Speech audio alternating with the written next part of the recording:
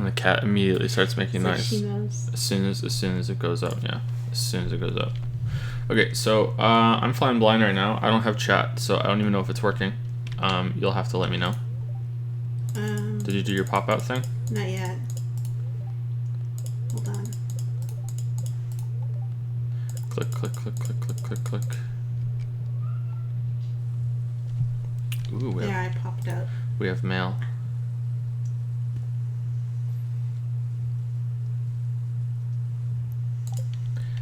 Bring 9 items for the display. There's people here. There's people here? Okay. 2 whole people. 3 people. So behave yourself, okay? Sorry. Alright, let's see. What should I take for the 9 items? Let's take a gold bar. Ooh, let's take an iridium bar. It's 12:30 in the morning. It's 2:30 for us, so we win, right? Let's take a diamond. Yeah, we win. We win. For sure. Hot clown puncher, we won. Hot clown puncher. Mm-hmm.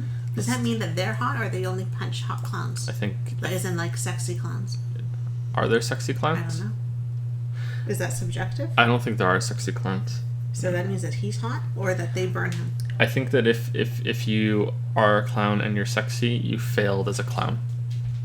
And you should probably rethink your choices. No, like you have like sexy nurses and stuff. Like, can't you make anything sexy? But nurses are sexy by default. Clowns are not. Not really. In my head, they are. Not when I was in the hospital. As a nurse or as a patient. Let's take a moral or a chanterelle. Where did I leave off? Oh, we left off with that question, the parenting question, right? I believe so, yeah. Yeah, okay.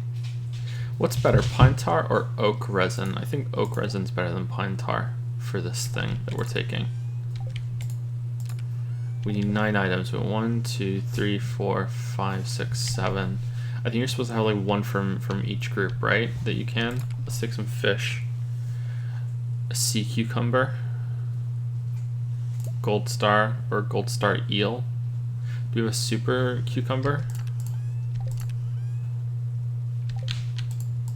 Whoops.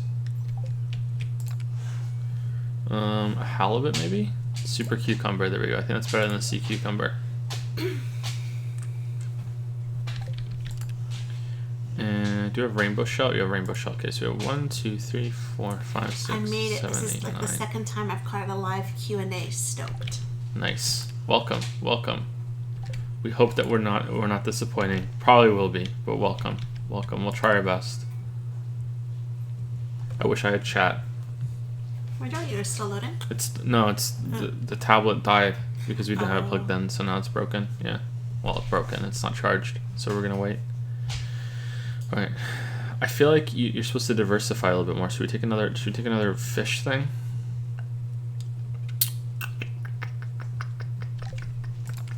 Hey Joe, longtime fan and big VOD squad boy.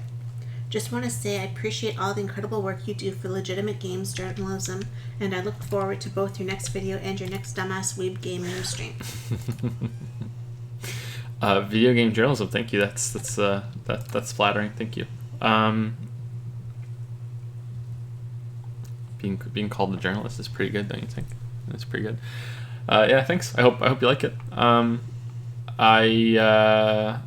I'm sure that the Until Dawn stream will be a good one. I'm not sure about the rest of the ones for Halloween, but then we have Danganronpa V3 after that, and those ones always seem to go quite well. So we'll see what happens. Yeah, I'm looking forward to getting back to that for sure. Hopefully we're finishing tonight. We'll see.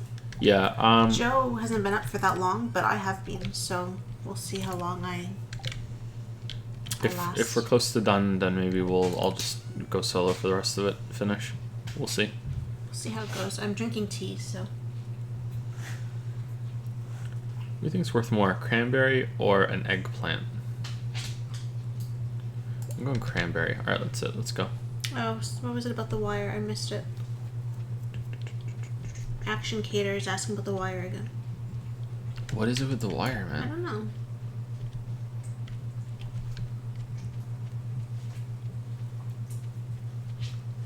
Finn's asleep, but it took a while.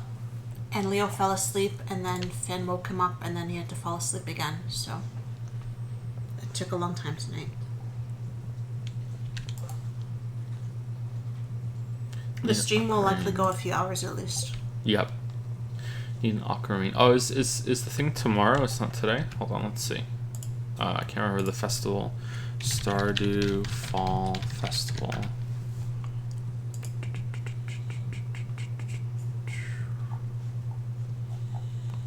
Yeah, it's the 16th. Okay, so I'll just keep this in my inventory for now.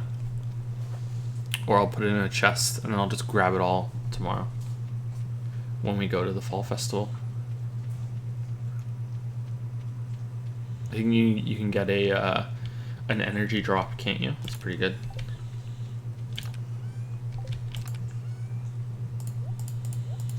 Thank you to Kadeen, I think. You just subscribed with Twitch Prime. Thank you very much, Kadeen. Thank you. Welcome to Prime Time.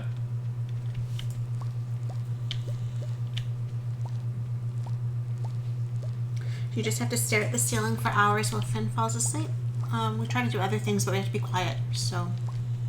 Yeah. That's not what I meant. Like, we were down here, I was cleaning up and stuff, and all of the musical toys were going off, and I was getting mad, but he fell asleep. So. You were getting mad. I'm surprised at how mad you got. There's so many of them, like, all at once, just, yeah. and, you know, and they're, like, mocking me, because, like, they're at the bottom of the pail where I'm putting all the toys in, and I have to dig for them then. What do you mean they were mocking, They're mocking you? They mock you, I'm telling you. When he's here playing with them, they're annoying, but when I'm putting them away, they're sarcastic, okay? Okay. How do you catch a walleye? Thank you to Uncle Magic, too, who just subscribed with Twitch Prime also. River, mountain, lake, forest pond during fall when it's raining. Okay, cool. And cool. Action Cater, who used 10 bits and says, wire, what does wire mean? I don't understand what wire means.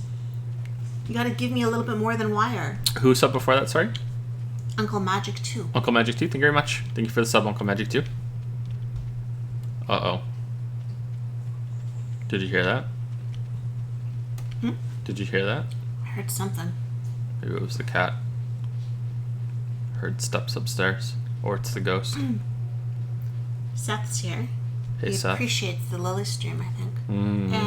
And Bridge Builder says, come on, haven't you seen Toy Story, Joe? I have seen Toy Story. It's pretty good. Reach for the skies. I am not a sub or patron, but I have a question. Okay. So there are a lot of people these days doing similar analytical content to you. Matthew Matosis, King K, Hombre, etc. Can you please bury all of them and explain why you are so much better than them? Well, I don't know when King K started, but in Matthew Matosis' case, I'm doing analytical content like him. He's not doing it like me. Although our styles have definitely are very, very different now. Whereas when I started, I was quite similar to what he did, but now it's completely different goals of our videos. I'm not better than any of them. We all have our strengths and our weaknesses. My biggest weakness is probably that the videos are too long for most people to enjoy them. But that also feeds into a strength that usually I go into way more detail and have a lot more evidence to support my points, which some people don't like, but yeah. Sorry, I can't give you any drama. I have nothing but respect for almost all of my colleagues. Just putting the almost in there to get people thinking about who I don't like. Thank you to 77 Hockey, who resubscribed for 3 months. Thank you, 77 Hockey. Thank you.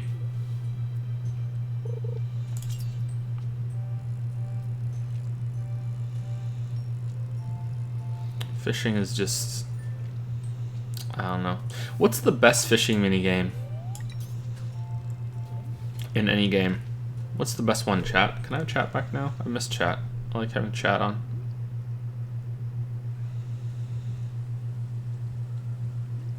I think the one in Stardew isn't that bad, really. It's simple, it's, you know, it's quick. as long as they bite and you don't miss it. But I just feel like it's kind of boring. Someone says, wow. They're laughing about it. Oh wow, no. Someone says Deadly Premonition. I don't know if that's a game or that's just a comment. Someone says with a gray face, Persona 5s. Subnautica, Ultimate Fishing World. Stardew is great. Stardew is similar to Breath of Fire 2's, right? Breath of Fire, I can't remember which one had a fishing game, and it was similar to that, only it was a horizontal bar instead of a vertical one. But it's been a long time since I played Breath of Fire. Breath of Fire 2 had a really cool like town building mini game too. I like that. Nier with a gray face. I didn't fish at all in Automata. I think you can, right? But I didn't fish at all. Why would you want to play a fishing mini game? Sega Bass Fishing is the best. Ooh, that's just a whole game.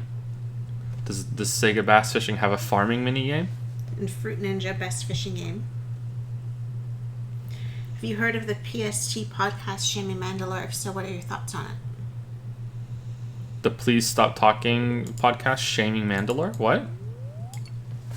The PST podcast Shammy Mandalore. Did they do a podcast together? Shammy Mandalore? Oh yeah, I know about that. Yeah, I listen to it sometimes. I thought you said they were shaming Mandalore. Shammy Mandalore. Shammy Mandalore. Yeah, I listened to. Maybe they are shaming Mandalore. I listened to the first one that Mandalore went on. I don't know if he's been back on there since then because I've been too busy to watch anything really. I did watch the beginning of Mandalore's latest video and I stopped it because I didn't want to get spoiled because the game seemed really cool. He had a pretty good joke in there though. Yeah, I don't really have time to listen to podcasts. Sorry, I know that makes me sound like a scumbag, but I just really don't. I don't have much time to do anything. But let's not bitch about that. Let's have a nice stream. A positive stream to counter the last stream. Pure positivity. As we don't catch this fucking walleye. Like, where is it? How is the tablet not coming on? It's plugged in. Why does it have to charge up a battery? It's plugged in. Thoughts on Telltale closing? I don't really care because I wasn't a fan of their games, and it wasn't because I played them, I hated them. I just never played them really. I played the first episode of Walking Dead season 1, and I thought it was okay, but I didn't feel compelled to continue on. That's not like a really bad thing. It's just, that was back when I was trying a lot of different games, and if one didn't really grab me that strongly, I just moved on.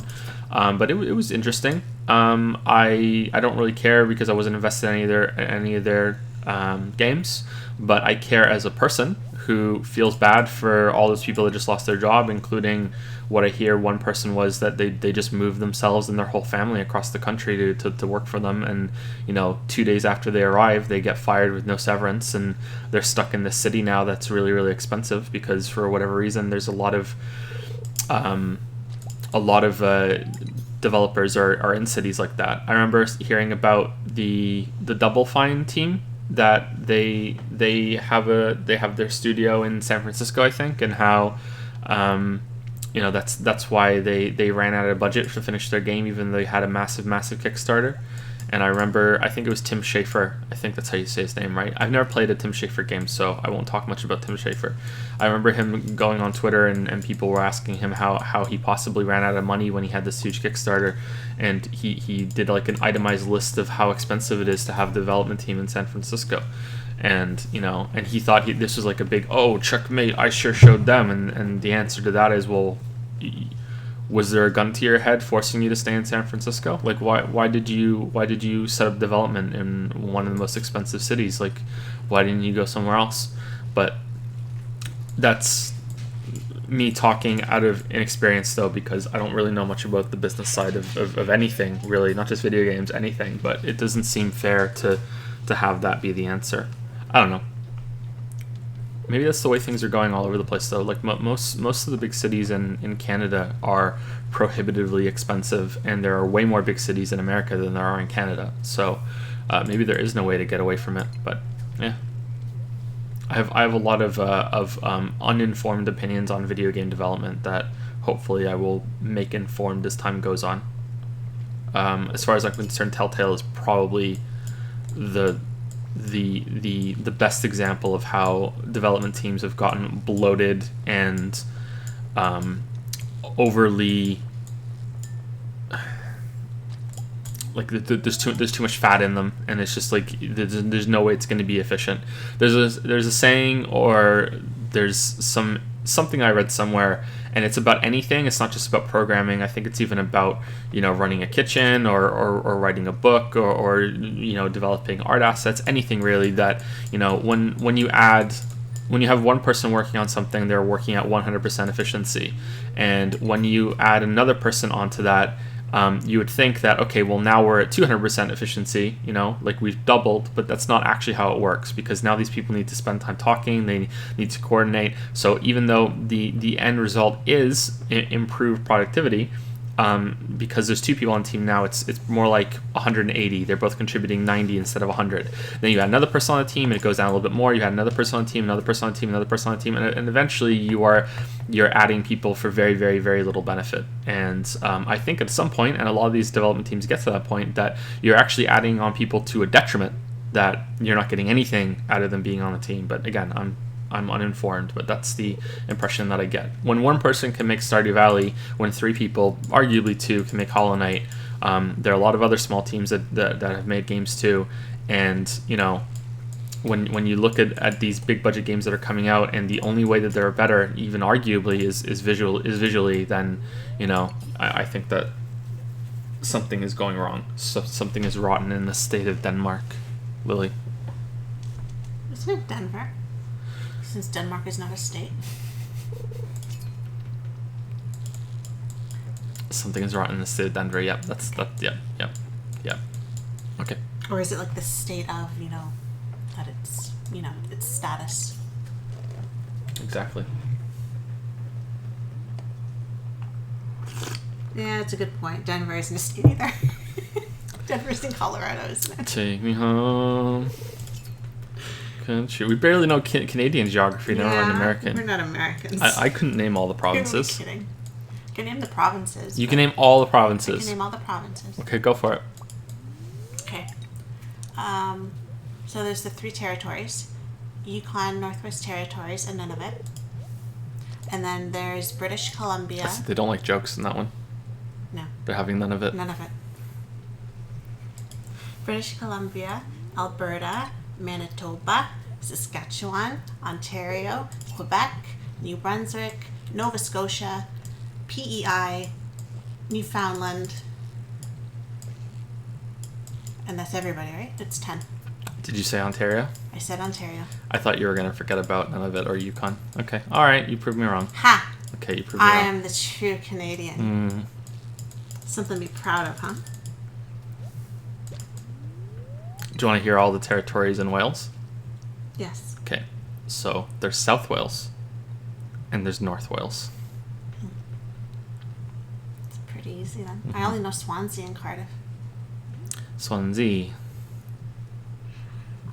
There was this game I used to play though. Remember you showed me that geography game? Yeah. I was pretty good at that game. Yeah. But yeah, I don't know all of the states. I always forget a few. I remember that. Do you remember the one that would use Google Maps and you had to guess where you were in the world? That was pretty fun. I don't think I ever actually played that one. You never played that one? I just saw you show me It would give you a street view of some place and you would guess where it is, and that was pretty fun. Sometimes you could get right on.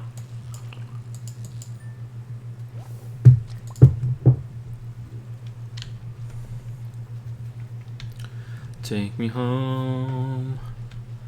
Country Yeah, Joe's from Wales. Joe's from Cardiff. Yep. Cardiff. Right then. Right.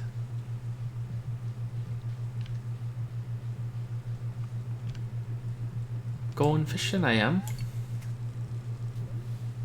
But my mother was Scottish, which means I get to read Scottish people Twitter and actually understand it, and also just laugh. It makes me cry. Oh man, it's so good.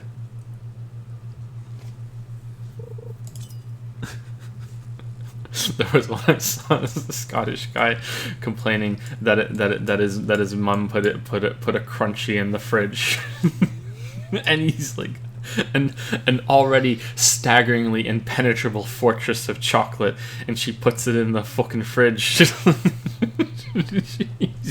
He's like, all right, gonna go have that crunchy, but first I'm gonna warm up my teeth on a fucking steel girder, you know.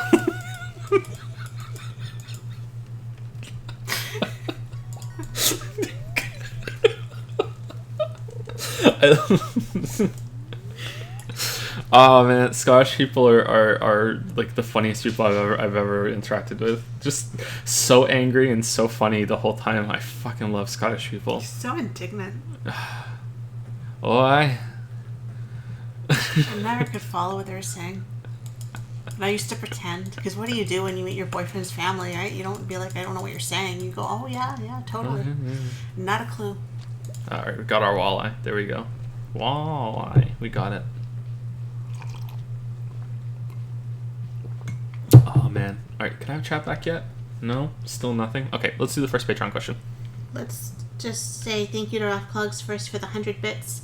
You talking about fishing has given me the opportunity to salmon fish puns for the halibut.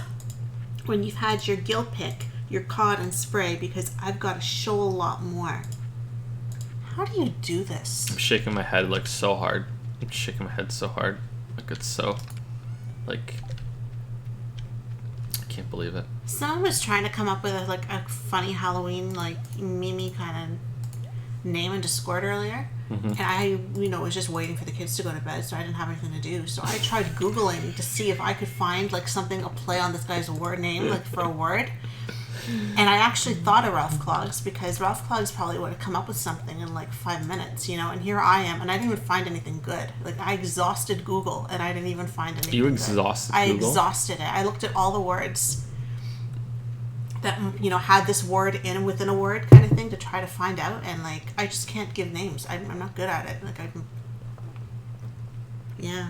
It's a gift. It's a gift, and I don't have it, so good job, Ralph. Or a curse. Good job, Ralph Clogs. Probably a curse. It's some form of punishment from a past life. Him or me? No, having this ability to do it. You think so? It's punishment from past life, for sure.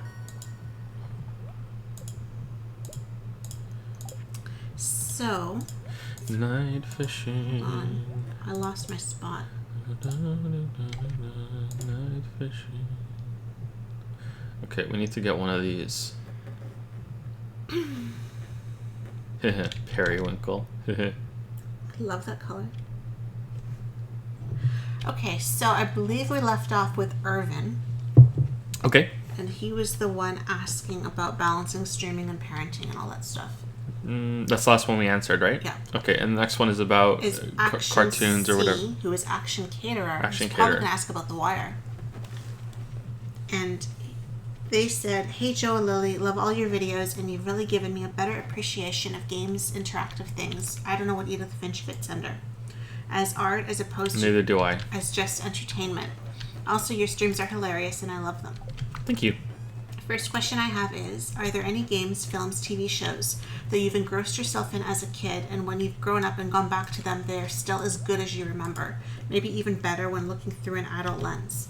P.S. Adventure Time and Gravity Falls is great, and I really appreciated them more as an adult. Adventure Time started when I was 12.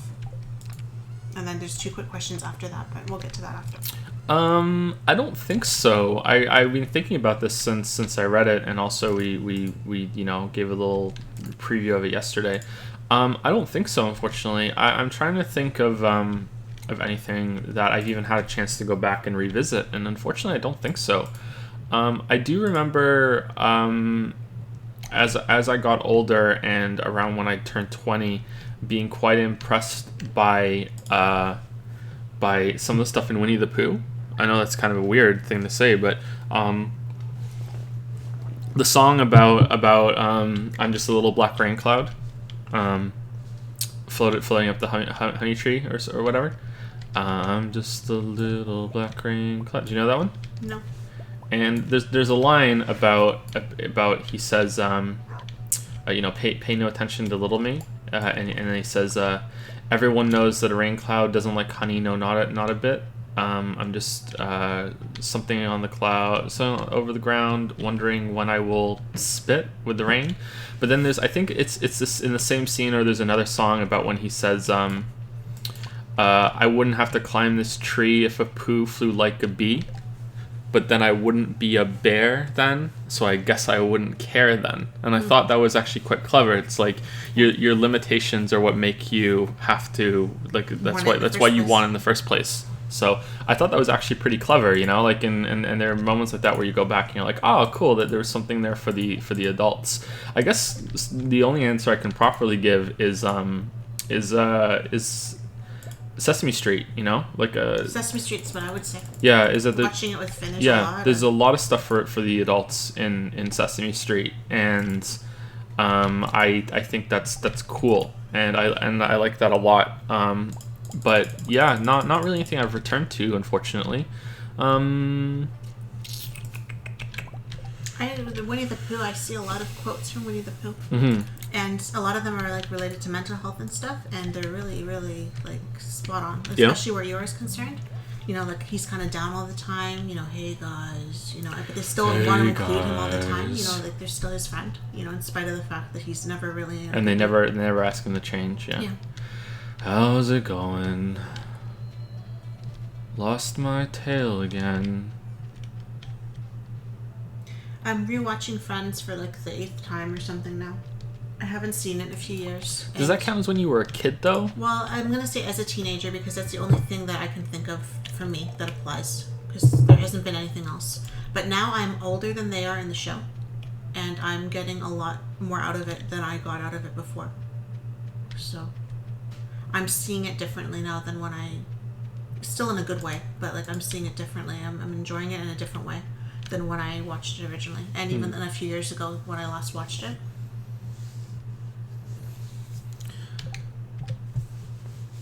I don't know, for me. If we're going teenager, then there were some movies that were important to me when I was a teenager. I've spoken about them in the past. But, you know, as a kid... Stuff I tend to rewatch as a kid, I don't think as highly of now. I still like Disney movies. Like, I think Disney movies still hold up. There's a lot of them that are...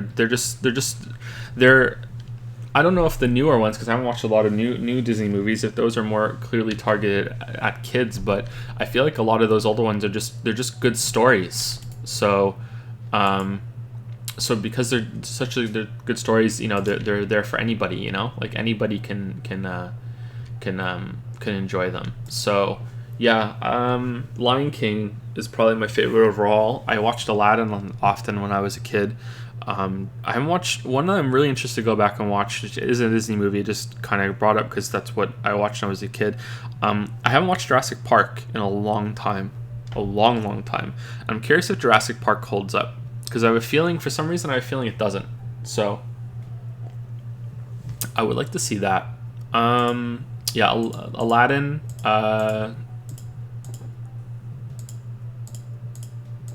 Lion King. Not really a big fan of Pocahontas. What was your favorite one? Cinderella? I really like Cinderella. I really like how the birds and the mice and stuff help her. Mm-hmm. How they tie her hair ribbon, and you know, like I used to really get a kick out of that. I used to sing songs when I would wash the floor when I was doing my chores. Did you really?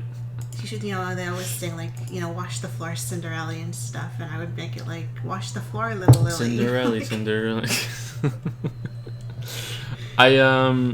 I really like The Emperor's New Groove, but that came a little later before I was you know, I wasn't a kid really then. I really like The Emperor's New Groove, but that's mostly just because it's funny, not because it's a really good story, you know. I liked Beauty and the Beast a lot too. Beauty and the Beast was pretty good. All the objects come to life, and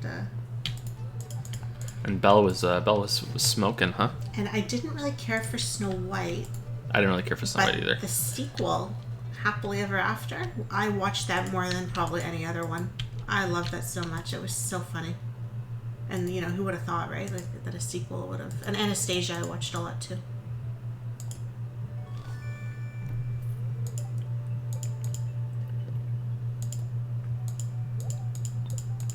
Are we getting an star token from this?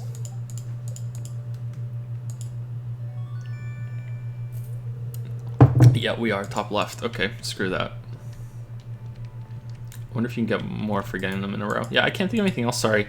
My favorite TV shows when I was a kid were Teenage Mutant Ninja Turtles, or Teenage Mutant Hero Turtles, as it was called in Britain for some reason.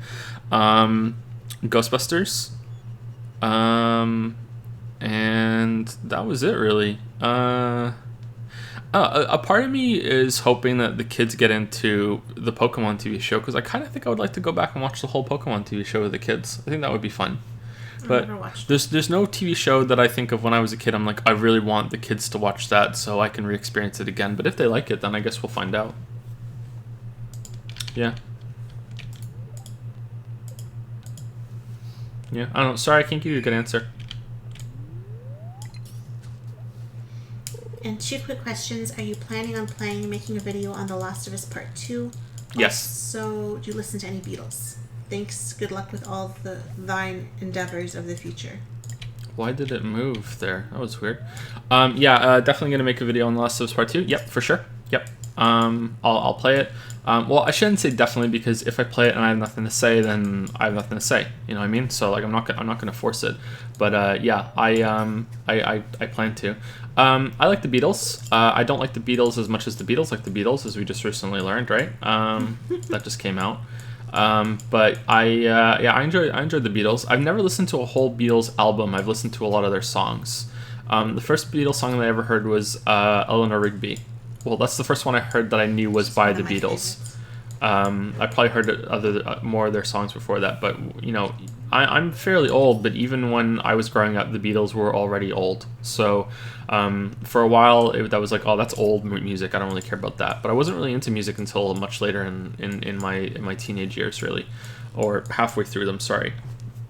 Yeah, I really like a lot of their songs. Probably A Day in Their Life is my favorite. But then I really like Carry That Weight, Golden Slumbers. Not really fond of Come Together, even though they were. I'm not.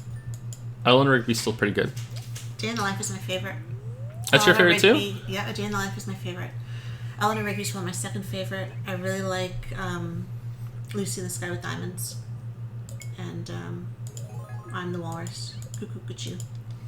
Cuckoo, cuckoo, cuckoo, cuckoo, cuckoo. Trying to think now. Pretty much all of Sergeant Lonely Hearts Club Band. That was a great one. Oh, Sergeant Pepper's Lonely Hearts Club Band is a great song. Sorry, yeah, that's what I meant. I might have said it wrong. I really want to start the show. Yeah. But I thought you might like to know all the time. that the singer's gonna sing a song. Yeah. It's not song. Sung. And I liked some of the White Album, which like Rocky Raccoon and stuff like that. I don't know it as well, but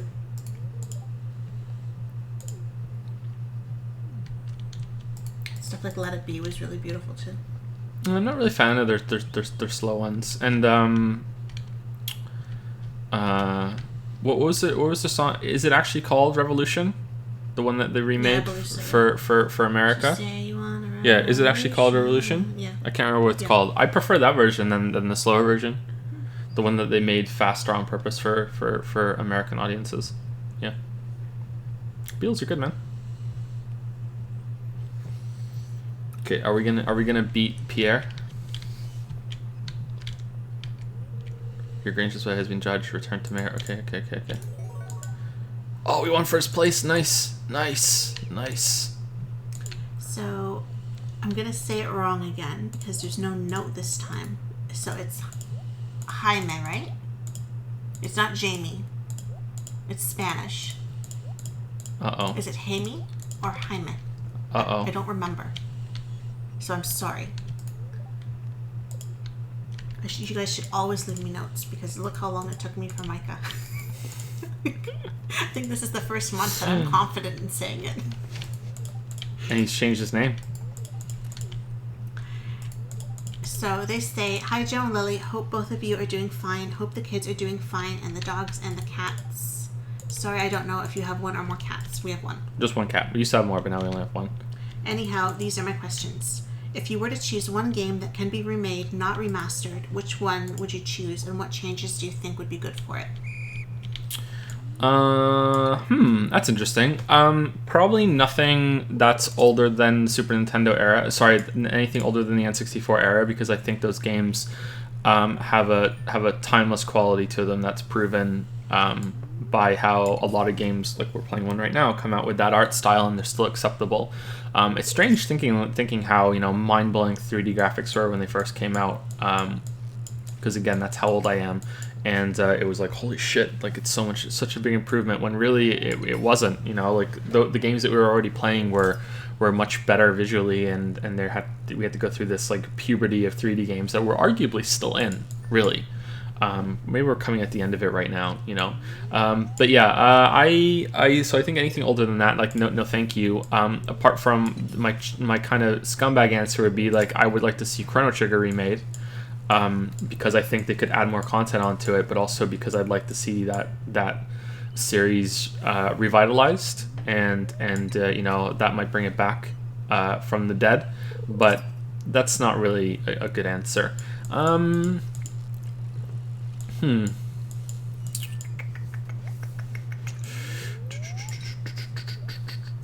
like to see Dark Souls remade, because I think it's not finished. So I'd like to see it finished. New coat of paint on it. Some prettied up visuals. Lost Izalith actually done. Some new areas tacked onto it. The controls greatly improved, and some of the parts that are kind of improved. What the hell happened there? Yeah, I think that's probably my more recent answer. I don't know. Sorry, I don't really. It's really hard to answer this question, because really I could say any game could be remade and could be a lot better, except for the handful of masterpieces. I don't think remaking Portal would make it significantly better in any way, really. Like Portal is close to perfect. Just like you couldn't remake Tetris Attack. You can remake Tetris Attack. So I think I'm gonna go for my kind of scumbag answer would be Chrono Trigger, because I want the series to come back from the dead. And my more recent answer is I think I'd like to see Dark Souls remade, for sure. Yeah. I could say World of Warcraft, but World of Warcraft is being remade, kind of. People will be able to play that soon. And I think they're going to have a lot of shock when vanilla is not what they remember it to be, or not what they imagined it to be if they didn't play it. When Blizzard said at that time at BlizzCon, you think you want it but you don't, they were right. They were absolutely right.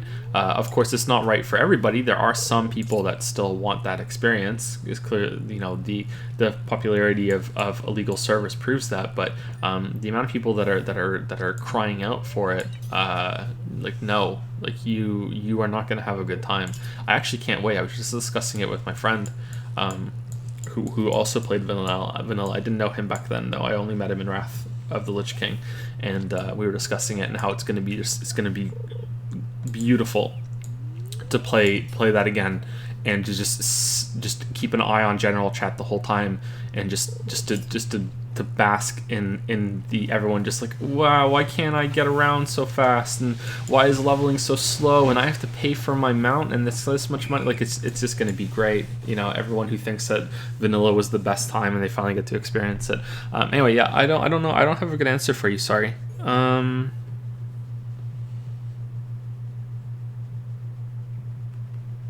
Oh, here's another one, and then maybe I can give you a decent answer by giving you multiple ones. Dragon's Dogma. I would like to see Dragon's Dogma remade and actually finished. Probably even more so than Dark Souls, actually, because that was a much more flawed game, but in a way more ambitious in terms of its combat system and the scope of its battles. Dragon's Dogma. A lot of people think I hate Dragon's Dogma because of the video, and I really didn't. I thought that game was really fun and has a lot going for it. And yeah, so I think Dragon's Dogma probably even better than Dark Souls. I would like to see that remade and properly finished, for sure. Yeah, that would be great. The plan that they had for that game is insane. At one point you're supposed to go to the moon. Like, I don't know what you do there, but yeah, probably just jump around and collect moons, right? But yeah, I don't know what you. Yeah, that sounds fun. Oh, Odyssey. I'd like to see Odyssey remade into an actually good game. There we go. Next question.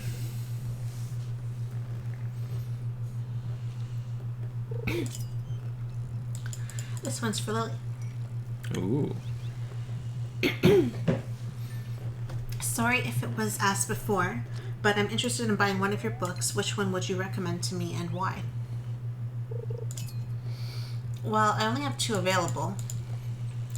I had a novella available under a different name before, but I took it down and I want to rewrite it and make it into a novel. So I have written more books. I have one I'm waiting to send to agents, and I'm writing another one. But there are only 2 that you could actually buy. And you're writing a story with me right now, aren't you? Kind of. We're writing a video game plot, aren't we? Yeah. Our Danganronpa story.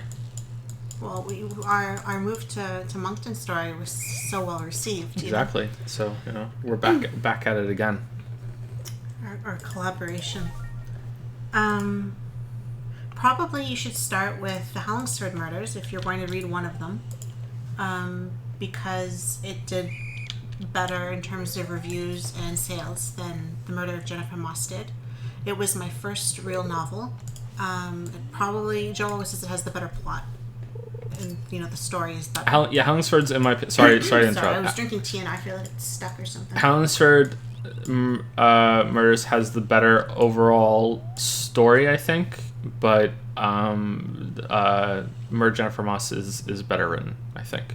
That's what I say. I preferred the characters in The Murder of Jennifer Moss. I got a lot more attached to them. They were more real people to me. I would agree with that. I think the characters are better, but I think the character interaction is overall better in Hallingsford Murders, apart from that one scene you have in Murder of Jennifer Moss. Yeah. Yeah. Okay. Sorry, So, I'll shut up now. You continue. No, Sorry. that's about it. That's probably... Yeah, you should... I wrote the Hallingsford Murders first, so you should probably just read that one first. That one sold a lot better, and I had a lot of good feedback on it. Whereas Amazon had already kind of gone to shit by the time The Murder of Jennifer Moss came around, so I didn't have the opportunity really to see if that one was the same or better or not. Just kind of got 0 feedback at all. So if you like the Hallingsford Murders and then you want to go on to read The Murder of Jennifer Moss, that's great. But if you'll get a sense of my style and everything from the Hallingsford Murders, a lot of the themes tend to be the same. I have similar themes in my books, and I tell them in similar ways. The characters take turns, having their own scenes and in each chapter. And the Hallingsford Murders is more told by the actual characters, whereas in The Murder of Jennifer Moss I have detectives helping tell the story, so you get it from both sides. So that's the only real difference. The algorithm got messed up in Amazon. They stopped promoting self-published books. And there used to... Sorry. We went from selling so many books overnight to selling like nothing. There used to be a tag system, and keywords used to be displayed for self-published books right alongside traditionally published books, and they stopped doing that and instead pushed self-published books through their KDP Unlimited system.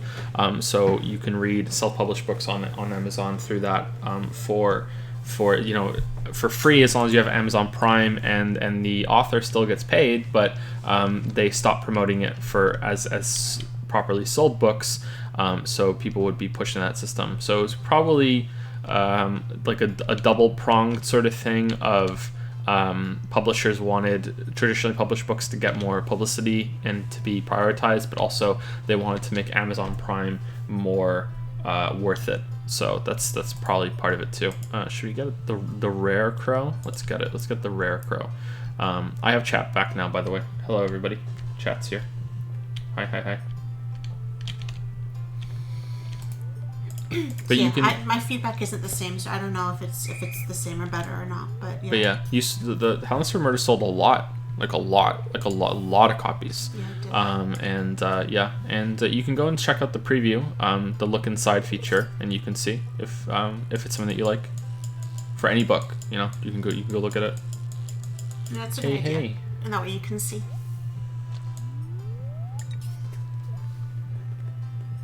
You guys are talking about Undertale? Extra yes, no question that you can totally skip if you think it breaks the number of question rules. Have you played Firewatch? No, I haven't. That's a candidate for a really easy video if I ever need to bust out a video in a week. I I think that's probably like an Undertale. Sorry, that's probably like an Edith Finch or a Soma, right? People really like Firewatch, and I get it requested quite often. So I think if I ever did a video on Firewatch, I think it would do quite well, and it should be pretty easy. But no, I haven't played it. Sorry. That's it for now. Both of you are so much fun to listen to, and I always look forward to your Q&As. Bye. Thank you so much. Thanks. Hope you enjoyed our answers.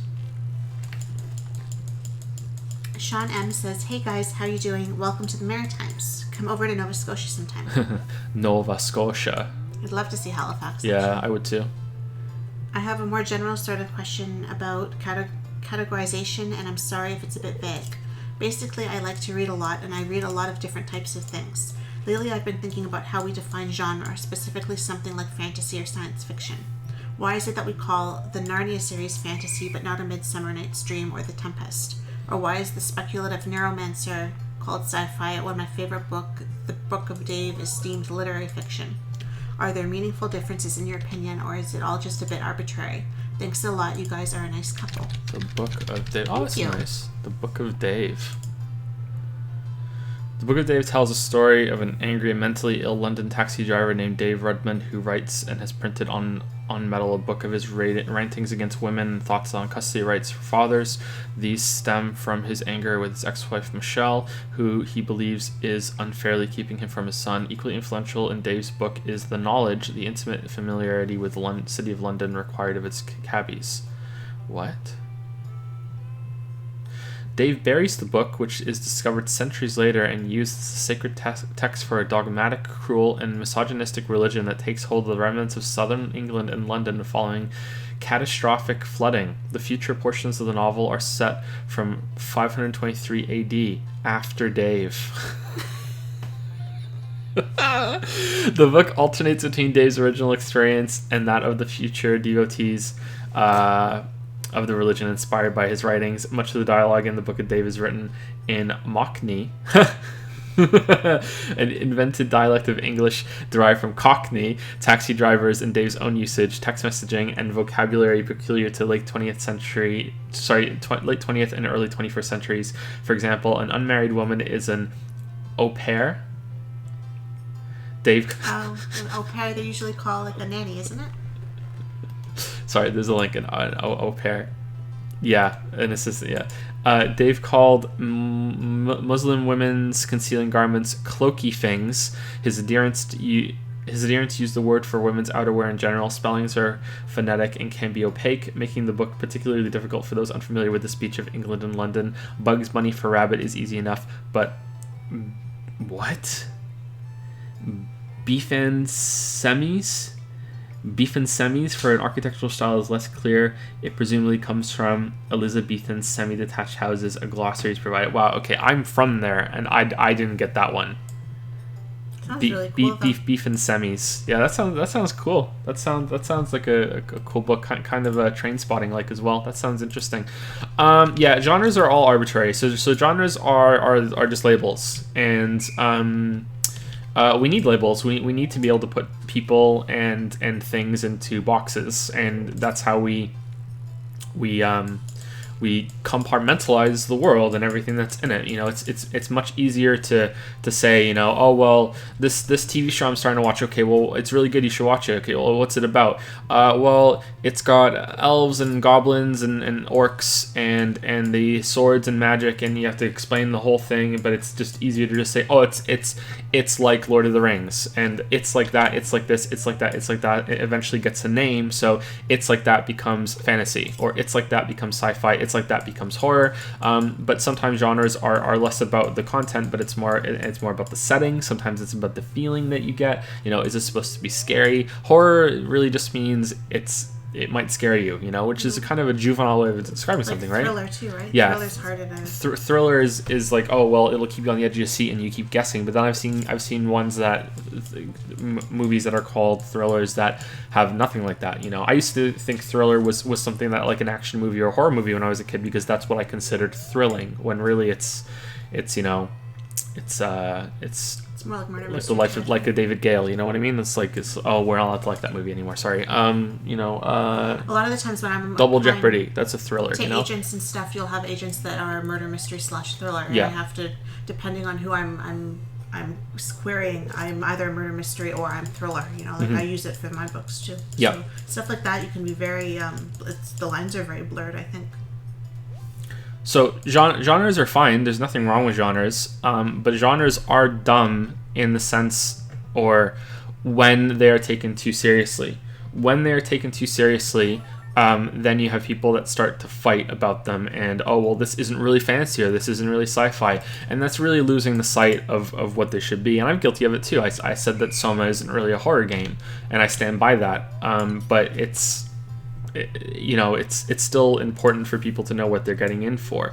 But I'm not going to go and have a big fight about that. It's just, hey, know that it's been mislabeled. You know, some other labels are much easier to see. You know, if it's easier to see if something is a real-time strategy game or not. That's providing information to anyone that might want to play the game. Same for a first-person shooter. If you know that if it's third person and it's marked as a first person, then you're like, okay, well, what the fuck? Something clearly went wrong here. But that's the video games, and that's more about gameplay. That's easier to see and easier to tell. It's a lot more objective to see, again, if something is a strategy game, or if it's an MMO. It's very, very easy to tell in almost all cases. With books and movies, I think things get to be more complicated, and it's all about stories, kind of like, and that gets back to Soma's story. I don't really care. It's people really like to shit on sci-fi and fantasy and anything that fits into a genre as somehow lesser than literary fiction. And to some extent, they have a good point. Usually literary fiction is less about the setting and less about that side of it, and more about just telling a good story about characters. It's actually one of the things I don't like about fantasy and science fiction writing, is that usually it's more about the setting than the characters. And when I wrote my books, I was very aware that I wanted to be different than most science fiction and fantasy, because I wanted to be about the characters. I wanted the setting to be secondary and to still be important, but I wanted it to be about the story of these characters in this world. So I don't know. I think that it's unfair to dismiss a lot of stuff from that, and it shows a bias on a lot of literary elite types that they want to know about characters instead of situations, concepts, and places. I don't know. I think that people want more about characters because you can have more social issues that are discussed, and that's very in vogue at the moment. But it wasn't always. It wasn't always that way. And the more social issues that you discuss, the more it appears legitimate. And you can't really have that when you're talking about places that are very divorced from what our current state is. There are obviously going to be exceptions, but yeah, I don't know. I think that this is a problem that is more far-reaching than just fiction, though. You have people do it to other people. It happened to me when I tweeted something out a long time ago now. I think it might have been 2 years ago. And some people got really mad at me. And I got accused of being fraternizing with like the alt-right, like that sort of thing. And I had a lot of people come and argue with me, and they were really pressuring me to admit that I was misogynistic and admit that I was racist. Because I said this one thing that was kind of almost in line with something that people say on the far right, that suddenly it was like, well, you must fit in that box. You must be, if you agree with someone on one thing, you must agree with them on everything, which is just absurd. It's ridiculous. It happened the other way too. I said something that was vaguely on the left in a video, and suddenly I had people doing it on that side of it too, like, oh, you must be a crazy fucking SJW and all blah, blah, blah. And the reason why they do this because of the genre thing. It's because people like to put things into boxes, and they want to be able to use their pre-manufactured opinions and stances on something and just unload it. So if they don't like fantasy books and someone is saying to them, hey, you should really read this book, it's really, really good, it's about this character, that character, and they do these things and all this other stuff, and then they say, well, what genre is it? And then they say fantasy, then this person can just vomit out, well, I don't like fantasy, so fuck your book. You know what I mean? Like, I don't want to do it. And it's the same thing here, whereas,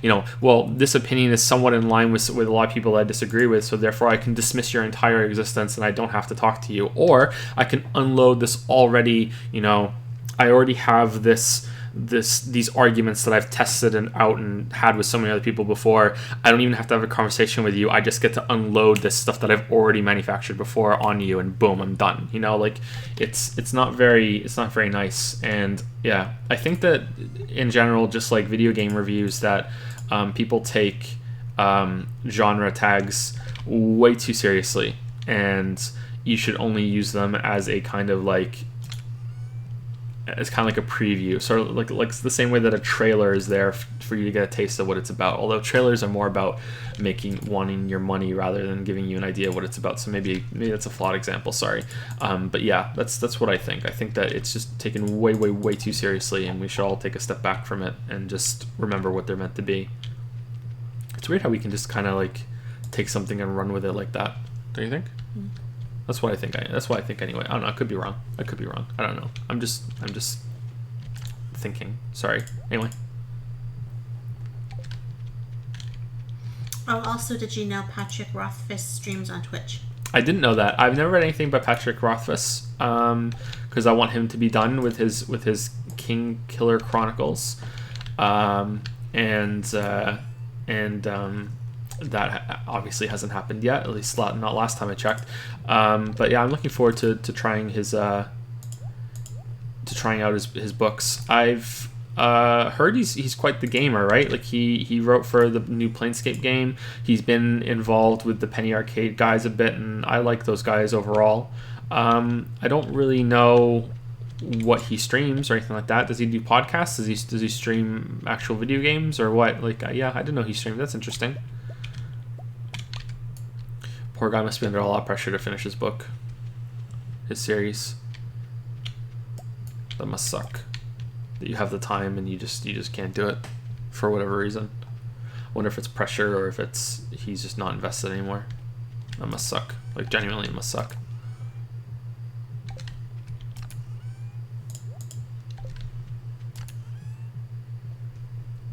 Wouldn't be surprised if it was a tabletop game. Wait, there's a new Planescape game? The I don't know if it's still new. It came out, right? The one that came out last year?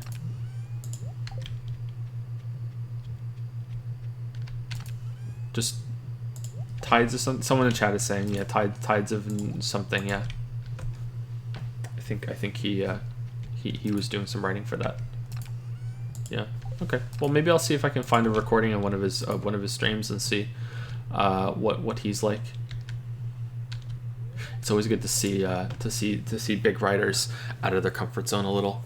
Takes them down a peg, you know.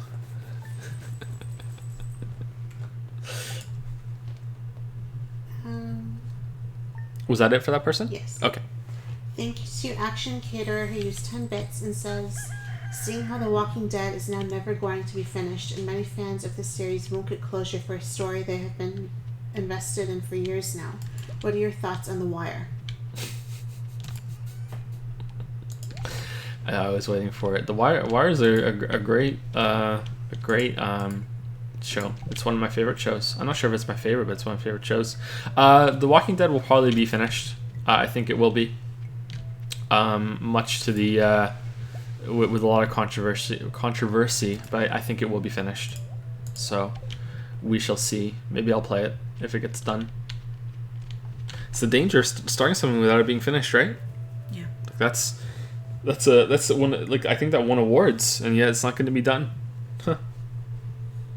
Thank you to Oni Channel who resubscribed for 10 months. Thank you, Oni Channel. Thank you very much. And thank you to Ralph Clogs who used 10 bits and says, I like all the days of the week, bar Monday. What?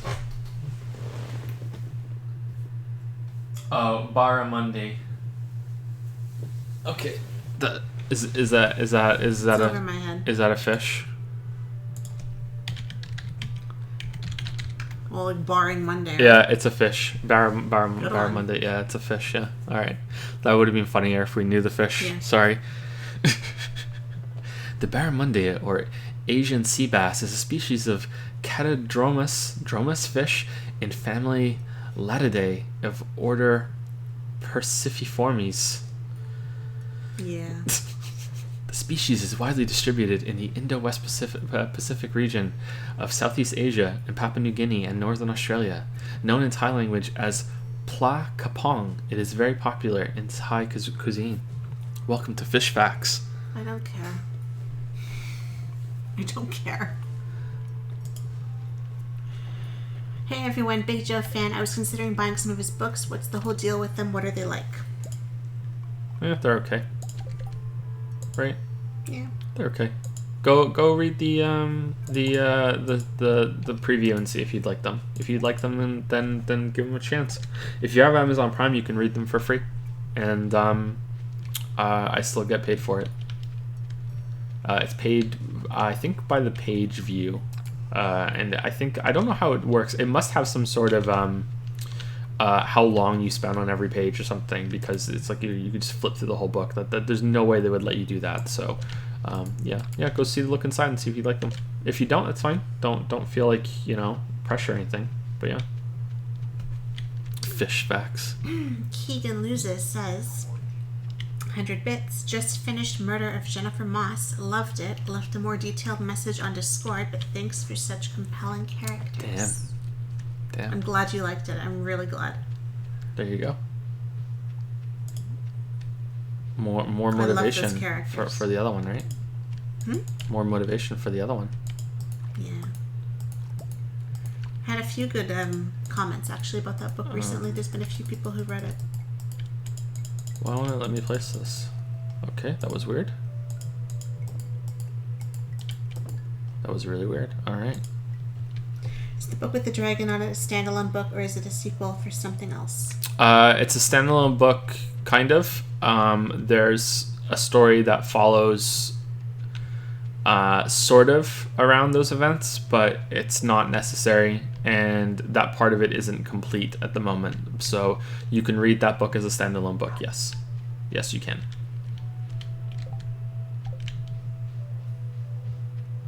But that'll get a physical release after the Witcher video is done. So if you'd rather wait for a physical release, you can wait for that if you're interested in reading something with an actual book instead of on the e-reader. Where should we go? I was feeling sick and I'm unable to sleep. I'm happy to see you two streaming. Hope you feel better. Yep, hope you feel better. Teacher? Hopefully we can make the time pass a little bit for you. Been there a lot lately, right?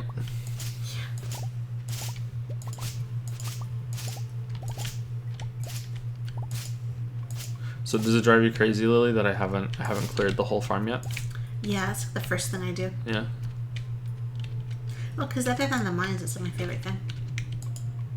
You just like setting it to rights? And even in the mines, I like to clear the mines too. I go in and break all the rocks apart and stuff. Like, exhaust my health, and then I have to leave again.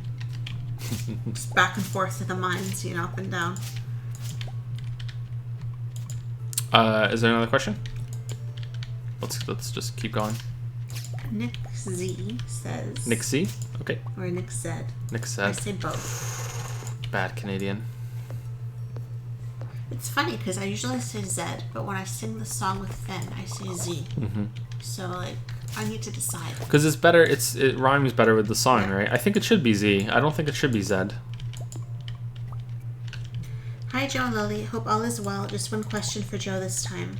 For the Witcher project, are you planning on doing a full summary of the Witcher games and books leading up to Witcher 3?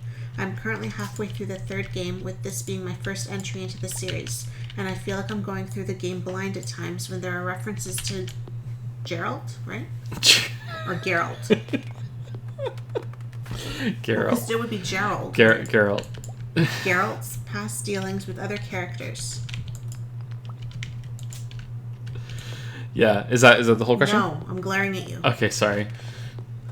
Quite a few times there are certain nods in dialogue to past events, like remember that one time. I wish I could understand moments such as these, as I mostly enjoy the game so far for its story and characters. So I'm curious if you will go into detail summarizing everything leading up to Witcher 3, or if you plan on only evaluating them as products art, not spending too much time catching up the viewer on what's already happened. So I'm not gonna summarize everything because I don't think that's even possible. I don't even think without going full wiki warrior on all of the different branching paths that are in those games. I don't think it's possible to see everything. So there's always going to be something left out. But it'll be structured like the God of War video. It'll be structured like the most big videos are, whereas like we're talking about the story, well, we're going to recap the story bits that are important and then discuss them as we go, and then there'll be comments on them, and yeah, like that's the structure that we've settled on for big long videos that get that kind of treatment, and that's what I want to do for The Witcher. So yeah, that definitely. There's some people really don't like that about the videos, and I understand why. But it's important for me to do that for many reasons. It's not just also just getting everyone on the same page, and being like, okay, this is how I understand the information that happened, and here's all the evidence for those points. It's also for people who haven't played the games and still want to watch the videos, which is a significant portion of my audience. A huge portion of my audience is like that. But the other thing, and this is the one that I think people would agree with if they thought about it or experienced more videos like this, and they probably know it subconsciously, it's just that they forget, is that just because you've played the game recently doesn't mean that 5 years from now you'll have remembered everything. There are games that I've loved and I've gone back and I've played them years later and I'm like, oh shit, I forgot about that, So if you come and watch the video 5 years after it's released, which the videos are not just something that go up and then they get their views in the first month and that's it. In terms of the biggest spike, yeah, that's when it happens, but the vast majority of views on a video come years later. The Uncharted and The Last of Us video at the moment is getting more views on the channel than any other video. It broke 1 million views just the other week, and it's already above 1.1 million. It's getting recommended heavily on YouTube, and it's watchable now because it goes through and talks about the story in detail as it goes on, and it recaps all this stuff. But that's an exception, though, because that's what that video is. It's meant to be a watchable plot synopsis. But yeah, so that's an important part for me, is that the videos don't have to be timeless in terms of their points, because that's mostly impossible, and they don't have to be timeless in their presentation. I used to say that I wanted the videos to be timeless, but I've realized that that's a fool's errand. But they do need to be timeless in that you don't have to have played the game recently in order to understand it, and that's important for me. I think the God of War video is the best time that I've ever done it. That in terms of time spent recapping and going over stuff, it wasn't that long, and I tried to have a lot of points mixed in. So that's my new way of teching those parts in the videos, which I think I really started to get right in the Edith Finch video, and it went really well in God of War. Prey was pretty good too, which is to just never have pure summary, and notice this point, this will be relevant later. Here's a little bit of commentary on this thing that just happened. Yeah, and I think a lot of people don't like the recapping because they don't realize that it's gotten better, and they just don't like it on principle. I saw quite a few people say, hey, this God of War video has too much recapping, Joe, what the fuck? And and I was like, well, I think you'd be surprised if you added up all the recapping how little there actually is that is just pure recapping in that video. I think that you just don't like it, and you just assume that it's more of the same, but maybe that's me being a little bit of an arrogant prick. Anyway, yeah, definitely going to be to doing that to Witcher. Yep, for sure. That's what's going to happen, and I think that it'll go quite well, and getting everyone on the same page is definitely for the best when it comes to that. And I don't know how well it's going to be done. I don't know if it's even possible to do it, somewhat succinctly at least, but we'll see. But yeah, so it'll be discussing all the stories, like the books, the games, and we'll probably be going through them. The structure of the video is likely going to be Witcher 1, then Witcher 2, then Witcher 3 or the books, one of those two, I'm not sure. And then we'll go through them in that order, because Geralt has amnesia in the first two games, and I believe he gets his memory back in Witcher 3. And his memory, I consider, are the books. So I want to play the first two games as the amnesiac Geralt, and then when he gets his memory back, so do I. And then, boom, Witcher 3. So that'll be the structure. So we'll go through them chronologically, and we will have the foundation built from discussing Witcher 1 into Witcher 2 and then into Witcher 3. I don't know how I'm going to structure it in terms of, am I going to talk about all the gameplay first and then all the story, or am I going to talk about it, the gameplay and the story in each game as I go along? I'm not really sure about that. That's something that I usually plan through with all the notes that I make, and I get a rough kind of a rough draft of how I'm gonna work out all the points, and then I will switch between them naturally as I go through. But I'm not sure if I'm gonna go video gameplay story, or just story, then gameplay. But we'll see. Yeah, but for sure that's gonna happen.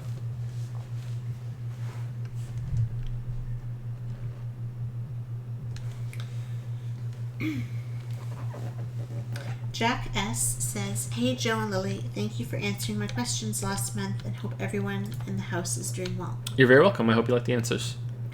Question 1. I recently read Significant Zero by Walt Williams, a book by the writer of Spec Ops, The Line, and contributor to other games such as Bioshock, Mafia 2, and Borderlands. The reason I bring the book up, besides maybe a suggestion to read in your free time, is to bring forth an idea that Walt brought up multiple times throughout the novel. Hold on. Significant Zero? Yeah. Walt Williams. For the award-winning video game writer behind Spec Ops: The Line comes an exclusive behind-the-scenes look at how today's blockbuster video games are made. When his satirical musings in a college newspaper got him discharged from the Air Force, it became clear to Walt Williams that his destiny in life was to be a writer. He just... He just never thought he'd end up writing video games, let alone working on some of the most successful franchises in the industry: Bioshock, Civilization, Borderlands, and Mafia, among other things. Williams pulls back the curtain on the astoundingly profitable industry that has put its stamp on pop culture and yet is little known to those outside of its walls. In his reflective yet comically observant voice, Williams walks you through his unlikely and at times inglorious rise within one of the world's top gaming companies, exposing an industry abundant in brain power and outsized egos, but struggling to stay innovative. Significant Zero also provides clear-eyed criticism of the industry's addiction to violence and explains how the role of the narrative designer, the poor soul responsible for harmonizing gameplay with storylines, is crucial for expanding the scope of video games into more immersive and emotional experiences. Oh, this I should read this. This sounds really interesting. This is something I really want to. I'm really interested in that. Okay, sorry, continue. The idea of character versus player story, right? Yeah, the idea of character versus player story is one that is discussed a lot amongst writers in video games. Should we tell the story of our group of characters or individual characters, or should we help the player embody the silent, meaningless protagonist that simply does rather than tells a story? My question to you as a writer, Lily as well, is that do you think writers in video games should help the player embody themselves into a protagonist such as Gordon Freeman or open world protagonist X? Or try to tell a story to the player about a group of people such as Joel and Ellie, or something like Spec Ops: The Line, where it forces you to do horrible things and then asks how does it make you feel when other games reward you for doing the same. So the cop-out answer here is that it depends. Is that I really enjoy games that have me play as a character that I assume control of sometimes, and I can understand that it's going to be a compromise between me and that character, that I'm going to be in control for most of the gameplay and they're going to be in control for most of the story. It's like it's like a symbiotic relationship throughout the game, right? Like I can understand that going in, and there are times when I feel like it's underutilized. There was that moment in the video I spoke about in The Last of Us where I don't know, I won't spoil it, but I'll just say that there was a moment toward the end where I really felt that that I shouldn't have had a choice, that this should have been, Joel should have just taken over and been like, you know, kind of fuck you gamer that's along for the ride, I'm just taking over and making this happen. And there were moments in the game before that did happen, so I feel like that's why, you know, they should have done that. Yeah, so there are times when a player choice can actually be ineffective and dampen a scene, really, if you fully understand that relationship between the gamer and, or the player, sorry, the player, gamers rise up, the player and the character. But there are plenty of games that don't do that I really enjoy, and I'm happy that I'm not controlling a character and that I'm controlling myself. It works quite well in open world games where you are this wanderer that you can just put yourself on, you know, like you can build your own character and you can make your own skills and you can have your own backstory in your head even, you know. New Vegas is fairly good at that, whereas Fallout 4 and Fallout 3 aren't really all that great, but you can put whatever you want on this character. They're a blank slate, and because they're a blank slate, they are therefore it's you can really adopt them, and you don't ever feel that this conflict between you, that you're always, it's always going to be strengthened. Whereas something like Gordon Freeman in Half-Life 1 and 2, I would argue that that's a bad example of it being done. Like I think Half-Life 1 and 2 would be improved by having Gordon actually talk. Like I don't know if that's a controversial opinion, because I don't think most people give a shit about the story in Half-Life 1 and 2. Like really, like it's such a, it's like it's more of a just an excuse for the set pieces, right? Like it's not really that interesting. The setting is interesting, and some of the you know, the imagery that comes from that, but I don't know, maybe I'm completely wrong here, but like when I played Half-Life 1 and 2, I wasn't like, oh my god, what a great story. I didn't give a shit, you know. And if I did give a shit about someone, it would be about Alex and Lamar. It wouldn't be about Gordon. I don't give a fuck about Gordon, you know. So I think if Gordon had a and by extension, I mean I don't give a shit about myself in the game either, you know. Like if I don't give a shit about Gordon, if Gordon died and I was in a first person perspective as him, and then I just switched to another character and the story continued, I would be like, yeah, okay, you know. Whereas if that happened in Fallout New Vegas, I would be like, whoa, like this is really, I'm really alienated right now. Like that was my dude, you know, that was me. Like what's going on? There's a game that kind of does that, that I've said on the stream before, a Super Nintendo game, where your silent protagonist dies. Like 2/3 of the way through the game, they're dead. They get fucking killed, and you have to take over different characters, and it's very jarring. And it's suddenly like, whoa, these were characters that were their own people before, and now I'm in control of them, and my character that I adopted like a skin suit is like, whoa, where's that one now? Like, holy, wait, what's going on? Like it's quite jarring, and it's quite effective. But yeah, it's not you know, the best thing ever, you know. Yeah, it's definitely going to depend. I think that writers are struggling to gain power in video games, and that's where the problem is coming from. Maybe that book goes into details on that. I don't think the issue is that there's a lack of ideas, or there's a lack of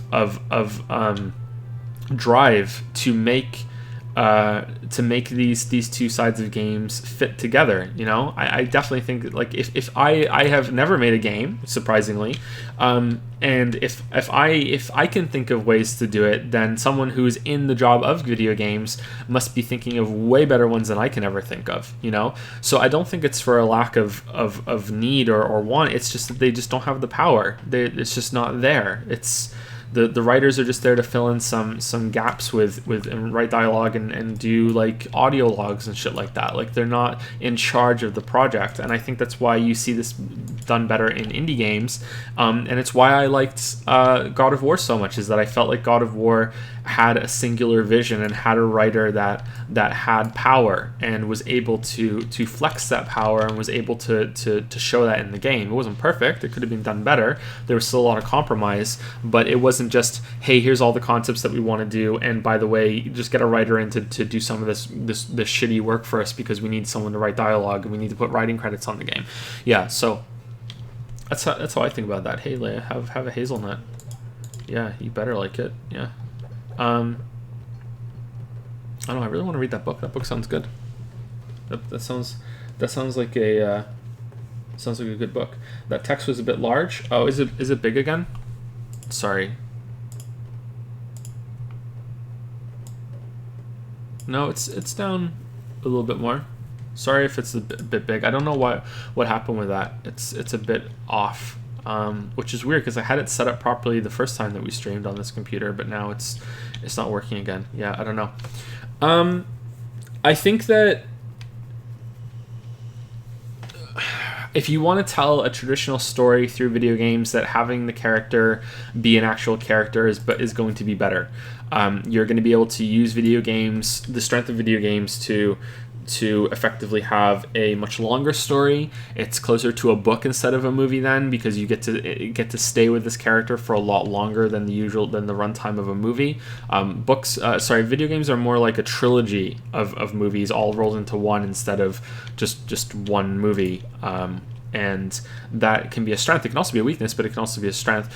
And you get to inhabit them and get to really know about their thought process. You see them a lot more. You're often riding with them for a lot longer than a movie stays with one character from scene to scene. So again, it's more like books, which is why I think that that video game writers should not just be looking to movies. They should also be reading a lot of books and seeing what they can get from those for when they're writing their video game plots. And they probably do. I'm speaking out of ignorance here. I have no idea what the standard is, but I'm going to guess that most of them, from what I've seen in interviews with Valve, that most of them are watching movies more than they're reading books, and they're looking at the visual part of video games to be closer to movies. As a much, that seems obvious, right? But really, I think books are often the more closer example. And yeah, so if you're going to tell a traditional story, like, you can use the strengths of the medium with a proper character. But if you want to make something that can only be told through a video game, this is the only medium where this could survive, and not just like a little bit here and there, because a lot of games have little bits here and there that could only be effective in a video game. But the plot overall could survive just fine in a different medium. So if you want something that can only work in a video game like Undertale, then I think you want a silent protagonist that you can inhabit, and the end goal is to have this is not something that's happening to a character and you're along for the ride. This is something that is happening to you. And when you're playing a horror game, it's not that your character is scared, you're scared. And that is a big difference, from when you're watching a movie and the character is going to be, oh, the character's in danger, well, I hope the character doesn't do that, and oh no, character, don't do that, no. But when you're in control of it, it's not, oh, character, don't do that, it's, oh, I shouldn't do this, oh, should I go through the door, oh, I don't know, oh, should I go somewhere else, oh, I'm scared, oh, I don't want to die, and it's not like, oh, I don't want that character to die, I don't want to die. That's very, very, very, very different. Yeah.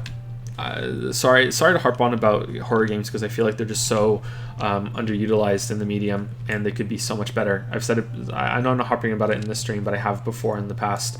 I think that that's like one of the easiest ways to marry gameplay and story together, and it's just not done anywhere near well enough yet, I don't think. But yeah, I think that's my answer for that one. I'll read that book. Thank you for recommending it. I've never heard of it before.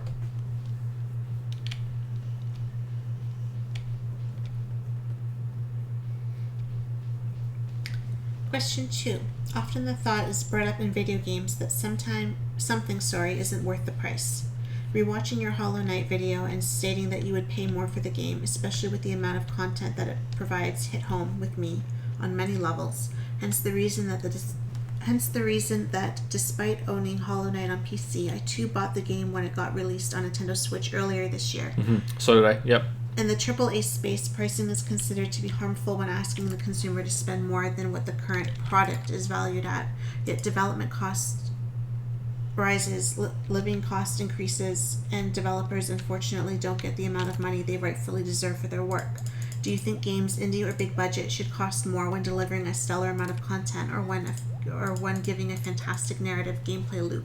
Thanks for everything both of you do, and of course the mods and admins. Whether it is managing the Discord, replying to messages, or just the streams filled with 2B memes, it is always a pleasure. Have a good day. Shout out to the mods. Some.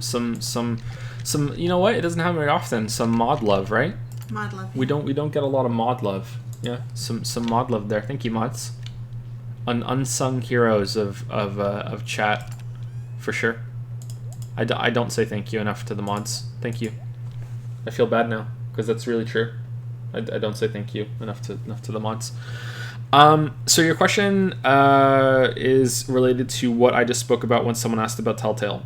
So unfortunately, I'm going to be repeating some of that information because I didn't know about this question. Sorry. I do think that games probably should cost more than they do. However, if they do need to cost more, then they should just cost more. Like, there shouldn't be this please buy our DLC, here's some microtransaction bullshit. I think that they should just cost more. And if people aren't willing to pay more, then they should have lower budgets. As much as I don't like a lot of his videos, and it's not that I don't like his content, I just don't like the persona that he has. I find Jim Sterling very irritating. I recently watched his very short video on the Devil May Cry 5 thing, and that video came out after I had done my tweets on it, so I had preemptively agreed with him on what he said in that video, and even preemptively agreeing with him, that video annoyed me because he was so obnoxious, and that's his persona. Like, you know, like he's not an obnoxious person. That's not the person that he is. Like, if you met Jim Sterling and had a one-on-one conversation and you said something that he disagreed with, he's not gonna go start talking like this at you and saying your words back at you. Like, he's not gonna do that to you. That's his persona on the video, you know what I mean? So I'm not judging him as a person. Like, I'm judging him as an artist, as he has this persona. I find it very irritating. But he says that in another video, which is like one of the only 4 videos of his that I've watched, he says that budgets have gone up for reasons that most gamers don't really care about. You go to the bathroom? Yep. Okay. Every time I drink a tea while I stream, it doesn't last long. Anyway, he spoke about how, you know, budgets are going up in games because for things that gamers don't really care about. He cited Final Fantasy 15 and, you know, its in-depth, you know, hair system and how good the food looks in that game. And there was this crazy bullshit that they spent so much time and money on making it really, really look good that adds next to nothing to the game, and yet it costs so much. And that was a good point. Again, I agree with some of his points. I just don't like how he says it. You know, like it's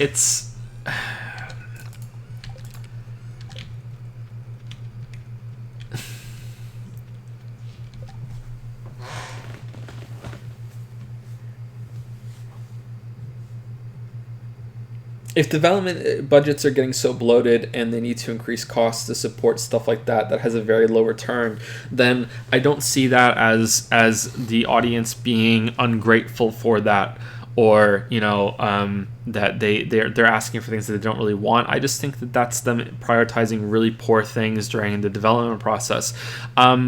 I also think that we're kind of stuck with this expectation that most gamers will say that they don't really care that much about graphics, but yet when the latest AAA game comes out and it doesn't look that great, they will start saying, whoa, that doesn't really look good at all. What the hell? What did they even spend their money on? And that might seem like, oh wow, gamers are a bunch of filthy hypocrites, and some of them are, but I don't think so. I think the reason why they say that is because they assume, and rightfully so many times, that so much money has gone into the graphics budget that they can say, well, not only was that a waste of money, it also doesn't look very good, and now I'm going to be critical of it. And the reason why I'm critical of it is not because I want games to look as good as possible. It's because I know that they spent a lot of money doing this, making it look this good, and it's still not really that impressive.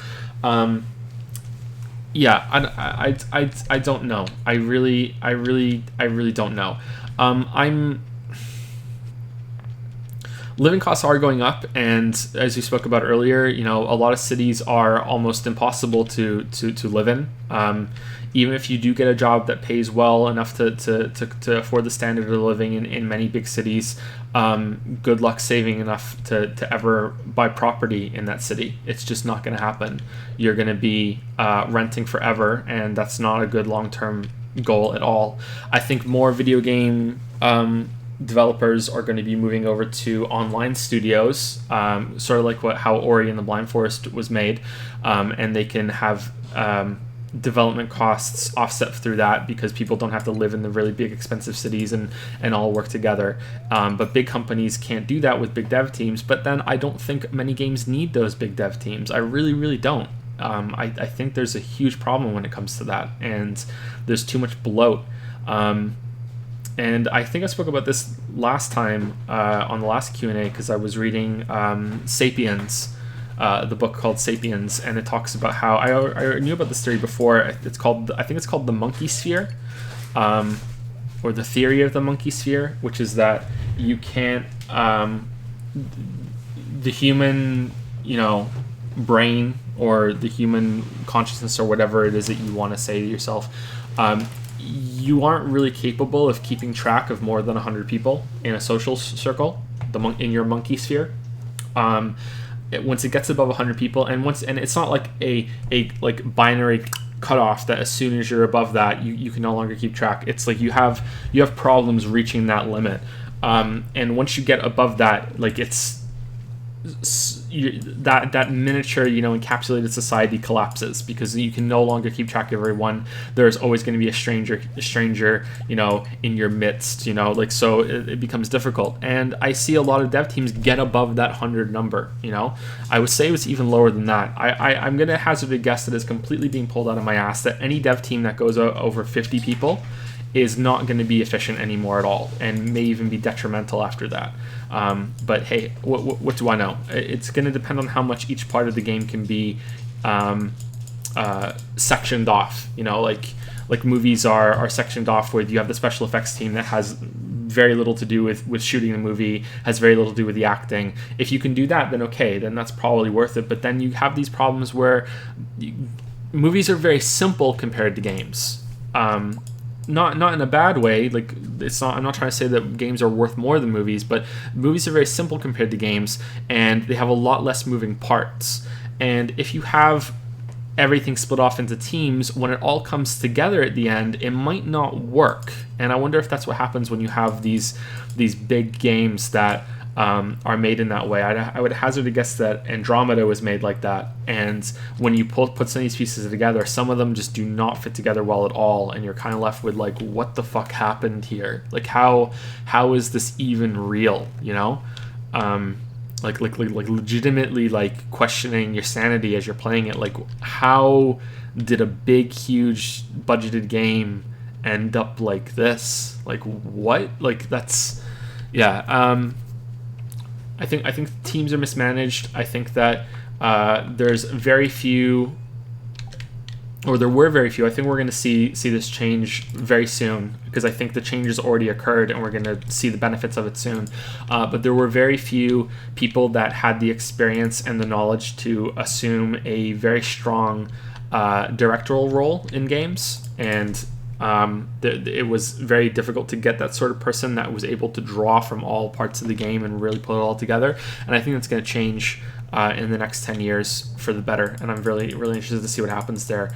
But for the most part, yeah, to answer your question, games are probably too cheap, but they're probably too cheap for the wrong reasons. They need to have lower development costs, and if they can't have lower development costs, then they should just charge them for what they're actually worth and what they need to be charged at. But I have my doubts whether that's even true, because we don't have all the right information. Because I think games are very, very profitable, and that profit isn't really being shared around a lot when it comes to the developers that are making it. But how can you do that with such a big team, right? So it always comes back to that for me. Sorry, kind of all over the place with this one. I don't have enough information, so I'm just speculating from what I have learned and from talking with people who make games and from reading articles. That's the impression that I get. Did they have another question? I don't believe so.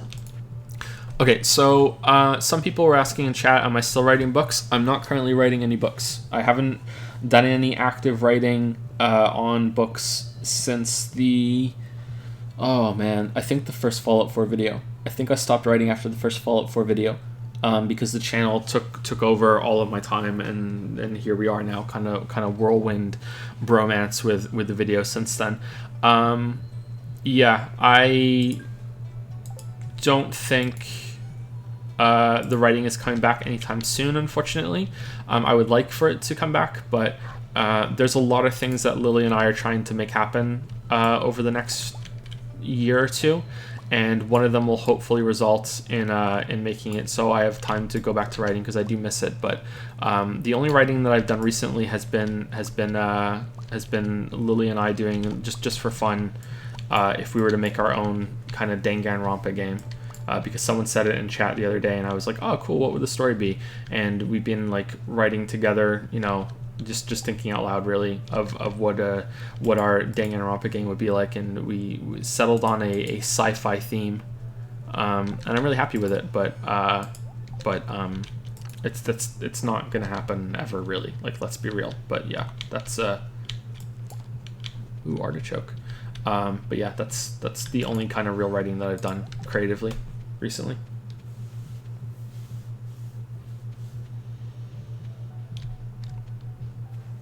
What's the next question from Patreon? How many do we have left, by the way, pages?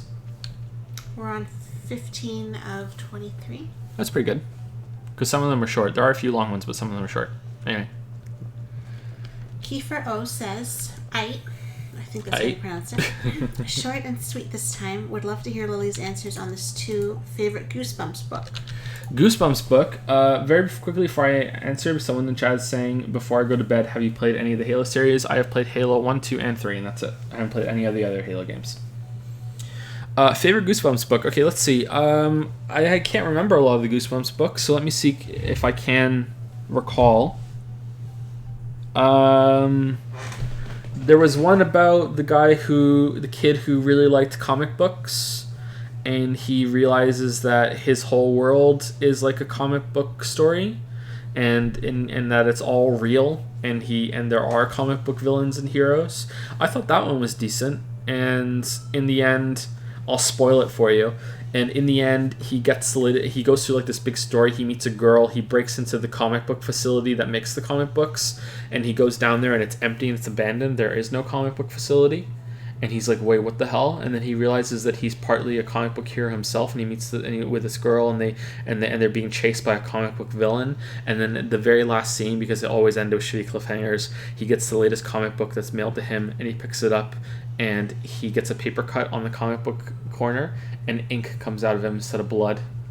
Oh, that's cool. And it's like, ooh, and then it ends. And I don't know if it had a sequel, but that was like a cool ending for me. It was like some shitty story. It was like, oh, that was fun. Monster Blood. Do you remember the Monster Blood ones? I'm trying to remember. I don't really remember any of them. The only one I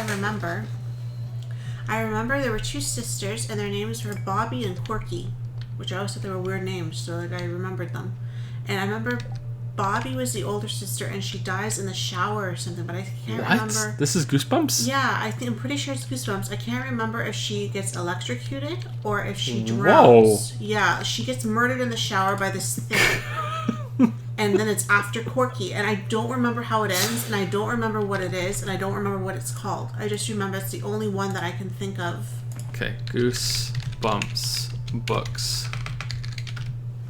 That's pretty hardcore for Goosebumps. There's a whole new one? Oh wow, they're still making them. Who knew? The Goosebumps comic book? Monsters at Midnight? Damn. There was the other one. What was that? Goosebumps. Did you ever read the Choose Your Own Adventure Goosebumps ones?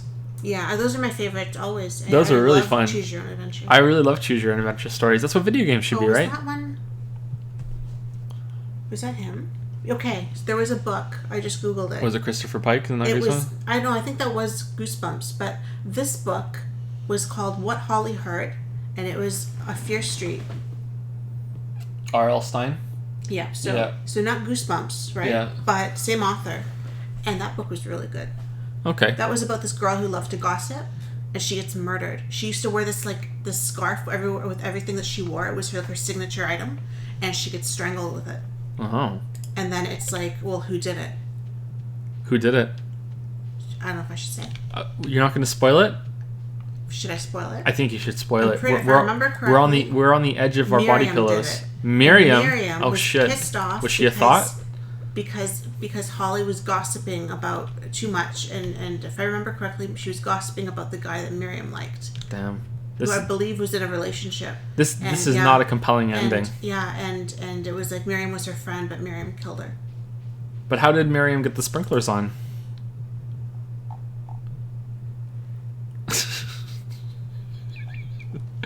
she's looking at me like, what? Anyway, I don't remember very well. Like, we're talking probably, I was, 11 maybe when I read it. But yeah, I always remembered what Holly heard. That was a good book. Welcome to the Dead House was scary. I remember that one being creepy. Welcome to the Dead... I'm looking at Goosebumps list. I think Welcome to the Dead House was one of the first ones I ever read. And it's about... They move to a new town, and I think at the end the twist is that they're the ones that are dead, that they're the ghosts, or they die and they become part of the ghosts, that they become more ghosts, or that like the whole town is a ghost town. So sorry, I'm being really vague because I can't remember it very well, but I remember when I was a kid, I was really young, I remember reading it because I used to read all night because I couldn't sleep, and I remember reading it, and there was this scene where, you know, the curtains were moving, like there was a ghost behind the curtains, and I'm in my room, you know, book to my nose, looking at my curtains across the room, like, oh no. And I remember being a little creepy. I think my brother read them, and I think I read a few of them because he had them. I know they weren't mine, but I remember we had a few, so I'm pretty sure they must have been his. And he wasn't a big reader. Like, he wasn't really into books the way that I was ever into books, except for Harry Potter. He liked Harry Potter, but like other than that, like, he had a few Goosebumps books. But I was with Christopher Pike. I really, really loved Christopher Pike. More than R.L. Stine? Yeah. Damn. Yeah. The titles are so good. Monster Blood was good because Monster Blood would like grant wishes or something, and would make you like really, really big. I'm trying to remember what it was. It Came From Beneath the Sink was kind of creepy because it was like a mix of chemicals and like a potato. I remember that title, but they left like the titles are so good. Stay Out of the Basement, Night of the Living Dummy, you know. Piano Lessons Can Be Murder, The Werewolf of Fever Swamp, Why I'm Afraid of Bees, Monster Blood 2. I think there was a Monster Blood 3 too. Night of the Living Dummy 2. Monster Blood 3, there we go. Was there a Monster Blood 4? Yeah! That was the last one they made. It must have killed the series. It must have been bad. Monster Blood 4. I Live in Your Basement. Ooh, creepy title. There was one where... and I thought this one was kind of cheesy, which was a guy that he found in a pamphlet that he was really unhappy with his life. He was a loser. All he would do was skateboard by himself, and there was nothing else he could do with his life, and he had no friends and no social life whatsoever. And he found this magical pamphlet, you know, swap lives with somebody else. You and this other person can swap bodies, and you know, and it was like the grass is greener. The other person thought they were a loser too, so they swap bodies. But the problem is that the magic spell goes wrong, and he ends up going into a bee that was in the room instead of the other body. So I don't know what happens to the other kid. There's a plot hole unless the bee goes into the other kid. I don't know, but I thought it was really kind of shit that. The kid that's now a bee is following the person that took over his body, and he uses his life and starts teaching kids how to skateboard and becomes really popular with the same amount of skills he had before.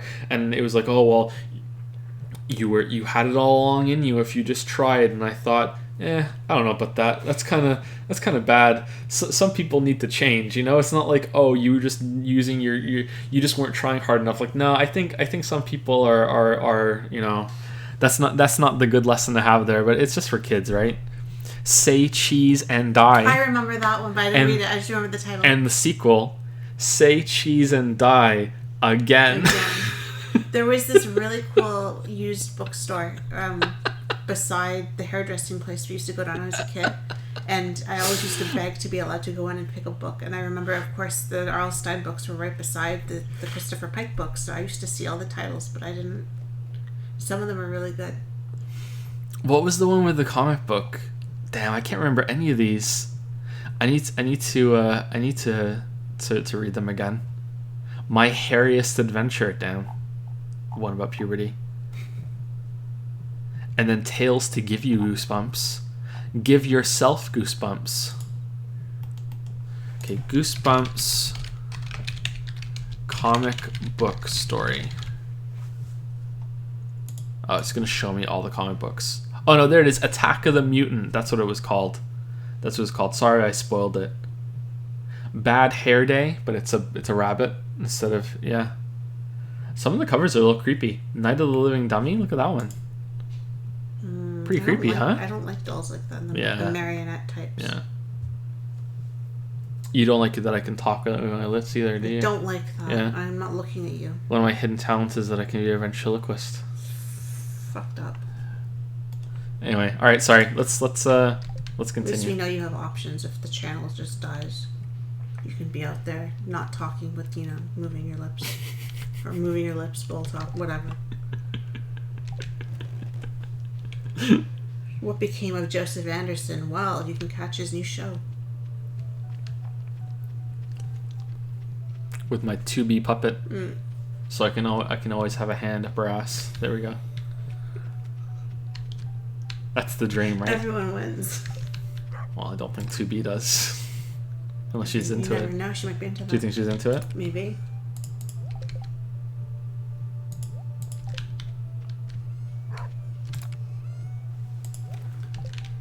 The other question, go-to character in Mario spin-off games, Mario Kart, tennis, golf, etc. Thanks. When I used to play Mario Kart, I liked being Bowser.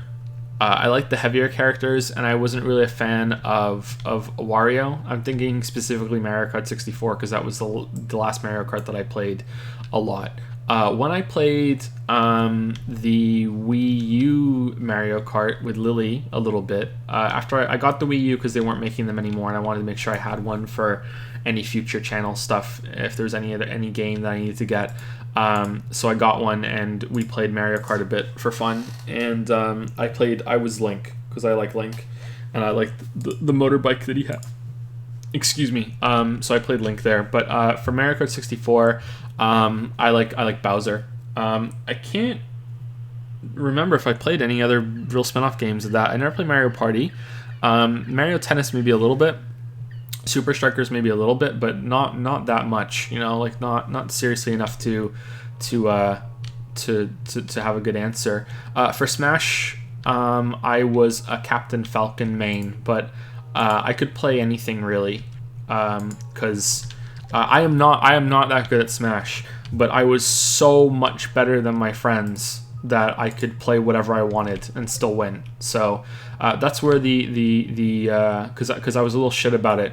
That's the origin of Jigglypuff voice, because I could kick their ass even as Jigglypuff. So that's where that came from. Yeah, sorry, sorry, past friends. Oh shit! Have I heard of the Bowsette meme? You mean Peach Chowser? Yeah, I have. Yeah, it's kind of weird. Yeah, I feel really old. Like I understand. Oh, that's kind of neat, but like everyone went so crazy with it that it's really. I don't know. Like it reeks of some like coordinated publicity campaign from Nintendo and them just hitting the jackpot again and again and again. But yeah. What about you? Who do you play? I think Yoshi, but I'm looking at. I thought there was someone else I used to play too, and I don't remember now. So it must have just been Yoshi, but I thought there was somebody. Nobody looks familiar now.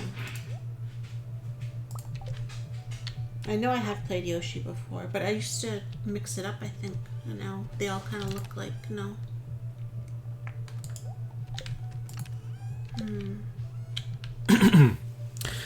I don't know if I can do it. That one wasn't very good.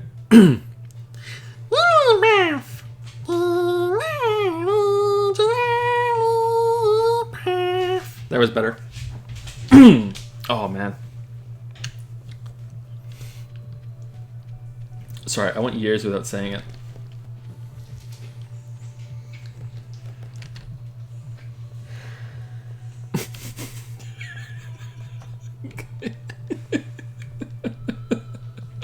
Why is it so scary? I don't know. I'm sorry.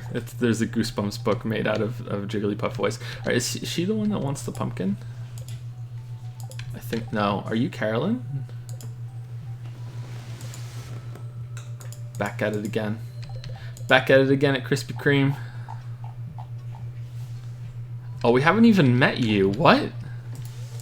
Yeah, you're Carolyn. Okay, here's your pumpkin. Thank you, Aweeaboo. Actually, it's 4 a.m. in Canada right now. Yeah, because we're 1 hour ahead of Eastern, yeah. No, someone said isn't it 2 a.m.? It's pretty much 2 a.m. when we started.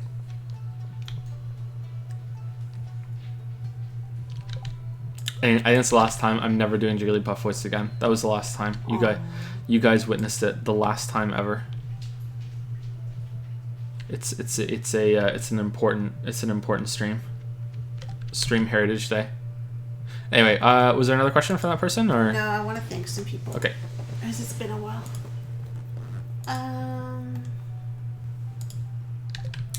Thank you to Ralph Clubs who used 10 bits and says Joe can never keep his answers brief.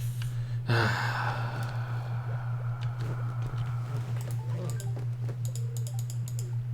was pretty bad. That was pretty bad. Well done. That was pretty bad, huh? It was pretty bad. But I still liked it. Thank you to... I'm going to say this wrong. What do you mean? You don't like my Jigglypuff voice, Hajime? Wow. Despair. Who's next? I'm not going to say it right. Thank you to... Is it Big Daddy Apache? Is that how you say that word? Or is it Apache? Or is it Apache? I've never known how to say that. Apache? Is it? I think it's Apache, isn't it? What does it mean? I've seen it before and I don't know what it means and I don't know how to say it.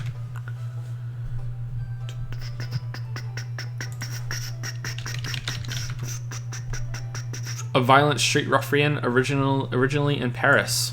Cool. Okay. Apache, maybe. Or Apache. I can make it hear it, but then it's gonna echo on stream. He knows who he is. Thank you very much. Thank you very much. Sorry I can't say it. I've just never heard it before. For the 2-month resub? Yeah.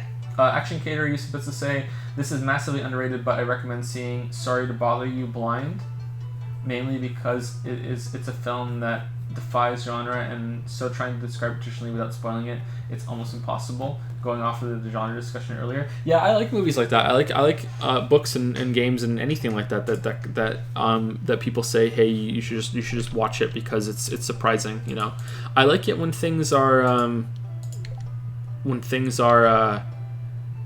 change out of nowhere. You know what I mean? Like a movie suddenly becomes sci-fi halfway through, or suddenly becomes horror halfway through. I like being surprised. You know, that's why I kind of miss. We used to have a TV because we don't have a TV anymore.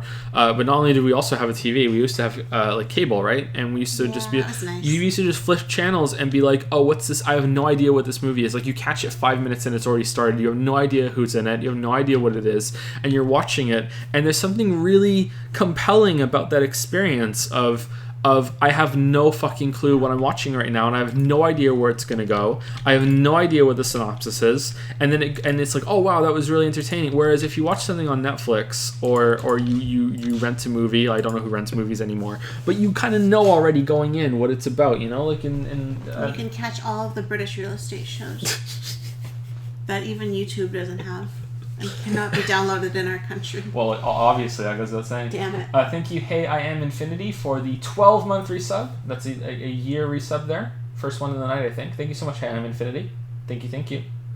With the message, well, you are live at 8 in the morning in Europe. When can I hope to see a video on Nier? 2019 at the earliest. Sometime in 2019 after the Witcher video. Witcher video is coming first. The Automata got delayed, but the compromise I'm reaching with everybody is that I'll go back and I'll play the other games that came out before Nier, maybe even Drakengard, and we'll make a big stonking video on Automata. As long as I have enough to say. If I can't make a video on Automata because I don't have enough to say, I won't force it, obviously. But I don't think that'll be a problem. But that's my one condition. But yeah, thank you so much for the year sub, and Infinity. Thank you to Spiky Shrike, who resubscribed for 7 months. Thank you, Spiky Shrike. Thank you to Family I like Spiky Shrike's name. Do you like Spiky Yeah, Shrike's I name? do too. I was admiring you already. Spiky Shrike. Thank you to Family Photoshoot. He used 10 bits and says any group is weaker than a man alone unless they are perfectly trained to work together. Heinlein Starship Troopers. Or Heinlein, maybe. Is that from the book Starship Troopers? Because I don't remember that line from the movie. That movie's great, by the way, Starship Troopers. I should read the book. I know the book is a lot different, but I've only ever seen the movie. That movie is fantastic. If you've never seen Starship Troopers, you should watch it.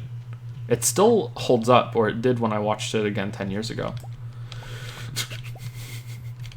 Thank you to Ryan OpQ or Ryan OPQ, who resubscribed for 6 months and says shout out to John Kennedy Toole.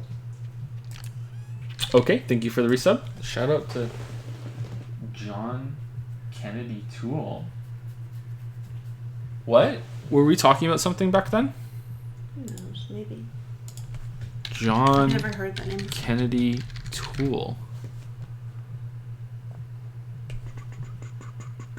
American novelist from New Orleans, Louisiana, whose posthumously published novel A Confederacy of Dunces won the... Oh, okay. I've heard that before. I know that one. Okay. Ralph Clogs used 10 bits and says he needed to be better. Guessing that was during the Goosebumps, right? When a true genius appears in the world, you may know him by the sign that the dunces are all in confederacy against him. That's a good line.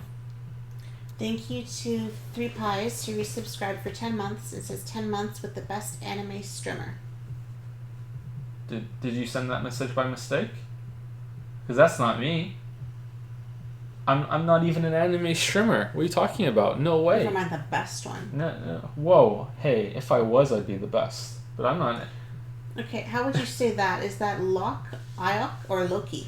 Thank you, three pies. I think it's Lock 1201 for the new sub with Prime. Welcome to Prime Time, Lock 1201. Wait, what do the numbers mean? Or one of the other variations. Matt Big used to say, I wasn't here for a while. What patron question are you answering now? What's the next one? Next is John T. John T. Followed by Aaron T. Okay, a lot of T's. And thank you to Action Cater, who's 50 bits and says, hey Joe, this is one of my favorite films, and there's a link to an IMDb link. I can't click on the link right now, sorry. Action Caterer. Also, for some reason, the computer that I'm on right now, if I ever go on IMDb, it will mess up the internet. I don't know why. The other ones in the Hoos don't have that problem, but this one does. For whatever reason, if I go on IMDb, I can no longer download at the proper rate. It kills it down to 1% of what it should be. I have no fucking clue why. It's so weird. Can you say the name of the movie? Maybe I can do it. Hold on. Don't risk it. No? Don't risk it. Okay. Leon the Professional?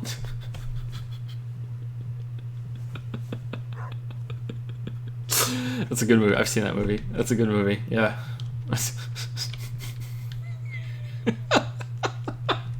Canadian censorship. Oh no.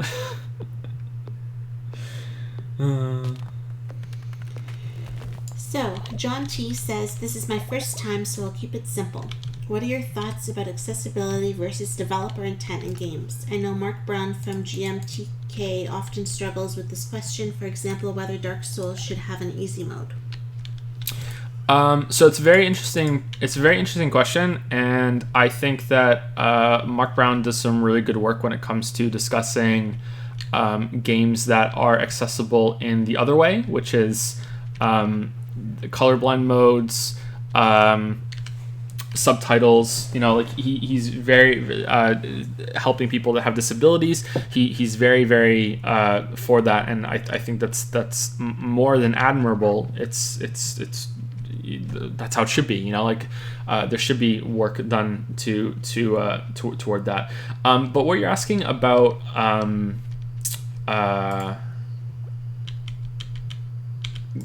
easy modes, hard modes, that sort of thing, that's a little more difficult to answer. So in theory, I am for it. Completely for it, like no question whatsoever. 100% for it. It should be, there should always be difficulty modes. The way that Celeste does it, where it's granular, is that the right term, where you can tweak it down just a little bit here and there until you get comfortable that you can choose the right amount of challenge, instead of normal being way too easy and hard being way too hard, and you're kind of stuck between choosing something that's way too easy or way too hard. You can change it a little bit as you go. I think that's an interesting way of doing it. Whereas the same sort of system in Skyrim and Fallout 4 is really, really bad, because it just increases player health or enemy health and damage numbers. Whereas the way Celeste does it, it's about how your reaction time, the speed of the game, that sort of thing. I think it's a really interesting experiment to figure out how you could add a hard mode to a game. And there's a video that I have a script half written on, because it's one of many scripts that I have a lot of work done already, but the video just hasn't been completely done yet. And the thought process is, how would you add a hard mode to Super Mario World for the Super Nintendo? And you can go through, and it's like, so it's a really cool experiment to go through, because you have to identify, okay, well, how does the game really work? How does difficulty work in the game on top of how it works, and what can I tweak in order to make it more difficult or less difficult? And the conclusion I came to is Super Mario World, that the best way to add a hard mode to that game is not to make it so you die in one hit or anything like that, because you're already pretty much close to that. It's to actually go through the entire game and shave off blocks from every single platform that you're supposed to land on, because the game is mostly about jumping and landing those jumps. And if you go through and instead make the player slower, and you jump, you don't jump as far when you're in the air, that does increases the challenge, but it doesn't really feel great, because you're nerfing the player. It's going to feel like a different game. All the great game feel parts of it are going to be ruined. So instead, you go it the other way. You go through and you just make all the jumps tighter by editing the levels, which is a lot of work, but hey, that's how it should be a lot of work to get it done right. But that's not really your question. Your question is how to make things more accessible. I would argue actually that making things difficult is also a level of accessibility. If you're talking about accessibility being enjoying the content, most people can play Celeste. There's no accessibility problem with anyone picking up the controller really and playing it. Whether they're going to finish it or be able to handle it is another thing, but that's not accessibility. That's difficulty levels being done right. But if we do call it accessibility, then accessibility also goes on the other way, that if something is too easy, then it's not accessible to people who have played a lot of games, and they're not going to be happy with it, right? If that's how we're going with that terminology. But yeah, I don't think that many games would be hurt by adding easy modes or modes that you have cheats in them. That's what cheats were really for. And the game is just allowing you to plow through everything just so you can see the story, enjoy the art, get a feel for it, and then get better as time goes on if you so wish. Or if it's not something that you're interested in, then you just get to be done with it. I think games are much more of a gamble than movies and books, because to some extent books, because no matter what, you're going to be able to get to the end. You might not fully understand it, but you're going to get to the end. Whereas there are games where, the latest Hollow Knight DLC, there are some people that are just not going to be able to finish that. Like, they will never, ever, ever, ever, ever see the end. They're just not going to do it. They're not going to get there. They can go on YouTube and watch it, but it's just not happening. And that's not really the case with movies and books. Some books, but not really the case. So is it a bad thing to make it easier to get there? I don't think in most games I would say no, but in Dark Souls, the difficulty is the point. Even though there are a lot of tools that you have when you're playing those games, and you can make it easier for yourself, which is something I think a lot of people who are critical of those games conveniently ignore when they're discussing it. There is an easy mode in Dark Souls. You just have to kind of work at it and figure it out yourself. But the difficulty can sometimes be the point, and the comparison I always like to draw, which I've done I think twice on these Q&As before, just not on this stream, is a horror game or a R-rated violent movie. If you want to get rid of the blood and the gore and the violence and the big huge battle scenes to make your movie more accessible for a wider audience that might be put off by those sort of things, by doing that you are now changing the movie. It is a different movie now. It's not the same experience. Same for a horror movie. If you make your horror movie more accessible by making it less scary or not scary at all anymore, then it's no longer a horror movie and it's a different kind of movie, and you've now ruined it for a lot of people that are there. So like, I guess you could have a horror movie like difficulty setting at the beginning, like I don't like a lot of scares, can you please get rid of them for me? Like that would be an interesting kind of way of looking at it. But at that point, why are you even watching it? And the same thing for really difficult video games. Why are you even playing it? But that might be kind of a cop-out, because there are a lot of games that are very, very difficult but still have easy modes that are fun. The Devil May Cry series is a game that is quite easy if you play it on the easiest setting, or even if you don't play on the easiest setting and you could just kind of you eventually get into a groove where you can spam your way through a lot of those fights and you can get through it. But there's this really deep combat system waiting for you if you really want to try and get good at it, and maybe that's the solution there. The difficulty is this optional layer that you can dip into now and then, but it's really rewarding when you do. I don't know. It's interesting for the few games that greatly benefit from being committed to an idea, but most of them aren't, especially from big developers. There's no real big, idea that they're going for, or feeling that they're going for, like a horror movie when it's being scary. I don't know.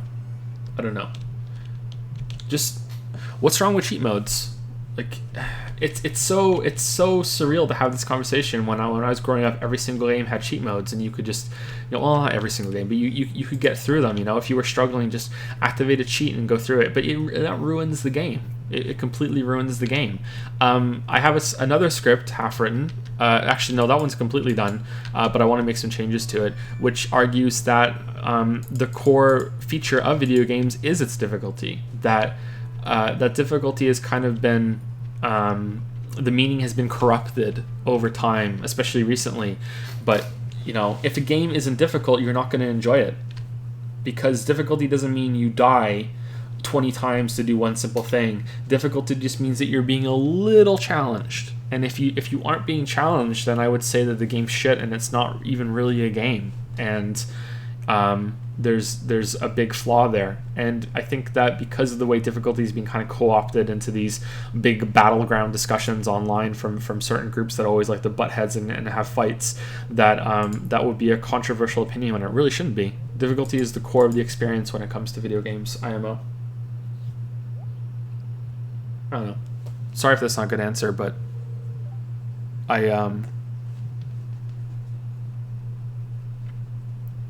think it's a lot. It's simultaneously more complicated than most people realize, but it's also really simple. It's just been made worse by a lot of discussions that have taken place through gaming culture over the past few years.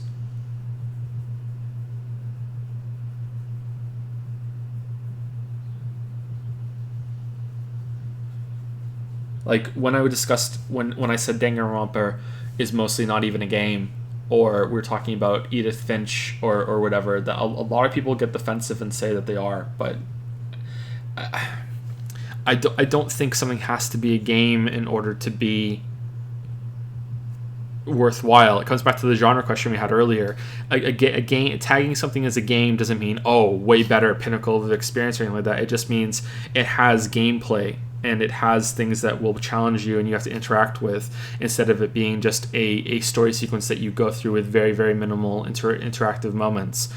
Those can be better than games. It's like a genre tag. It's just, hey, this is the information needed for you to understand what this experience is going in for it. But then I also said that it's taken too seriously. I have no problem with people saying Edith Finch is a video game because it's in that video game area, but if you want to get specific and have a very, very serious, in-depth conversation about games and about things, I think the conclusion that you have to come to is that Edith Finch is so barely a game that it doesn't really even count anymore for a lot of conversations about them. But yeah, sorry. It's also, how do you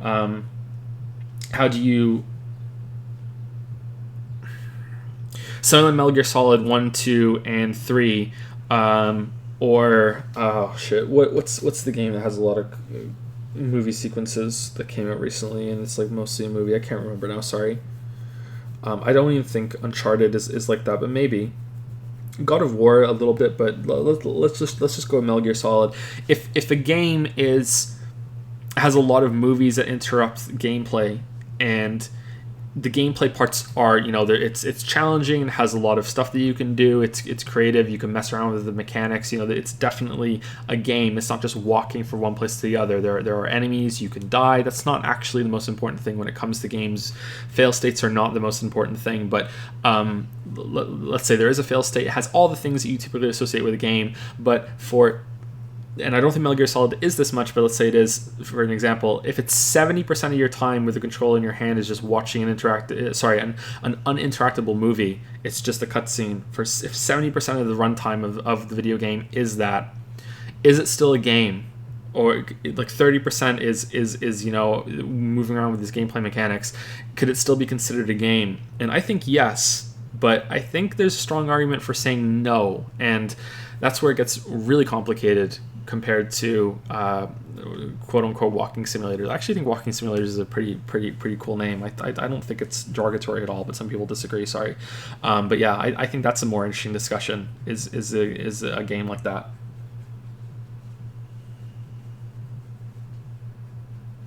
Because it's a game. Anyway, sorry. Let's go.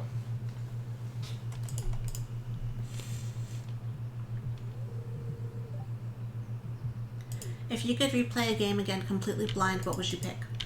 World of Warcraft. No doubt about it, World of Warcraft.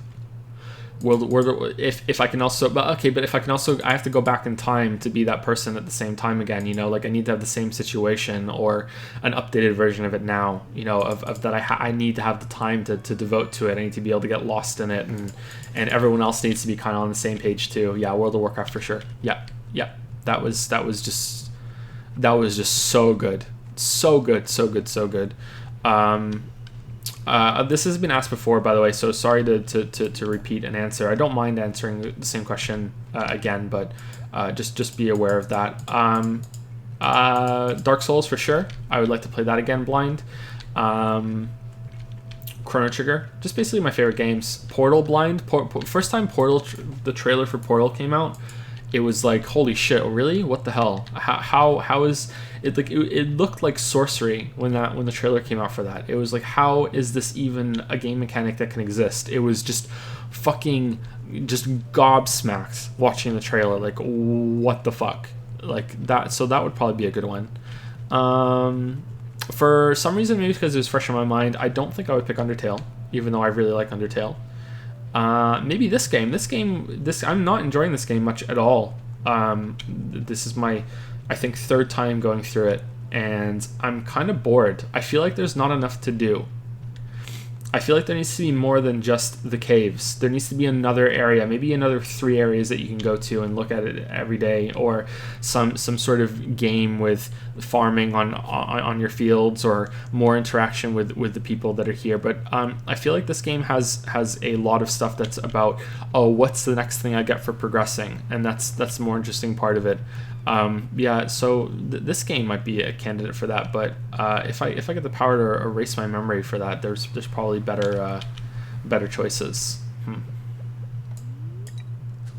Why did it go that way? Undertale. I don't think I have any better answers than that. Sorry. Yeah, definitely World of Warcraft is number one. I'd like to experience Dark Souls and having that world kind of unravel again. Maybe Hollow Knight, because I really enjoyed Hollow Knight, but I'm thinking of that's more recent games now. Steven Sausage Roll would be good to be able to have that experience again of being like really confused and having to learn all those puzzle solutions again. The Witness would be probably a candidate, but I don't think I would end up with that one. I can't. The Witness has become this other video game that a lot of people I keep seeing say, you know, Joe fucking hated it. I really didn't. You know, like I get it's so frustrating to have that. I feel so bad, but yeah, yeah. And Danganronpa, obviously, of course, Danganronpa, for sure, Danganronpa. It's interesting to use that ability to play a game that I really enjoyed as a kid and play it for the first time as an adult to see if I still like it as an adult. So, and in modern times. So would I still like Mario 64 if I played it for the first time as an adult without any nostalgia? Would I still like Ocarina of Time as much as I did back then? You know, Majora's Mask. Would I enjoy Wind Waker more now that I wasn't expecting this, you know, this really high graphic masterpiece, you know, to follow up on the GameCube? Would I have enjoyed that more with those expectations gone? I still enjoyed Wind Waker, but I didn't really take to it as much as I should have, I think. Yeah, I don't know. That'd be an interesting way to take the question, but it'd be a waste. So yeah, I think I'm going World of Warcraft.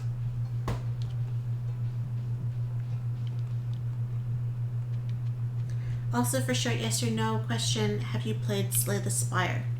No, I haven't, but it looks interesting. I don't really like games like that, but that one does look interesting. So I'd like to try it out at some point. Probably not on stream. I'll probably just try it on my own time one day. Yeah, that looks interesting. Thanks for doing the stream. I really appreciate your videos. You're very welcome. I hope that the answers were worth it, or worth the listen. I think they were okay. Hope so. Next person is Aaron T. This would be a quick question. Is the Messenger video still happening? If so, what is the current progress on script recording, etc.? Yes, the Messenger video is still happening. I delayed it because... No, how do I get that? Oh, wow, I'm stuck. Oh, he did it. Okay. I delayed it not just because Danganronpa 2 took up way more time than I expected, but also because I played the Messenger. Oh man, how many times did I play it all the way through? I played it once on stream, I played it twice on my own, and then I did a third run.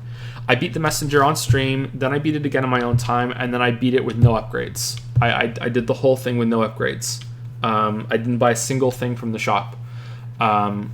And I was able to get almost everything without any upgrades. There are a couple of things that you can't get without upgrades, but I did the whole thing without upgrades. And I played it a little bit after that to experiment with one thing that I wanted to see, but that didn't take very long. And then I was writing the script, and I realized that I needed to go back and play Ninja Gaiden for a reference of something, and that's when all of the ROMs got taken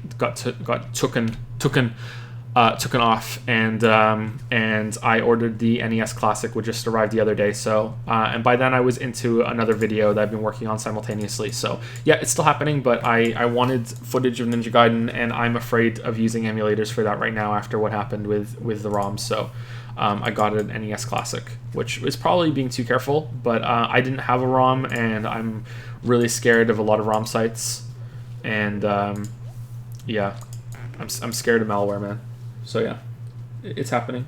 Sorry that it wasn't done for September. I really wanted it to be, but I'm working on I think 6 videos simultaneously right now, which sounds ridiculous, and why the fuck are you doing that? But they're short videos, so I'm hoping that I get them all done over the next month and a half, and then I will release them out slowly while working on The Witcher. Plus, there's the videos that hopefully Nick will have done for the main channel if the first one goes well.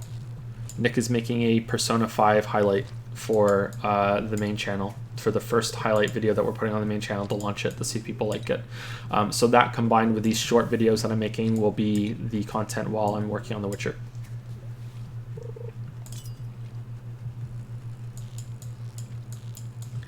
And that's me done.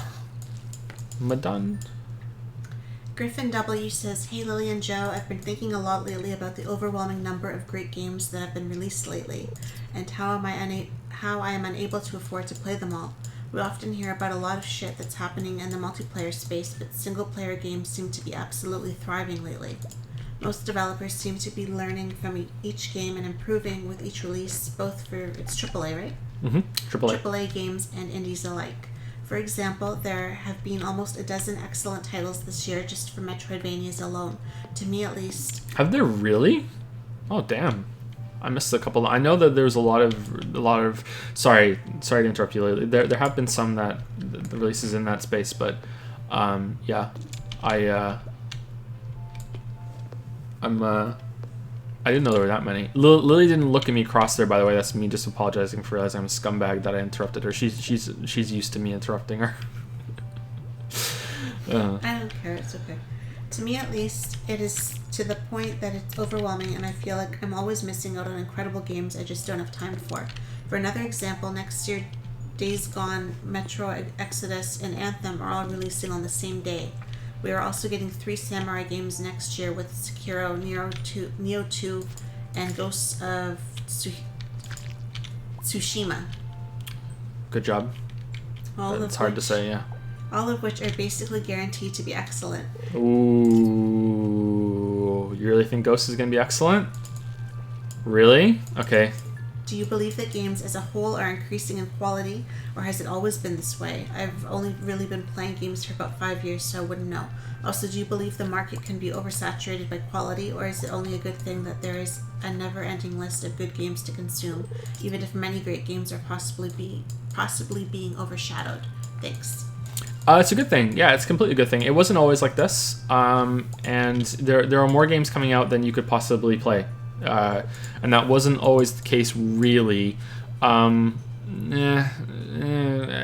don't know. I didn't pay enough attention when I was a kid to really know that for sure. But during that, I didn't have a PC back then either. So there's probably way more that you could play, but most of them weren't worth it. So let's change that. There are more games that are actually worth playing coming out that you could actually play.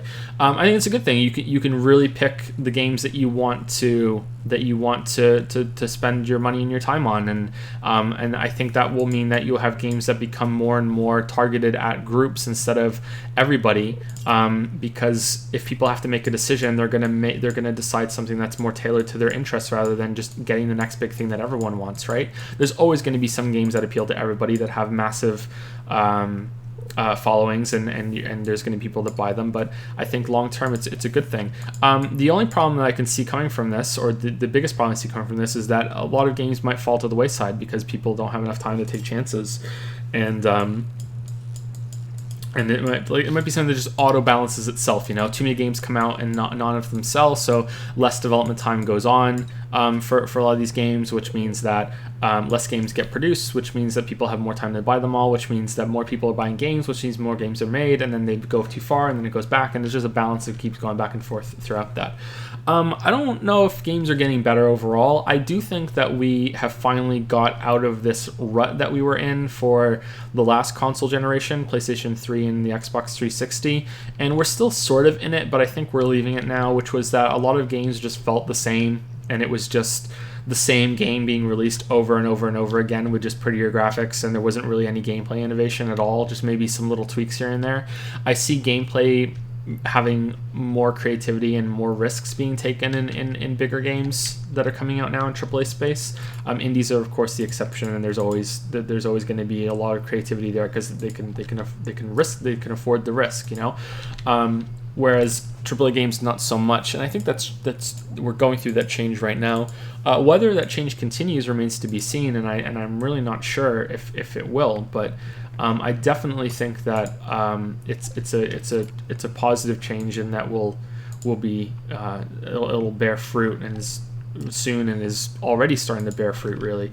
I don't know. A lot of it's going to depend on how much time you have to play games, right?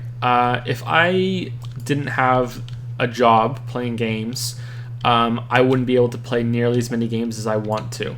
And I think that might be why a lot of people that have played games for a long time or have to spend a lot of time working may feel overwhelmed with the amount of games that are coming out, because games are such a huge commitment. So the other thing I think we're going to see are games becoming more contained, like shorter, more tighter experiences that don't need that much big of a commitment in terms of time, but are still hit all the right areas as you go through it. And I think that would be for the best. When I was a kid, I used to love games. When I get them and be like, oh wow, this game has 100 hours of gameplay, holy shit. But now it's like, oh god damn it, I wish it was only 20. Like I want something that has the least amount of filler as possible and is just game right from the start all the way to the end, and is just a really good experience, and hits all the highs that it wants to hit and then gets out.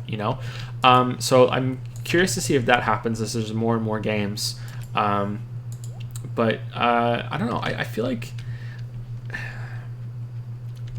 there's no standard definition for a lot of games and how long they're supposed to be and how they're supposed to work, whereas you have a lot more of that for movies and books. There is a general accepted aim length for books, and it's about around 80,000 words. If your book is going to be longer than 80,000 words, publishers will ask you, does it really need to be that long?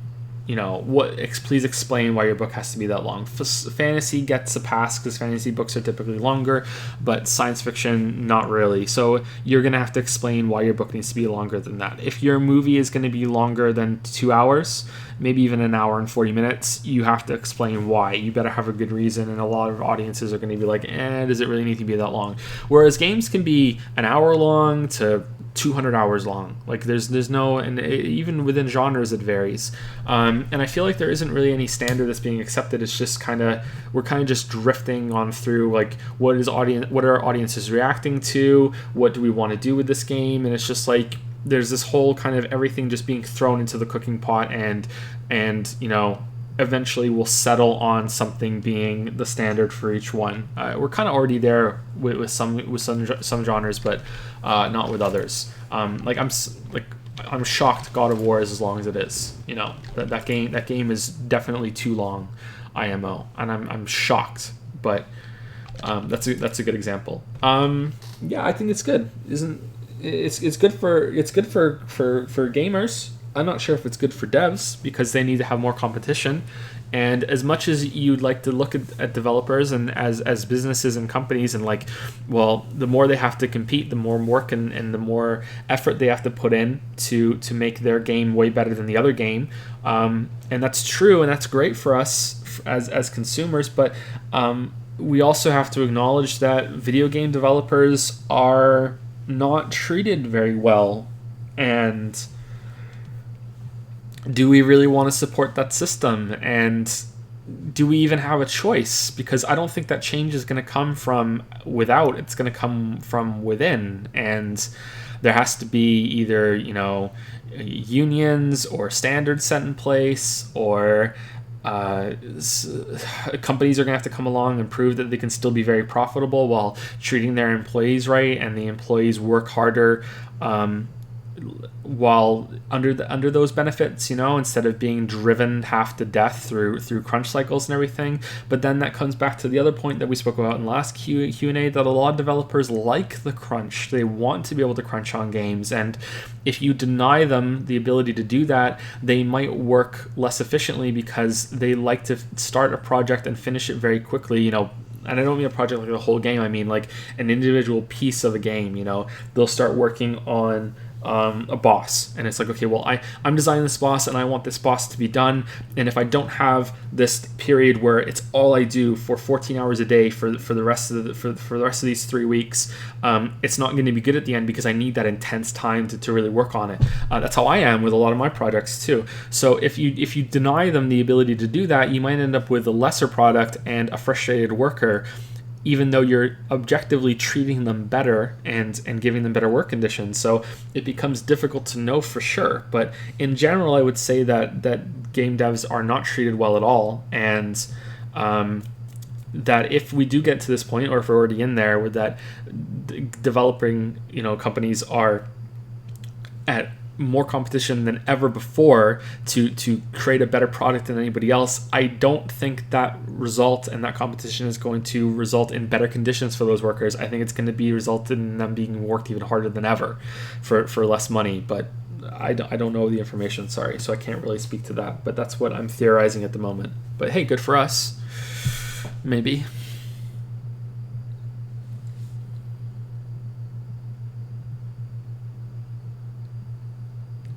Crunch is doing a lot of work. Someone answered in chat. Crunch is when you do a lot of work in a short period of time, either because you need a lot of things to come together in that time period right before release, or because you need to have that focused, uninterrupted time on something in order for it to come together. Almost every artistic project that you've ever enjoyed in your entire life has probably been created through crunch. Whether that's a book, writers hate writing. They hate writing so much. Lily, are you a writer? Yes. Do you hate writing? Yes. Writers hate writing. So they love having written. They hate writing. So when they get to the end of a project and they can see the end of the tunnel at the end, I can stop writing. It's like a rush of adrenaline. It's like, boom, I need to get this done. And they will crunch out the last section of it as fast as they can. Artists will lose themselves into painting, into drawing, into anything that they have visually creatively. It will consume them, and that's a form of crunch. Musicians, I imagine, are the same way. Maybe not in every single case and for every single song, anything like that, but when you get inspired and you're there, it's like that's a form of crunch too. But it feels good. It's like, yeah, fuck yeah, I get to do it. So that's what crunch is.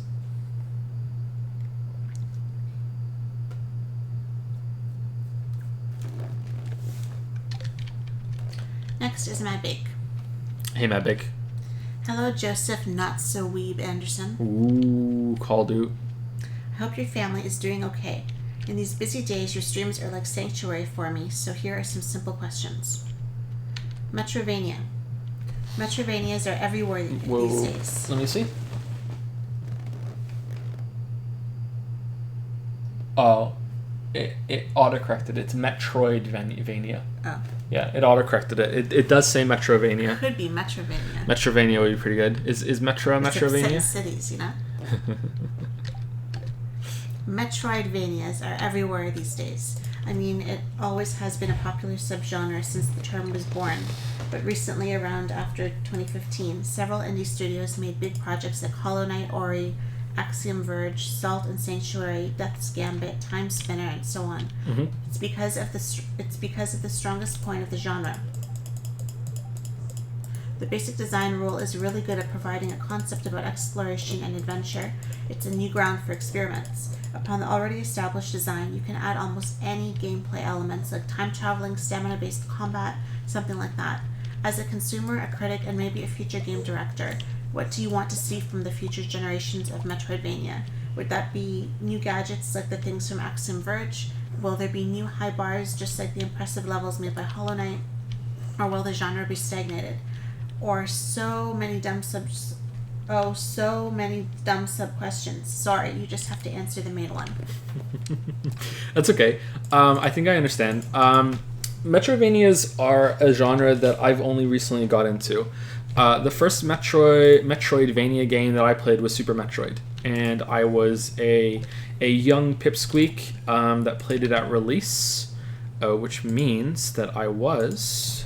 When did Super Metroid come out? I probably played the original Metroid on the NES, but I don't remember it. But I didn't play it enough to finish it. Super Metroid came out in March 19th in 1994, which means I was 8. Oh yeah, you weren't 9 yet. I was 8. Yeah. So I probably didn't play it when that month it came out. I probably played it like a year later, so I probably was 9 eventually when it was probably after my birthday of 1994 when I played it. So I was a young pipsqueak that played that game, and I hated it. I hated it so much. It was awkward to control. I didn't understand what I was supposed to do. It didn't feel good at all. I hated it. And when I took it back to Blockbuster after renting it, I was like, okay, fuck this. I'm never playing this game again. I played it again, because I'm a liar. I played it again. Sorry, I was a liar back then. I played it again for the Hollow Knight video. I finally played it and I finished it. I played it again before that just to see what if I could enjoy it again as an adult, and I still hate it. I hate Super Metroid. I'm sorry if that shatters the perception of me for anybody out there. If you've been on Discord, you know this already. I don't like Super Metroid at all. I think that, as I said in the Hollow Knight video, Samus controls like a pregnant cow, and when you jump, she, it's like throwing an empty paper bag across the room. It's just terrible. The combat is awful. The jumping mechanics are awful. The only good thing about the jumping controls in that game is that I really like the wall jump and how you can do that at the beginning if you're good enough, and it's something you can teach yourself. I hate Super Metroid, but I don't hate Metroidvanias because I played Metroid Prime 1, 2, and 3 as they came out, and I love them. They're fantastic. There are games that for some reason I consistently forget that I've played, and then whenever I remember them, I'm like, there's a little twinkle that appears in my eye, and I'm like, oh damn, those were great. They're fantastic. They're really, really good. 3 is my favorite. I like Corruption the most out of all the primes, but that's only because it's the only game that I've ever played. I think there might be one more, but I can't think of it right now, that has been improved through the motion controls. I thought the motion controls in Corruption were fantastic. I played Metroid Prime 1 and 2 on their own for the GameCube, so I didn't play them with motion controls. If I went back and played the trilogy with motion controls, I would probably like the first one the best out of all 3. But Corruption is my favorite just because of that. So yeah, I don't really like Super Metroid, but that's because of the way it controls and the way that the combat is kind of bad, and the movement is kind of bad too. The wall jump is the only one. The thing that Super Metroid has going for it, and maybe if I got past the controls and I got past the combat when I was a kid, I would love it just like everyone else does, is that it has this world that you unravel and explore, and you keep going through. It's like Metroidvanias are sort of like you're driving in a car and you're going around a racetrack. And every single time you drive around the racetrack, you will see a road that you didn't see before. And you drive off the racetrack and you follow that road to an unknown place, and you discover that the racetrack is bigger than you realized. And on that road, you might find an upgrade for your car that allows you to like go off the road a little down the racetrack, and you find another place and another place and another place, and it keeps unraveling and unraveling and unraveling, but that part of it that you keep going around the racetrack is also an important part for many of them. It is a lot of repetition. It's a lot of going over the same areas again and again and again, and that part is there in Super Metroid, but Super Metroid does not have the combat system and boss battles. It does have boss battles, but they're not good because the combat system isn't good that Hollow Knight has. Hollow Knight is less about the movement mechanics. They are there and they are satisfying, but it's more about the boss battles and to some extent the combat. Whereas Ori and the Blind Forest is not about the combat, it's not about the boss battles, and it is all about the ridiculously satisfying movement system. The movement system in Ori is one of the best. It might even be the best 2D system that I've ever played. Like, it is so satisfying to move around in Ori with the double jump and the wall running and the bash ability. It's just, and how that kind of moves in with obstacles in the game. It is so good to move around in Ori and the Blind Forest. Just absolutely fantastic. And the fact that the second game is adding combat to that makes me so hopeful. Like Ori and the Blind Forest 2 is a game that I'm looking forward to so much that I try not to think about it, because if they get it right, and I'm really worried that they won't, but if they get that right, if they can add, because the trailer seems to suggest that they are, if they can add a compelling combat system to Ori's base and still have improved movement, and still build on the movement mechanics and the level design of the first game, that's like top tier, like holy shit, that might be like a new game in the top 10 of all time. Like that's how hopeful I am for Ori 2. So what I'm trying to say is that Metroidvanias can't just survive on this unraveling of their world anymore. You know, Metroid Prime has good movement system. It doesn't have a great movement system, but it has a good movement system, and it has pretty good combat when it comes to corruption. You know, it's fun and satisfying. No game has really nailed it all that I've played. I've heard great things about Guacamelee. I've heard great things about Axiom Verge. I just haven't played it. There's Space Station whatever, I think, too, right? I haven't played that one. There are a lot of Metroidvanias that I haven't played. But the key thing that I want to see going forward in these games, and it's something that Ori does quite well and Hollow Knight does not, is that to go back to the idea of you're the car that's going around the track. I really don't want to keep going around the track so many times. As much as I love this idea of you return to an area and now you have a new ability and you get to use it to unlock something more. I think if they designed the progression you have through the world in a better way and gave you reasons to go back to previous areas instead of you just being stuck somewhere and going like, well, I guess I better go through the whole game again and see where every single path leads now that I have this upgrade. If you instead had a incentive to go back to another place through the story or through something that changes on the map. You know, one of the coolest things that Hollow Knight does is when you go back to the Forgotten Crossroads and it's now corrupted and it's changed. So if they did more of that, if areas change throughout the game when you go back to them and it's something new while you're also retreading, that would be a great way to alleviate the tedium that comes from how difficult it is to get around in the world. More frequent fast travel points can help as well, but even with them in Hollow Knight, it's pretty bad. Wasn't there a game that I played recently that had that problem? Messenger. It was the Messenger. When Messenger becomes a Metroidvania, it's such a pain in the ass to get around that world that it becomes a slog, even though it has some really cool mechanics. It has really cool combat, it has really good movement mechanics, but that is a really, really bad style Metroidvania world because you have so little options when it comes to getting around it, and there's so much seeing the same screens over and over and over and over and over again. So I'd like to see that addressed, but I would also like to see a game that is a Metroidvania that nails great combat, great boss battles, great movement with great level design, while also having that Metroidvania world instead of it only having one or two things that it excels at. As an added bonus on top of that, the ability to sequence break is not necessary in my opinion, even though it's fantastic. I know a lot of people think that is the core of Metroidvanias really, but it's not for me. But I think it is fantastic when you can sequence break, but I want it to be accidental. You know, I wasn't exaggerating in the Hollow Knight video when I said getting lost in Deep Nest for the first time that's probably why Hollow Knight was Game of the Year for me that year. Like it was.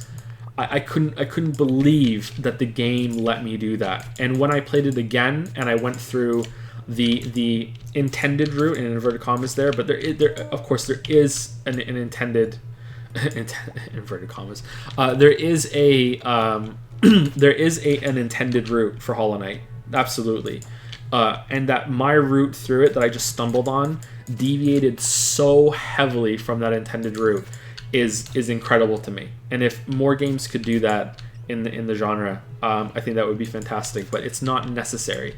Instead, I'd rather see something that really nails down all the main parts of it with gameplay, exploration, movement, and as little backtracking as possible. Yeah. I don't know, man. Like it's such an interesting genre. It's so weird. It's got is there, apart from roguelike, and even then, is Metroidvania the weirdest genre tag in existence? Is there a weirder one than Metroid fucking Vania? Like, it's such a bad name too. It's like, okay, well, what do you mean Metroidvania? What does that even fucking mean? Like, it's a genre tag should be there to be like, this is what it is and anyone can understand it, but you don't. You have to be like, okay, well, I've never played a Metroid, I've never played a Castlevania, so what the fuck does it even mean?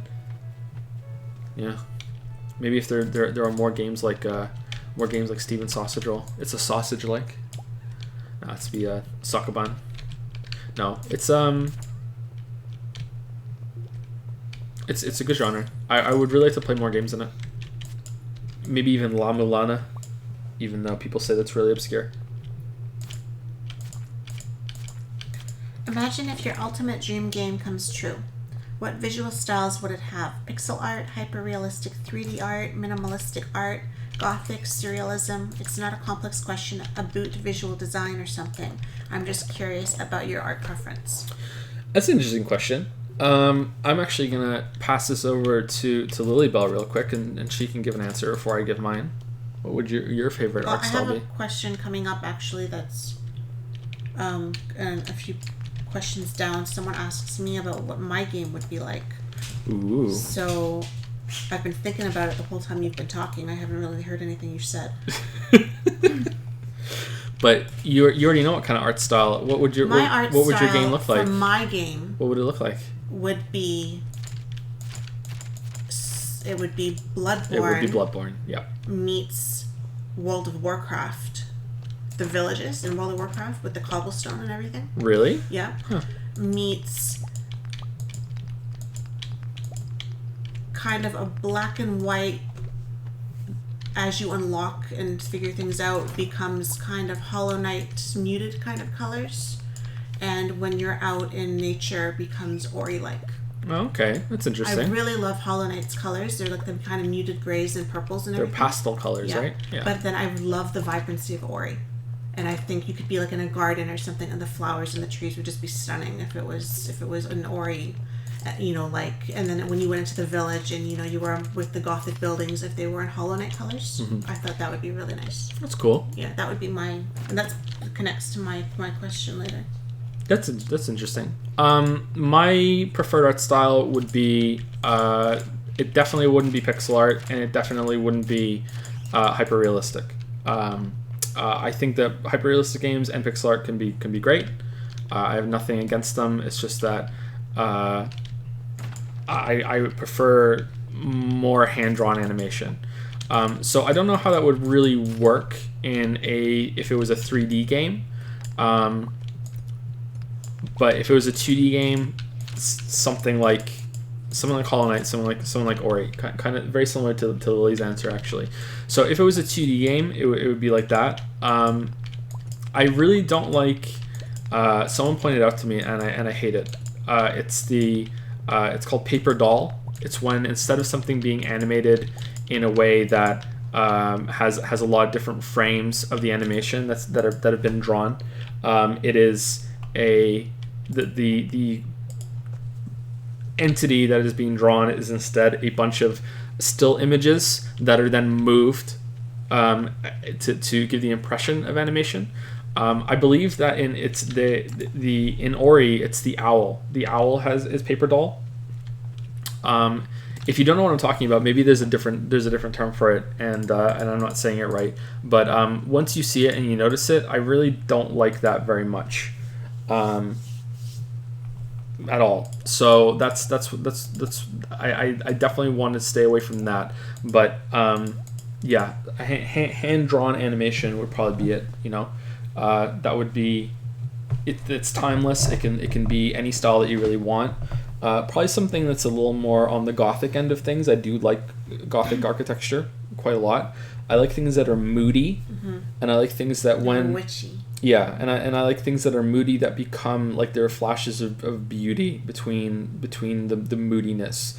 So Hollow Knight is visually very impressive, but the theme of it being bugs and this underground massive nest is often visually stunning, but it's not a setting that I find all that interesting if we're talking about the best game, most idealized game ever. It is definitely interesting, and I think it's a creative setting, and I enjoyed it quite a bit, and it gives a lot of creativity or creative space for enemies and boss designs and everything. But it's not one that I would really take to if I was the idealized game. So something that's a little more gothic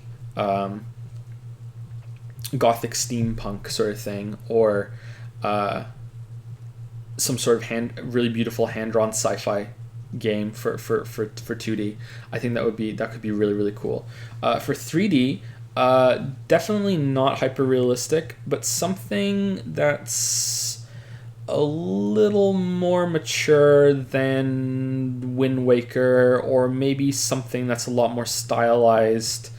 3D models, sort of like how, like, it's funny enough how Lily said it, like World of Warcraft does. I like stylized 3D stuff. I don't really like stuff that goes straight for pure realism, because I think it immediately dates something, and it won't stand the test of time. I can't believe how bad Deus Ex Human Revolution looks now when you go back and look at it.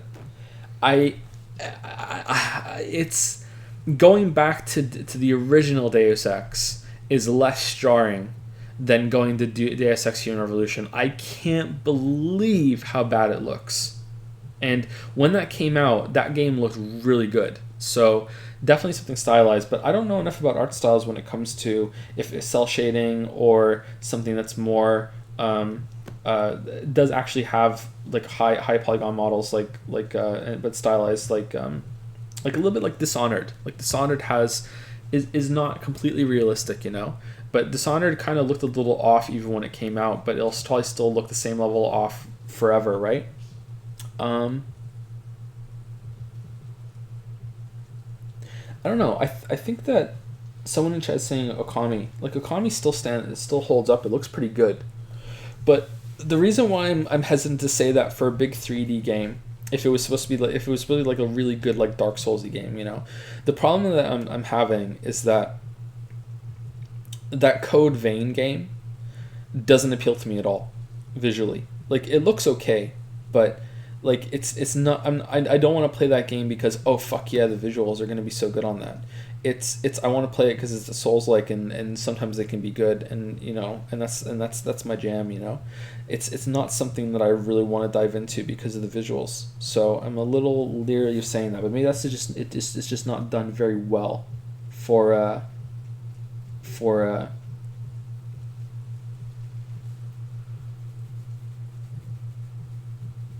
even for the time for right now. Someone in chat is saying Deus Ex was never hyper realistic. You don't think so? Like,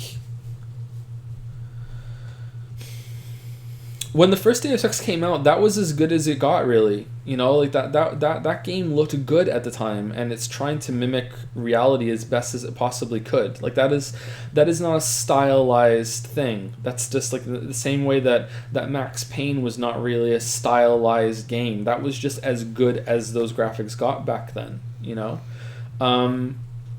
Human Revolution, I don't know. I think that is also trying to go for, it's a little bit of the Dishonored kind of style to it, but I would say that the Human Revolution is trying to be hyper realistic within the time frame. I think so.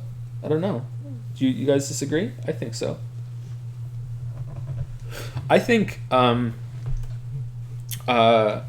Diablo 3 looks beautiful. I've always thought that Diablo 3 which is weird because you wouldn't think that considering what kind of game it is, but Diablo 3 looks like a painting to me. Like it's always been very impressive, you know. It looks like a painting that's moving, and I always thought it would look really good. Some shots better than others, obviously, but the backgrounds and not so much the monsters. But yeah, Diablo 3 looks really good, and I wasn't expecting that. Mankind Divided looks amazing. No, I haven't played Mankind Divided yet.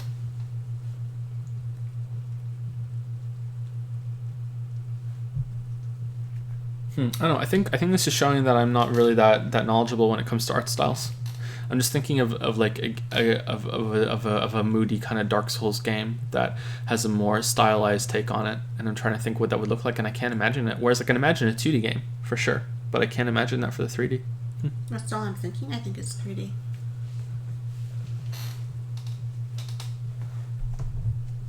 I think. Maybe not. I don't know. I just know the colors. Anyway, did Maddie Bick have another question? No. Any short ones? No. Nope. Okay. Thank you, Matt Bick. Hopefully those are some decent answers for you. Micah W says, my man Micah. You said it wrong. Did I? read on and you'll see. Well, I saw that, but like, and I didn't say it wrong from the notes that I've had previously. Micah is correct, yeah, but read on. He's changing the game. I just learned this game, and he wants to change the game. It's going to take me another 8 months to figure it out. I must confess that I've been lying about how to correctly pronounce my name. The true pronunciation is McCann, right? Mecan. Is it Mecan? I didn't listen to any of it. Oh, the true pronunciation is Mecan. Oh. On a totally unrelated note, I believe you have something of mine, Joseph. Uh-oh. Honestly, though, your Danganronpa streams have produced some of your best moments, in my opinion. As expected of the ultimate streamer who excels at streaming games. I couldn't decide if some of my quick questions were actually long questions in disguise, so I don't mind if you skip one of them to save time. Anyway, long questions ahoy. Okay. Despite all the laughs, I took note of your serious opening speech before you started Danganronpa 2, where you said you would never pretend to feel something that you don't, and how you would always be genuine in your reactions and opinions. Despite this, I noticed several times during the game, mostly in the bad trials, where you would begin to question the game's logic, only to stop yourself and say something like, whatever, or who cares, and just move past it without comment. Mm-hmm. It seemed like you were more willing to brush past bad story moments in Danganronpa 2 than you were in Danganronpa 1. Personally, I interpreted this as you not wanting to risk the anger of dumb fanboys who would bitch at you the rest of the stream, but this approach seems to contradict your initial promise to be real and not censor yourself or anyone.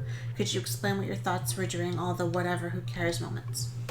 So yeah, despite saying that, I did try it, because I said when I wasn't going to censor myself and I was going to still be genuine, that I could still work on being less on running things into the ground, and that I could wait and see more information before I really let a game have it. You know what I mean? So my outlook during the streams was to try to lower on what some people consider to be obnoxious. Because I do, like I said at the beginning too, sometimes I do ham things up when it comes to reaction. There is a level of, I think I called it a performance at the beginning of that stream, at the beginning of the Danganronpa streams. I said there's always going to be some level of performance when it comes to this sort of thing, because you don't sit there and always think, you don't react out loud to a game when you're sitting playing it by yourself, right? At least I don't think most people do. If someone does, please let me know, because that's pretty good. I I didn't want to have a very bad chat environment again, but I still wanted to be genuine, and I think I was. So those moments where I was like, okay, let's just move on, who cares, whatever, is like, let's give the game a chance and then we'll talk about it later. But then there were still those moments where I would get into it, like the fire part and the ending. We really let the game have it. But there was a balance there that I was trying to go for, of making sure that the performance part of my reactions wasn't that bad. Just like someone who said, which they said, why it was at the beginning of one of the first streams, they said, I don't think it's fair that you are naming all the characters you gave all the characters nicknames from the first game. That's not really cool, like, judge these characters on their own. And I said, that's not what I'm doing at all. Like I didn't do that to many characters. I only did it to this character and this character and this character and this character. And as I'm explaining, I realized, oh yeah, they're right. Like I have done it for quite a few characters, and I was like, okay, yeah, you point made. I'll back off on a little bit. The reaction that comes out of my mouth immediately and instinctively is not always going to be a good one. It's not always one that should be like paraded around. But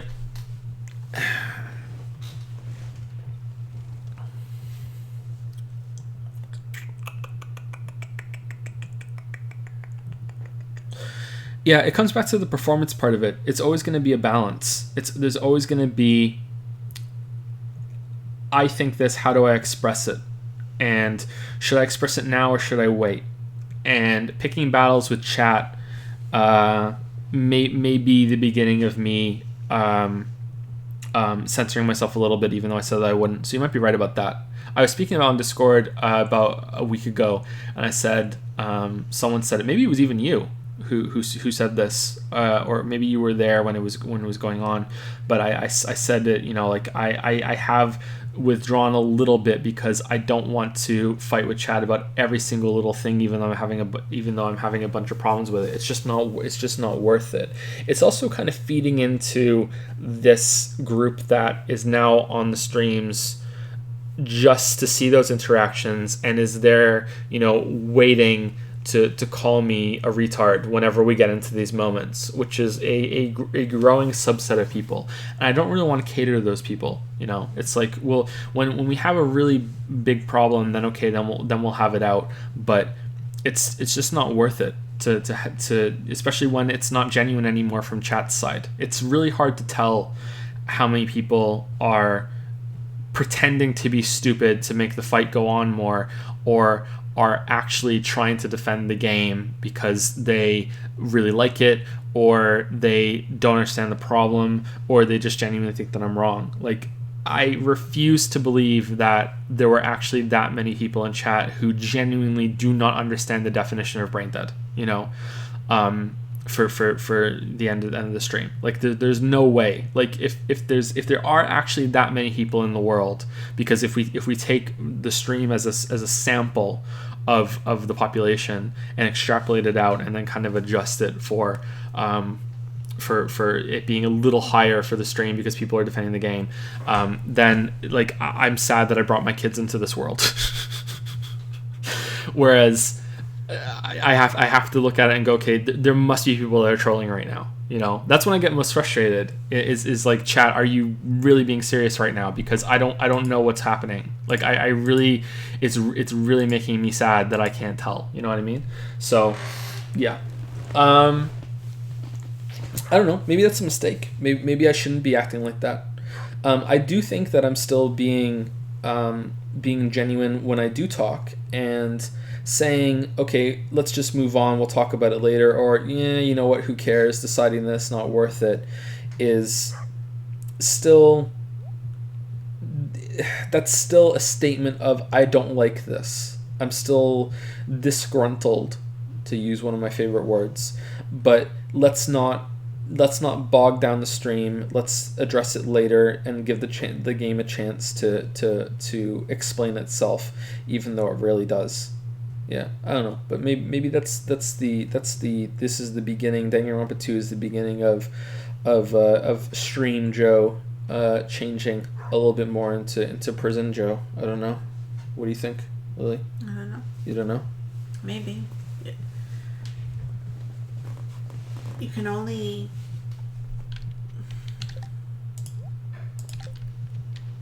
If you can do something for so long, right? And then if the audience changes or the reactions change, you know, then I think it's natural that you would also change. Mm-hmm.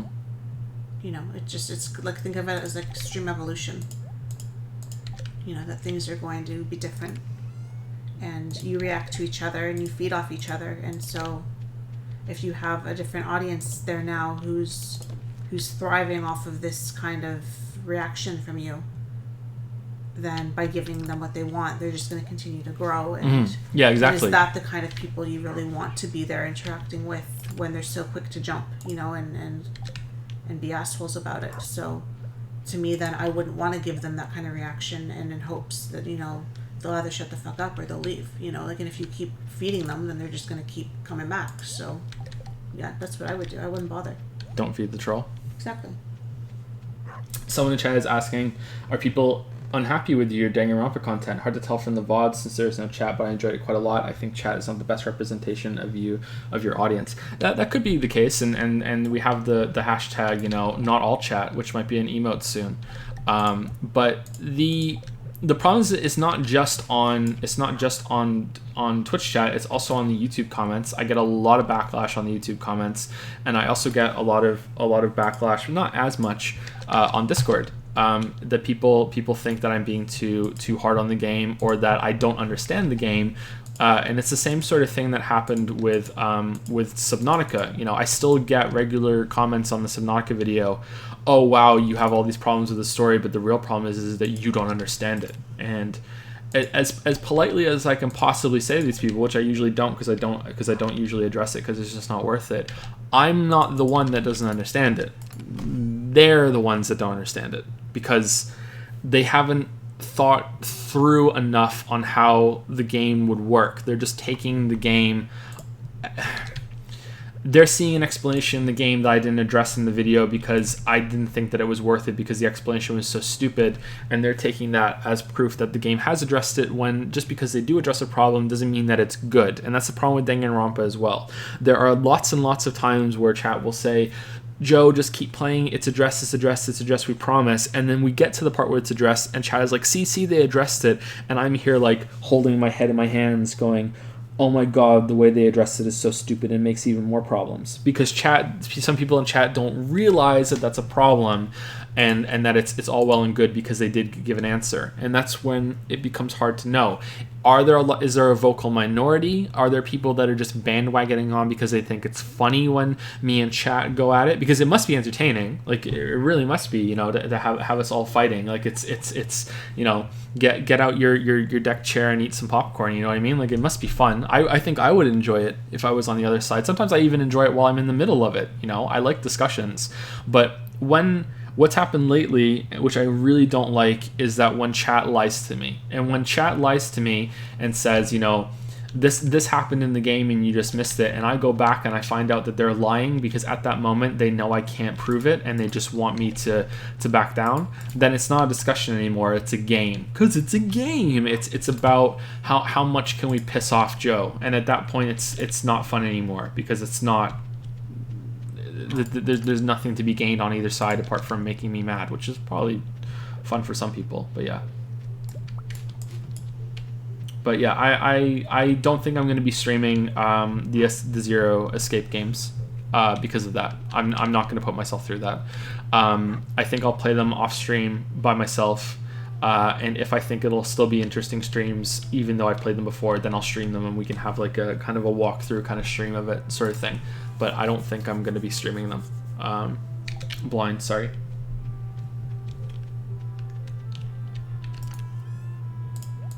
Was there another question from that person? Yes.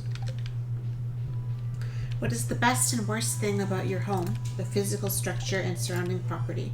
What is the best and worst thing about living in Moncton, particularly compared to your previous town? Any unexpected benefits or detriments that you didn't consider when you first moved in? So I underestimated how much time actually goes into maintaining a house, which I think anyone who's ever gone from an apartment for a long time going into a house is going to do that. It's not like I thought, oh, it's going to be easy. I really did think it through and I thought, okay, it's going to be a lot of work, but it was even more than I realized. It's very scary knowing that if something goes wrong that you're entirely responsible for getting it fixed, which is why 2 weeks or 3 weeks after we moved in, when water started coming down from the ceiling because there was a leak in the bathroom, it was really scary, but it was also kind of a relief because we dealt with it quickly. It wasn't as big of a deal as you might think, and it was like, okay, good, we got through it, we're capable of getting through it. So that was actually a good thing, even though at the time it was like, oh my god, what the fuck is even going to happen right now? So there's that part of it. The best thing about having the house for me is that we don't have to worry about the neighbors, right? We don't have to worry about them being loud. Where we lived in Toronto, there was a guy that lived across the hall with his adult son, and they would blast music all the time, and sometimes it was really good music, but that doesn't matter when it's that loud. I do not understand how the people below them lived. I like this was, the music was so loud and the bass was up so high that if you were in the bathroom and there was a sink full of water, it was like that scene out of Jurassic Park with the T-Rex stomp. stomp, stomp, and the ripple going through the water. Like you could feel it going through you, you know, like when you were in the bath, you could feel it, right? Like it was that kind of, it was that loud, you know. It was so loud that if we were in the living room and we were talking and they opened their door, we had to stop for a minute because it was so loud that I felt like I'd have to yell at you. That's how loud I remember it being. Like, Yeah. I was always shocked that it was so loud, and then they would open the door and they were always going in and out, in and out, in and out, or talking on their fucking cell phone at like 1 in the morning loudly in the hallway, you know, or having conversations, you know, with other people in the hallway at 1 in the morning. And I was always stunned when they would open the door at how loud it actually I don't, was. It was like this whole new level is of loud. Was it a feedback for them maybe that they played the music really loud, it blew out their eardrums, and now they needed to be loud again for them to be able to hear it for now on? I understand how they were enjoying it because it was that loud. I will give them credit though. As soon as it hit past that time that, you know, legally mandated you can't have loud music on at this time, they turned it off. It's like they must have had an alarm somewhere because they never missed that. It was like boom, okay, that's the time, okay, it's But off. it sucked for us with the kids trying to get them to sleep Yeah. before that time, and Yeah. the music was lost. It was really, really, really, really bad. So that's a good thing, and also we don't have to worry about being too loud because we have kids and they run around, and we have dogs and they run around. I don't think we were the best neighbors either. No, I used to worry about that more. It was that, you know, when Finn would not be able to sleep and he'd be crying, you know, who were we bothering, you know, like could they Yeah. hear him? I used to really worry about that. The neighbors next to us that shared a wall with the nursery. I worried about that a lot, and they had kids too, so it was they probably were used to it. But I worried about that, yeah, quite a bit. So that's the best thing. It's also really good to have a lot more space. We were very cramped. This house is not that big. But spread over, the house is 3 floors. There's the ground floor where we're on right now. There's the second floor, which is not an entire second floor. Like there's an attic above that, but the roof slants the walls on the outside of the rooms upstairs a little bit, just a little. Like nothing that you can hit your head off, but just a little bit upstairs. So it's not like main floor, second floor, completely there, and then the attic above that. There is an attic, but the attic is very cramped and slanted with the roof. And the ceilings upstairs are not that tall. They're taller down here, right? Yeah. So yeah, but it's a much bigger house than we ever thought we got. And there's a basement that I usually stream in. I'm not streaming in right now, but the basement doesn't have.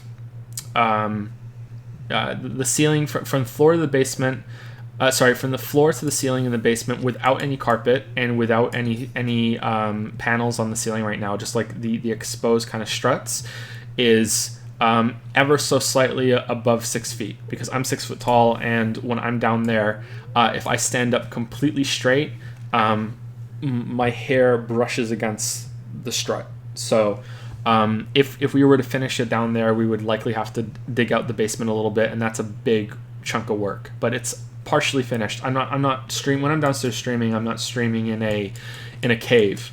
There are some plasterboards up on the walls. There's insulation in the ceiling and in the walls, and all the wires and pipes are tucked behind them and everything. But it's probably less done than you imagine when I'm streaming. But it's really nice to have the space, because we never really had space. It's just kind of crazy to be in a house at all, because we never thought we'd get it, right? It's just insane. It's especially when we were looking at houses in Toronto, and we're like, okay, well, if we ever had the money to get a house in Toronto, what would our first house look like? And it would be a tiny cramped bungalow that would cost, you know, close to $1 million, and it would be, you know, unfinished basement, and it would be falling apart, whereas this house is not falling apart, and it's decently done. You know, there's some things that need to be updated, like we're getting in a new fridge next week, stuff like that, you know. Some of the fixtures need to be done. The staircase could be better, but no, it's nice. Considering what we left, we were in that apartment for almost 10 years. Yeah. And there was like no maintenance done in the whole time that we were there. So, you know, it was really run down by the time that we left, you know, to the point that I was embarrassed, you know, if anyone ever wanted to come by, you know, like I didn't even want anyone to see what it looked like by the end. Yeah, because we were really lucky, but in a way, we got trapped by our luck. So we got that apartment at a low rate, right before rates exploded in Toronto, because rentals are so high in Toronto now. So we could never leave without having a massive increase in monthly expenses within Toronto. Just and then the story that we wrote for Patreon about how we moved. Even finding a rental house in Toronto was turning into a big, huge problem. And the rate of rent that we'd have to pay for a house in Toronto, I think if we were to rent this house in Toronto, the whole house, it would probably have cost $4,000 a month, right? Depending on the neighborhood. At least. Well, in a neighborhood that we would be willing to live in. Yeah, at least 3. It could go up to 4. Yeah. So say $3,500 a month. I really do think, and that's not with utilities included. So that's how much it would have cost. Whereas our mortgage, do you want to say how much our mortgage payment is? I don't think I want to say how much our mortgage payment is. It's half of what our rent was, basically. Yeah, we pay half of what our rent was in the apartment we used to live in. So we pay less every month to own this house than we did the rent on the apartment that we used to live in Toronto, and that's because we moved to Moncton, which is in the middle of fucking nowhere. We live in New Brunswick now instead of Ontario. There are more people that live in Toronto than live in the whole province of New Brunswick. There are more people who subscribe to my YouTube channel than live in Moncton. By a lot. I have more subs than Moncton has people. So, this is where we moved to. Because... And from Toronto, where we had everything accessible and, yeah, so... It's such a big city, it's still a city, but it's a much smaller city. So, let me give some advice to any of the millennials out there that might be struggling. And I know it might be tough and it might be difficult to swallow, but if you want to get ahead still and own property and get on the property ladder and not have to struggle and just rent and have no prospects, consider moving to the middle of bumfuck nowhere. These cities, or a smaller city. You don't have to move to this is a smaller city, what I mean? But I'm not saying move to a town, or a village, or I would say consider towns, but not village. There's no jobs. Well, that's what I mean. There's still jobs. That's what I'm going to say. There you might be surprised by that there actually are jobs. Everywhere in Moncton is hiring. Everywhere. Every single store that we've gone into has a sign on the door, help wanted, help wanted, help wanted, help wanted. There are houses for sale everywhere. I don't understand this city. I don't understand how there are jobs everywhere, but houses are so cheap and they have the amenities that most cities have. I don't get it. There are a lot of problems with the city and we don't want to stay here forever. But if we found one on our first try, pretty much, I'm guessing there are quite a few of these spread over America and elsewhere in New Brunswick and probably out in Alberta and Manitoba there might be some too. So Nova Scotia. I Nova Scotia, yeah. So I highly recommend, as dangerous and crazy as it might sound, if you have even just a little bit of savings and you are, I'm not talking about just people who are listening right now, but also on YouTube later on, or if someone wants to say I said this one time on Discord or something, that there are options for people who are struggling in our generation and the generation younger than us, because I full well know how shit it is right now. How difficult it is to get a full-time employment, how difficult it is to save anything, and the prices of a city. If you were born into a city, you've kind of been trapped by your parents because you can never leave, because you're sorry, because you can never get ahead, because the cost of renting something to live on your own is way too much and you won't be able to save up the money. But here's the option. If you don't have a stable career, that in a city, you have the option to come in and get a job in somewhere small elsewhere, and you might be able to get ahead through that. That's what my suggestion is, because everyone's hiring here, everyone, and if I had known that, we probably would have moved out here way sooner, right? Probably. you can afford, and the house We wouldn't prices have been here, able to justify staying in that Yeah. apartment if we didn't have to.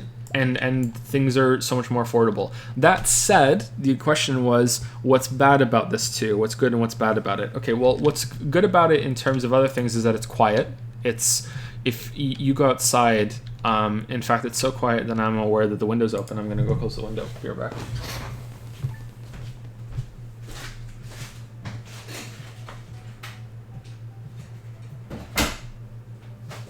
Lily, you got there before me.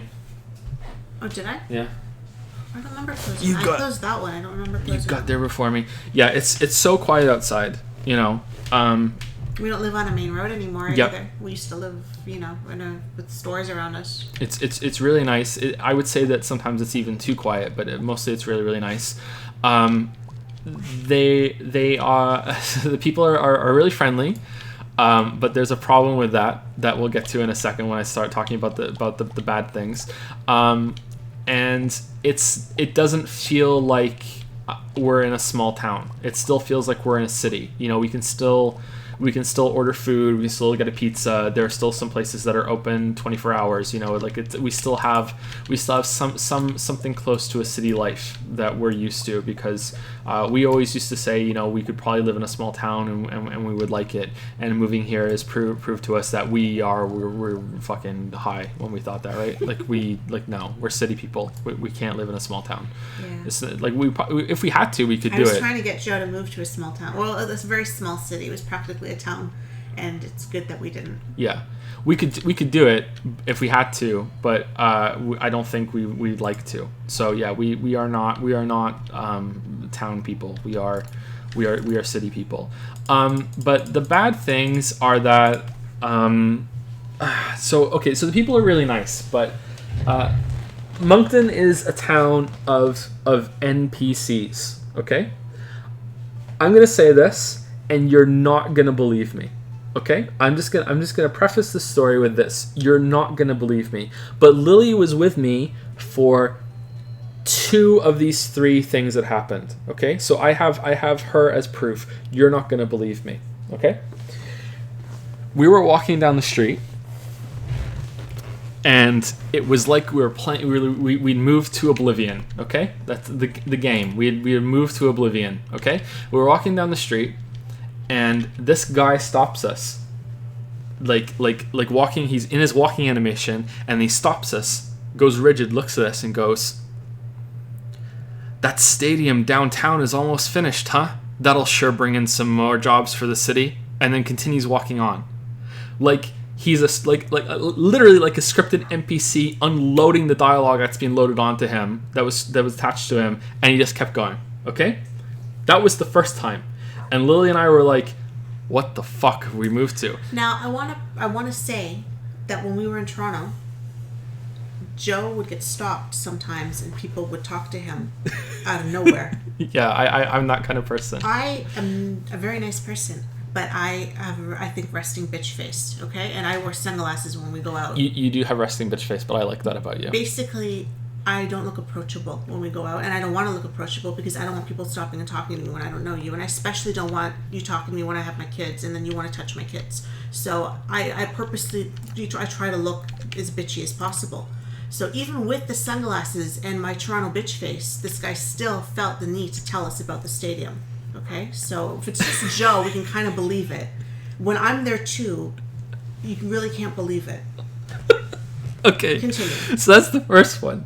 The second one, which was I think almost in the same area, we were walking to downtown in Moncton, and a different guy was walking down the street, and now we're kind of bracing for it, because like people talk to each other here, and it's not always that jarring, but sometimes. So he's there, he's walking down, and then he stops and looks at us, and then he lifts up his bag that he just got from the convenience store.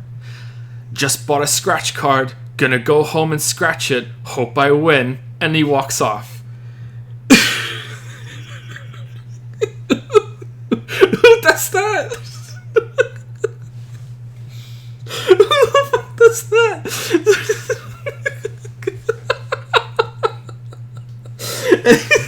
Anyway, so this is the one that Lily wasn't here for, and I've told her about it, and I don't think she believes me, because this is the most ridiculous one. Okay? This is the most ridiculous one, but I swear to God on my life, I probably don't remember it word for word, but I swear on my on the kids' lives, this happened to me. Okay? It was the day after a huge thunderstorm happened. Okay, it was a huge thunderstorm in Moncton, and it was like the most violent storm I'd ever seen in my entire life. Like, because the thunder came down right next to the house. So I go to the grocery store the next day.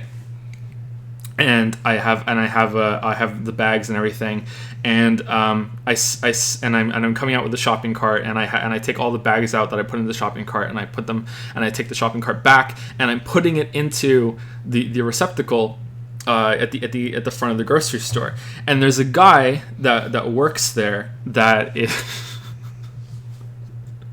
I can't believe this happened. I'm sorry. I just can't believe this happened. Like, so his job is that he collects all the shopping carts and he puts them back into the receptacle. So he comes over to me and he's like, "Oh, you put your shopping cart back. Thank you very much for that." And I'm like, "It's okay. Don't worry." And he's like, "Did you see that storm the other day?" And I'm like, "Yeah."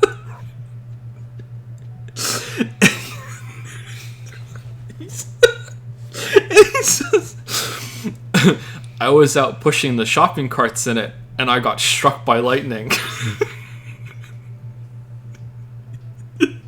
You have to be careful when you're pushing metal things out in a thunderstorm. And I'm looking at him, and I'm like, "What?" And then he lifts his arm and rolls up his sleeve, and I swear to God, he had a lightning scar on his arm for where he got struck by lightning.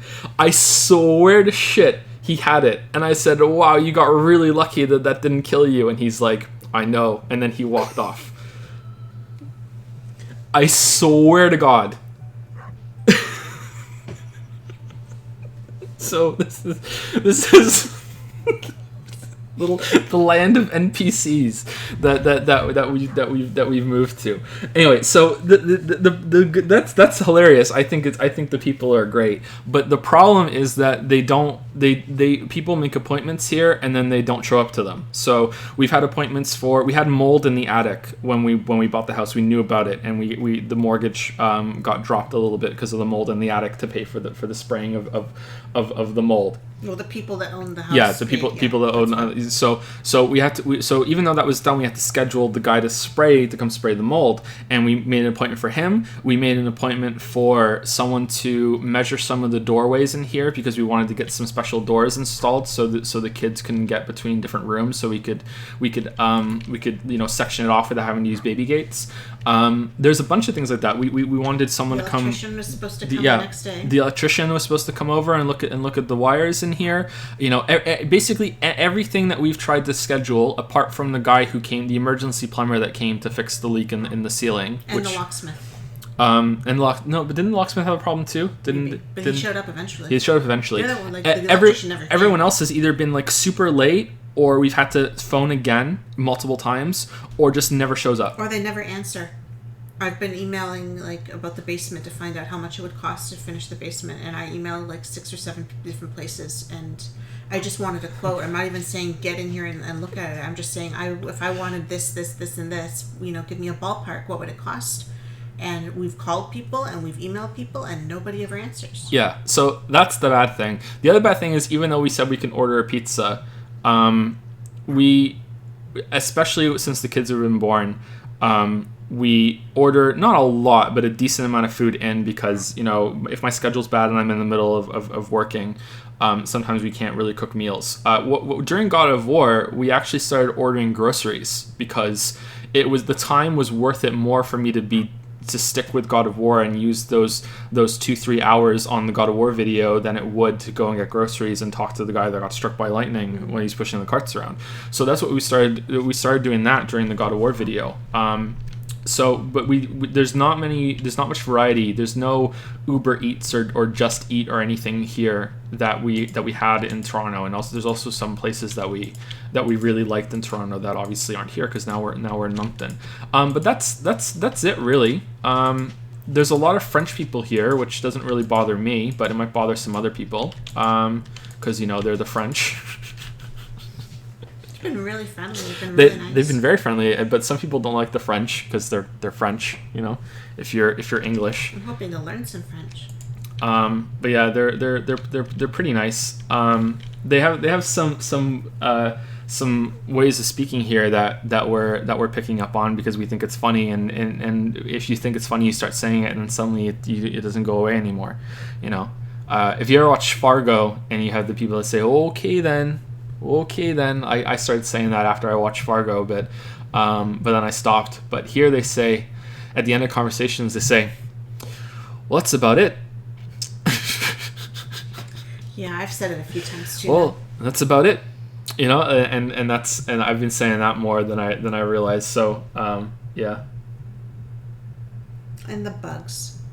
Well, the bugs are big. The bugs have nothing to do with Moncton. That's just having a house. No, outside too. Yeah, that's. Yeah, well, in Toronto there were houses, and I didn't see ants the size of this. You didn't live in one. I did at one point. Yeah, but that was like more maintained in you know, like. Well, why is that we're walking down the street and I've seen some big ass bugs? Not even on our property. There are huge bugs here. There are the biggest ants I've ever seen. Do you think so? Yeah. Like scary big. The biggest spiders I've ever seen. They're not that big. They're fucking big. That one outside was really big. I will say that. The one that prompted the weeb tweet. That weebs are scared of girls, like I'm scared of spiders. That one was that's the biggest spider I've ever seen. So I will give you that one. But the ants are fine. Those are normal size ants. No, I've seen big ants. Even Finn will tell you. Oh, okay. Sorry. I didn't realize that you consulted an expert. He knows his ants. Oh, he knows his ants? How many ants were there? He finds them all the time. One. Even outside, he'll find bugs. Like, this kid just, like, two can see ants. Them. Yeah, he's good. He likes bugs. He should like bugs. He's a kid. He's a boy. He wants to kill them. Yeah, that's all he wants to do. He's a boy, he yeah. He wants and gets the tissues for me so I can kill them. That's what we do. Mr. Ants. I'm trying to think if there's anything else. Things are a bit more spread out here, where things aren't as accessible as they used to be. Oh, the grocery store is further, and you know. Okay, this will be the end of the question. And the end of the answer. The roads. Yeah. The roads. So Lily and I want to learn how to drive, and we were thinking of doing it here, and we decided against it because the roads are so bad. I have never seen so many traffic accidents in such a short amount of time in my entire life. There are sirens quite often, and it's always road accidents. Since in the first 2 weeks since we got here, we saw 3, didn't we? And I don't. There's the one that was like right outside our door. right outside the hotel when we were staying in the hotel before we got the house. And then there was one on the street right here, and then there was a third one that we saw on the main street. And I've seen people run red lights more often than I've ever seen anyone run red lights. But also, it's not just the cars; it's the pedestrians too. Yeah, they don't obey the pedestrians. Will just go. Pedestrians will just be like, "Oh, I just want to be across the street. Okay, I'm going." You know, like good luck everybody else. You know, so that's what they're like. Yeah, I don't have my license because I could never afford it, and my sleep disorder made it difficult for me to get it, and I was never sure if I wanted to risk getting my license because of the sleep disorder. But I think it's time that I tried and see if I could do it. Lily was almost done getting her license, but that's a whole other story that isn't really that interesting, I don't think. Do you? It expired. I didn't finish, and then we couldn't afford for me to go back and we couldn't afford a car insurance anyway, so even if I had it, I would have just been sitting on it for like 10 years, so it was never a priority. And we lived in Toronto. We had subway and bus and everything right outside the door, so we didn't have to... Chad is really taken to the NPC thing. Are you seeing it? Yeah. We didn't have to worry so much about it. When the sounds of it, I don't think you need a license to drive in this town. Yeah, it's pretty bad, but it's not just that. It's the road quality is really bad too. There's a lot of cracks in the road. Not just that, in the sidewalks too. And I don't know how this is in most cities, but in Toronto there was. So just imagine you're walking down a sidewalk, and to your left is like the houses that you're walking by. And you can see, you know, and there's grass with the lawns and everything. And on your right, there's another little patch of grass, and then the road. Do you know what I mean? So it's like the sidewalk is nestled between 2 patches of grass, and there's some separation between the street or the road that people are driving on and the sidewalk that you're on. That's how it is in Toronto on almost every single street, even the main streets, right? Yeah. There's a little bit. It's not always grass, but there'll be some. Especially on the main streets, I would say. There'll be some. There will be some like pavement there. That isn't sidewalk. That's separation from you and the street. Sometimes there'll be parts like, remember that church we used to walk down when we were to the doctor, and there was that period where it was gone, and it'll go away. But for like I would say 90% of all of the roads in Toronto, there is that separation. Well, none of that's here. Absolutely none of that. It is on our street outside, but on the main streets, there's no separation. So you are, if you're pushing your stroller along with your kids, like the cars are like 4 inches away from driving next to you as they're passing. And the lines aren't really painted on the streets for crosswalks or anything, so you have to kind of guess where you're supposed to walk. And the sidewalks are very sloped, so I can barely push the stroller along. I don't have the upper body strength to keep the stroller on an angle, going forward. Usually Joe has to push them when we go out. Like I can't even push the stroller. Like it's so on an angle. That's the scary part, heavy. because pushing a double stroller with 2 30-pound kids in it. Because that's fine, that can be acceptable, but the roads are cracked and they slope down into the street as well. Like if you let go of the stroller as you're pushing outside, it's gonna naturally roll right into the cars. Mm-hmm. And that's another thing that makes me really nervous, especially with oh no. Yeah, I'm nervous taking the kids out because of the roads, like the sloping, and I'm nervous taking them out because of the drivers.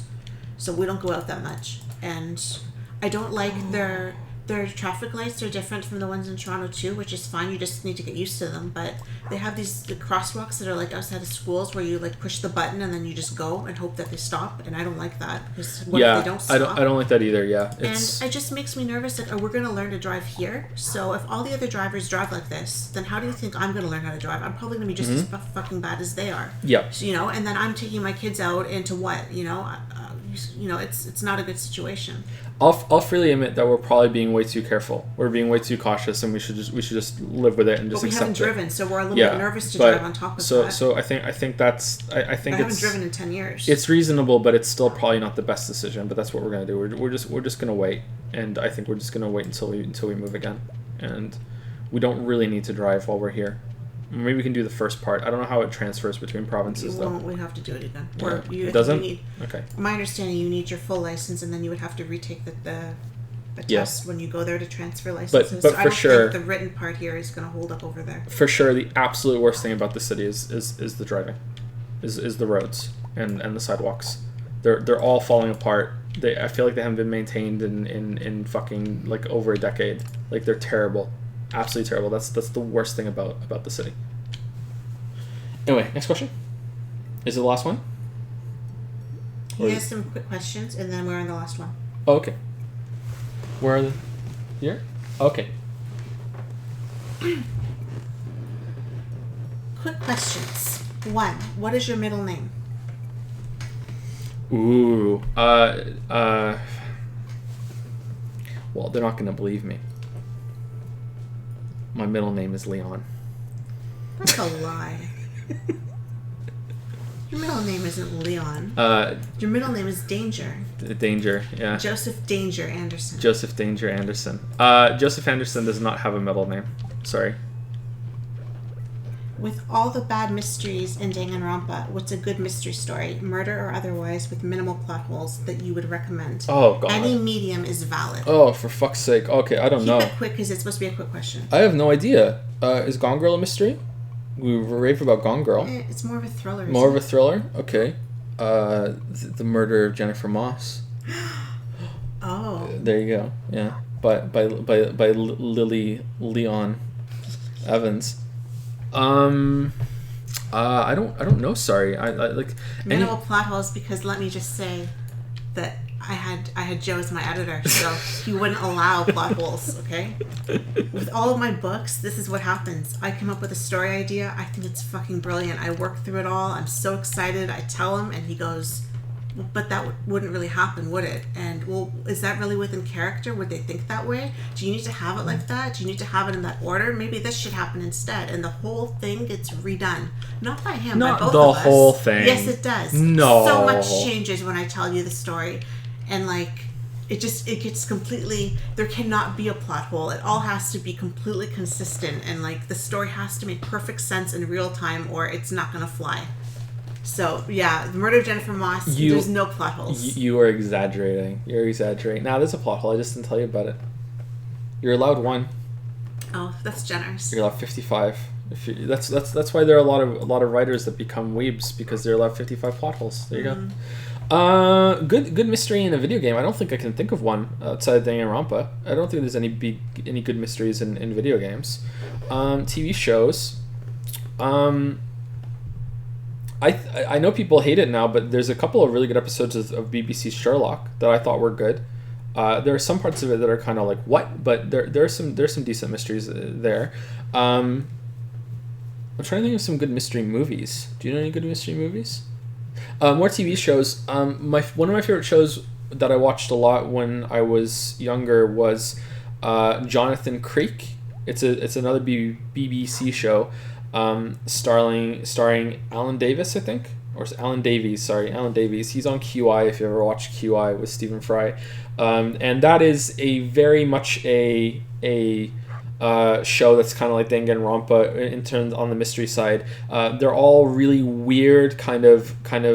There's no way this could possibly happen, but it is, and the mystery seems like how are they possibly going to explain that? And usually it's pretty good.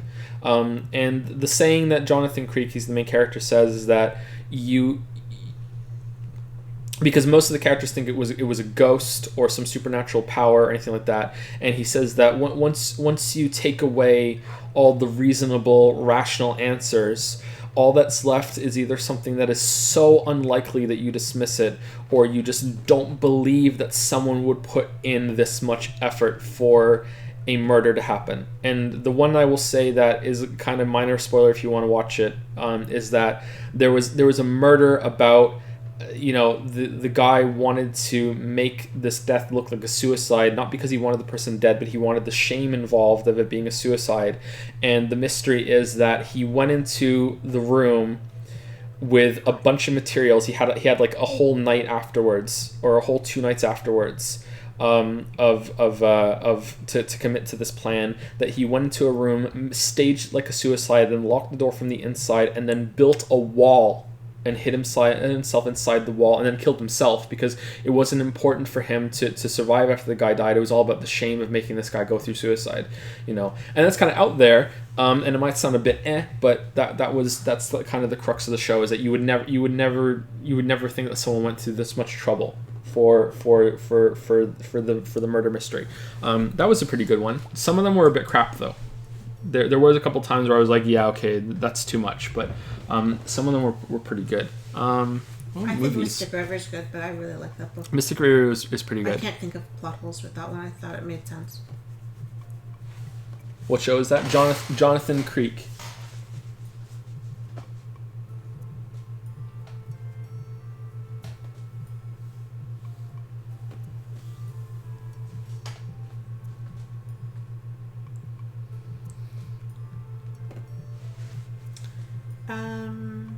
Time for another round of Explain That Meme. Why do you sometimes say nanny and baka at seemingly random moments during streams? Nani means what in Japanese, doesn't it? That's something that chat taught me. Nani is what in Japanese, right?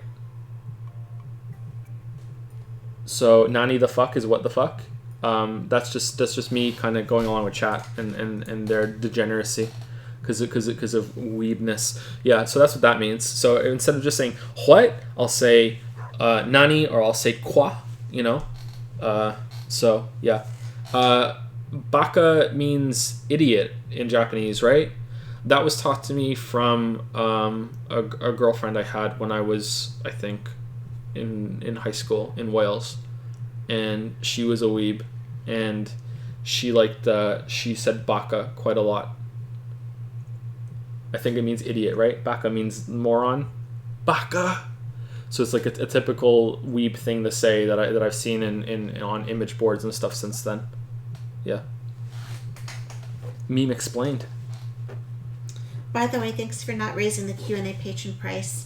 This change was a much better choice. Until next time. That's it.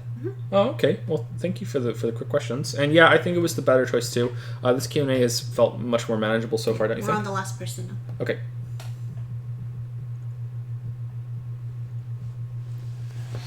Ralph Clogs. Ralph Clogs is the Pun last master person. himself. Damn, talk about a puntastic finale. Hey Joe and Lily, after playing through an interactive VA like Danganronpa, would you consider ever making a game like it? And what are some of the big changes you would make to make a game like Danganronpa way better? That's funny. So yeah, we were discussing this on Discord the other day, and it kind of got in my head, and I was thinking, okay, well, what would I do? And I won't go into too much detail because we wrote out a story for this, and I don't want to spoil it. and a concept, and we don't want to spoil it. But basically, we struggled really hard, or really greatly. We greatly struggled to think of an idea that makes sense, that doesn't have any plot holes, for how do you get, because I really liked, okay, so this is the concept that I want to go with, is that I really like the idea of 10 to 15 strangers stuck in a place that is foreign to them, with no way out, no contact with the outside world. They have no idea what's going on in the outside world, and someone is keeping them there and toying with them, a mastermind character, and making them kill each other. So the problem is that I can easily think of the way why they're making you kill each other, because you can just do what Danganronpa does, is that if you kill someone, you get to leave, and if you don't find it, the rest of the people die. You know, that actually isn't that important. It's just you can just have the if someone is killed, then they get to leave. And I think just trying to correct that injustice would be important enough to let that go. But then maybe they would want someone to go so they could send rescue or something. I don't know. Maybe it is important. But we struggled quite a bit to think of a concept that works that way. So we thought about something on a cruise ship, right? We talked about a cruise ship. We talked about like a mental asylum or something like that. You know, someone takes over these places, and somewhere isolated on an island, not a tropical island like in Danganronpa 2, but just an island somewhere that's very isolated. But then we thought about, okay, well, what were the reasons for behind this? Why would this person want to kill these people? Like, how did they choose these people? And that's really where we have to stop, because I can't go into spoilers on it, right? But I can tell you something about the setting, is that the idea, which would be introduced very quickly, would be that you would play a character that is in present day, and you play a day in their life normally. You know, kind of like to be the opening of Soma, only not really. Actually, it's quite a bit like Soma now I think about it. So kind of like the opening of Soma, where you have a kind of a regular day, and then the day ends. It's a little bit different than that, actually, now I think about Soma, but it's the day ends, and you end up the next day when you wake up, you're completely somewhere else. So it would be present day, and this character goes through that, and then they go to sleep that day and that night in their own bed, and when they wake up, they're now hundreds of years in the future in this room where they've been imprisoned, and they have no idea how they got there, why they got there, or what's going on. And as they come out of that room, they realize that there are a group of other people there with them. I wasn't sure how many there would be. It would depend on the budget of the game. 10 to 15 people. And they realize that they're in some sort of futuristic facility, and they are then compelled by someone to begin killing each other for that person's presumed amusement. And that was the concept that we had. And there's a reason for it. It makes sense. It's quite crazy, but it makes sense. It probably isn't, 100% plausible, but it does make sense, and it's internally consistent, and that's the most important thing for me. It's not that it has to be realistic; it has to be internally consistent. And I like the idea a lot, and I've been writing out different ways for people to kill each other. I have, I think, 5 murder mysteries so far. I've just been doing it kind of in a little bit of time here and there whenever Lily and I are talking at night, before we try to sleep, or as the kids are going to bed, because that's the pillow talk that we have, right? Stuff like that. And I really like the idea. But I can go into a little more detail on the other side, because this is not something I've discussed yet, and I have no idea how to do it.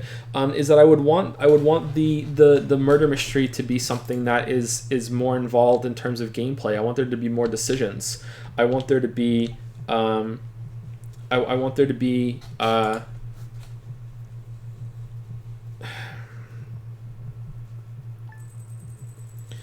I want there to be a process with the trial and the investigation. I want there to be a fail state. I want you to be able to mess up and the story continues. I want there to be more stakes in how you go through the investigation, and that it's not just spoon fed to you and you're on rails. But I don't know if that's possible. I want it to be a game. I want there to be actually things to do when you're exploring and inspecting the environments, and you have to make deductions and actually figure it out instead of just going along. But it might not be possible without a absolute crap ton of work. So that would be the thing that's really difficult to do. Someone in chat is saying, "What are the spoilers for it?" Because I probably will do the story one day, even if it's not a game. I really like the story idea. It will probably be a story. If it's not a game, then I'll write the story, because I really like what we came up with. So that's why I'm not saying what it is. Just like I wouldn't spoil any of the plot lines of any of the books that I haven't written yet. So that's why I'm saying I'm not going to go into detail on it.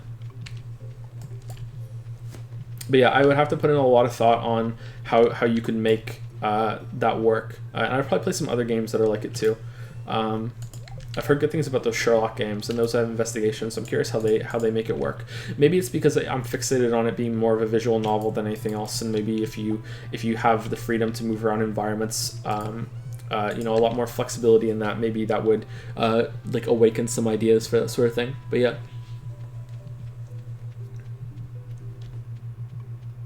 Was Eleanor any good?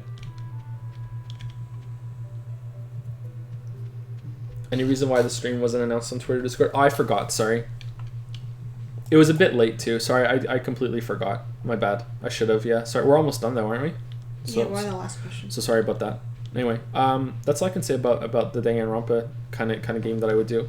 The big thing would be that it all makes sense, that has a satisfying ending, that I would try really hard to have mysteries that are good contained mysteries and good contained stories. But that it has a satisfying ending to the whole thing, and even if that ending just is somewhat interesting and also makes sense, that would be enough for me, because that's really important to me. Maybe a lot of people don't care about that, but I care enough about that for me. And when it comes to anything, I'm my own audience, and that's all I go for. Would I like this? Okay, there we go. Did Ralph Cox have another question? Yeah, he wants to know about my game idea. Your game idea. Also a question for Lily. If you could make a video game, what would it be, keeping in mind you don't have to play it yourself? Ooh. Hope you guys are doing great. Okay, so I gave it some thought, but just today pretty much, because beyond that I only really had an idea of what it would look like, and I don't have it all figured out, and I've never spoken about it aloud before, and I'm tired because it's almost 6:30 in the morning. Is it really? Wow. Yeah. So basically it would be something like... Did you see in chat just now? No, what? What Dantec said? Huh. Tetris Attack, but good. Oh, Dantec. It's a shame that, in our little, mental collaboration we have going here, that I got all the good taste and you got all the shit taste. But it's not your fault, right? Shit. It's not your fault. So I won't be mean about it. A lily burn. The rare lily burn. Anyway, so like I said before, it would be kind of like Bloodborne meets World of Warcraft style and kind of village. And the colors, I already spoke about. I have this kind of thing in my head about maybe kind of starting off kind of bleak and maybe black and white kind of, and then as you kind of unlock things, you get more colors. and it gets brighter and it gets more vivid and it gets more alive. Like Oh, I like that. That's a I neat find that idea. intriguing. Like in The Wizard of Oz, when she lands in the house and she opens the door and suddenly there's color and it's just so striking. That's a good idea. Do you want me to ask Notch for $1 million for you to make your game? If you don't mind. I don't really know how it ends, but you know. I want it to be something Stardew-like on a farm and with a village, but I'm thinking maybe more like serf and nobility kind of, instead of like a mayor and, you know, that like, you know, it being a little bit more of an older antique vibe to it. Again, the style would be Gothic, so it could be maybe like, you know, 1800s Londonish kind of village feel to it. Instead of mines, I would have dungeons. So it's like Stardew. Stardew with magic. With magic. And witches Oh. and wizards and vampires and a Ooh. cruel noble who just wants more and more of your farming for himself. And he keeps making it harder and harder for you to survive. So you have to go and do these little excursions and stuff to basically make more to fund your farm. Which he then keeps wanting. He's greedy and he keeps taking more and more for himself. Like taxes, you know, like Yeah, and the people in pretty. in the village are very strange. And as you're there, you discover more and more magic, and you discover more and more that there's kind of like this underground kind of thing going on with the dungeons, and that if you act out, you get imprisoned, and you have to fight things down in the dungeons to survive. Okay, I'm not going to insult you by asking if there's a witch. Oh, if there's a witch. I'm going to ask you, how many witches? I don't know, Okay. but they're not hags. They're hot. They're hot witches? And part of what you have to do is you have to, like in Stardew Valley, you have to kind of waifu them, kind of. You have to waifu a witch? Well, you have to A witch foo? Well, do you want a waifu witch? Do you want a wizard? You know, are you male? Are you female? Are you straight? Are you gay? Do you want the vampire? Like, what do you want? Do you want the vampiress? Is that how you say that? Cat-loving flying fish is sold. What do you want to do? You need the power of these magical beings in order to go against the nobleman who has so much magic already, right? And is controlling. Okay.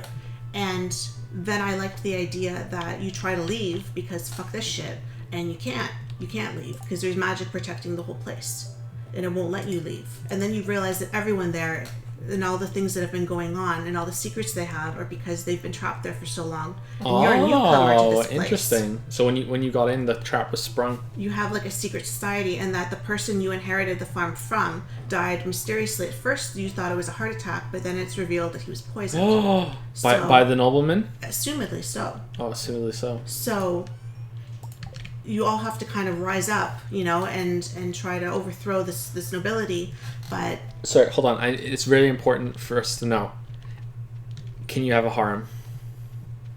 I don't see why not, because you're all going to work together. Do So you think that if you are waifuing one witch, that you get their power, but if you waifu two witches, well, it's more that they'll teach you. It's not so much that you take their power. It's more that in exchange for your love and devotion Do they- or whatever, do they teach you, will like- they will teach you how to make these potions. They will teach you how to be Like, telekinetic. do they will teach you in, like, a how to make sexy way? fire. Yeah, okay.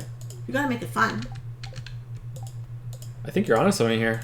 So you have to Screw the kind of- Danganronpa game. you have to kind of, in order to survive, right, you have to manage your farm and still be able to go on excursions to make extra stuff while managing your time and waifuing people in order to get the power and the knowledge you need in order to solve your problem.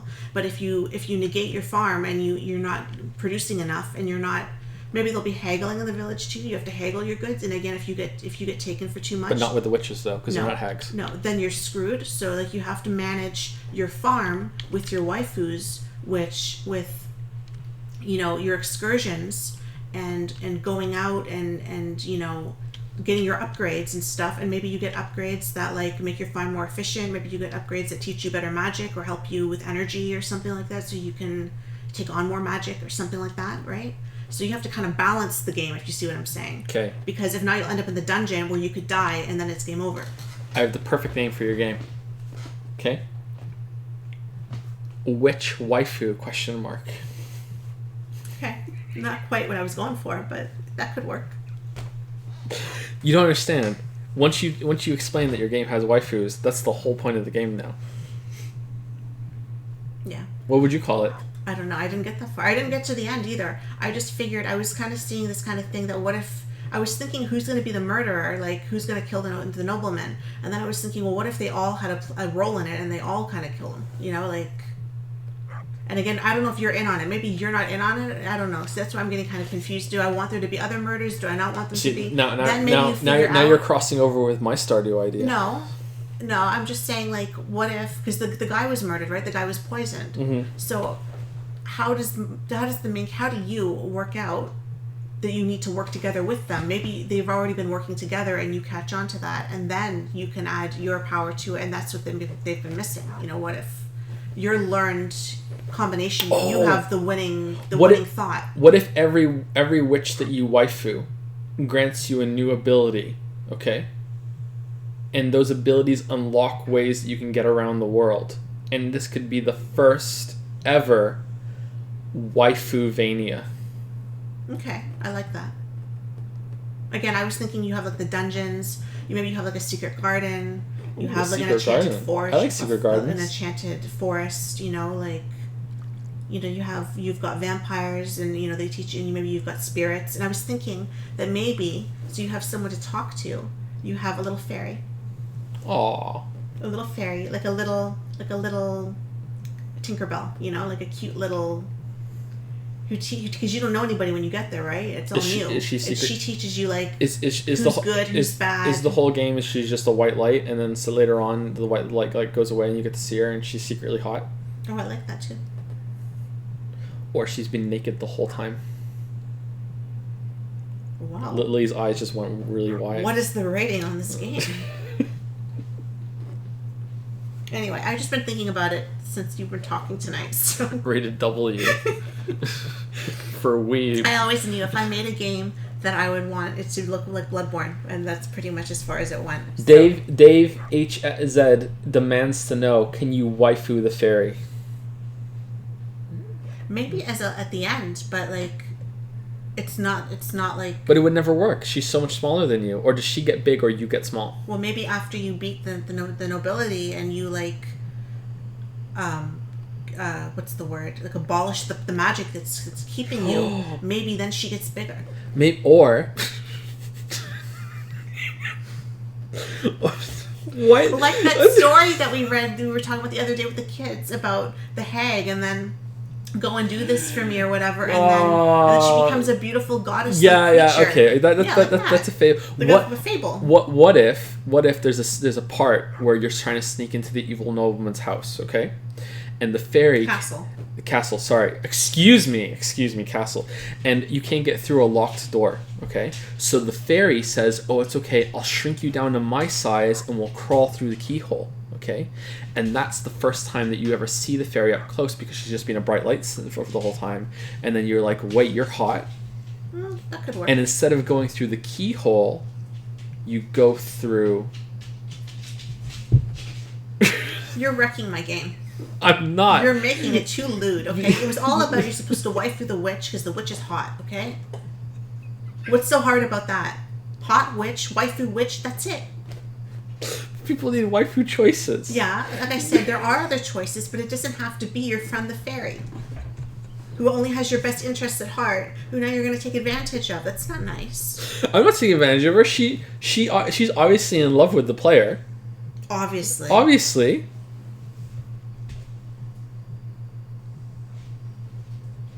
I like your game. And I do. I like your game. People in chat like your game too. Do you want to start a Kickstarter? I'll play it on stream. Alright, was that the last question from Ralph Bugs? That's it? We're done? We're done. Oh wow, we're done. Alright, so let's say thank you to anyone who subbed or sent messages. I have no idea. And then we'll call it a night. Why has there never been a Groundhog style horror game? I think that kind of setting is right for some sort of cosmic horror or something like that. I would like to make a repeating game like that for horror, yeah, for sure. Yep. I think that having a cycle like that and it's different every time a little bit would be great for that.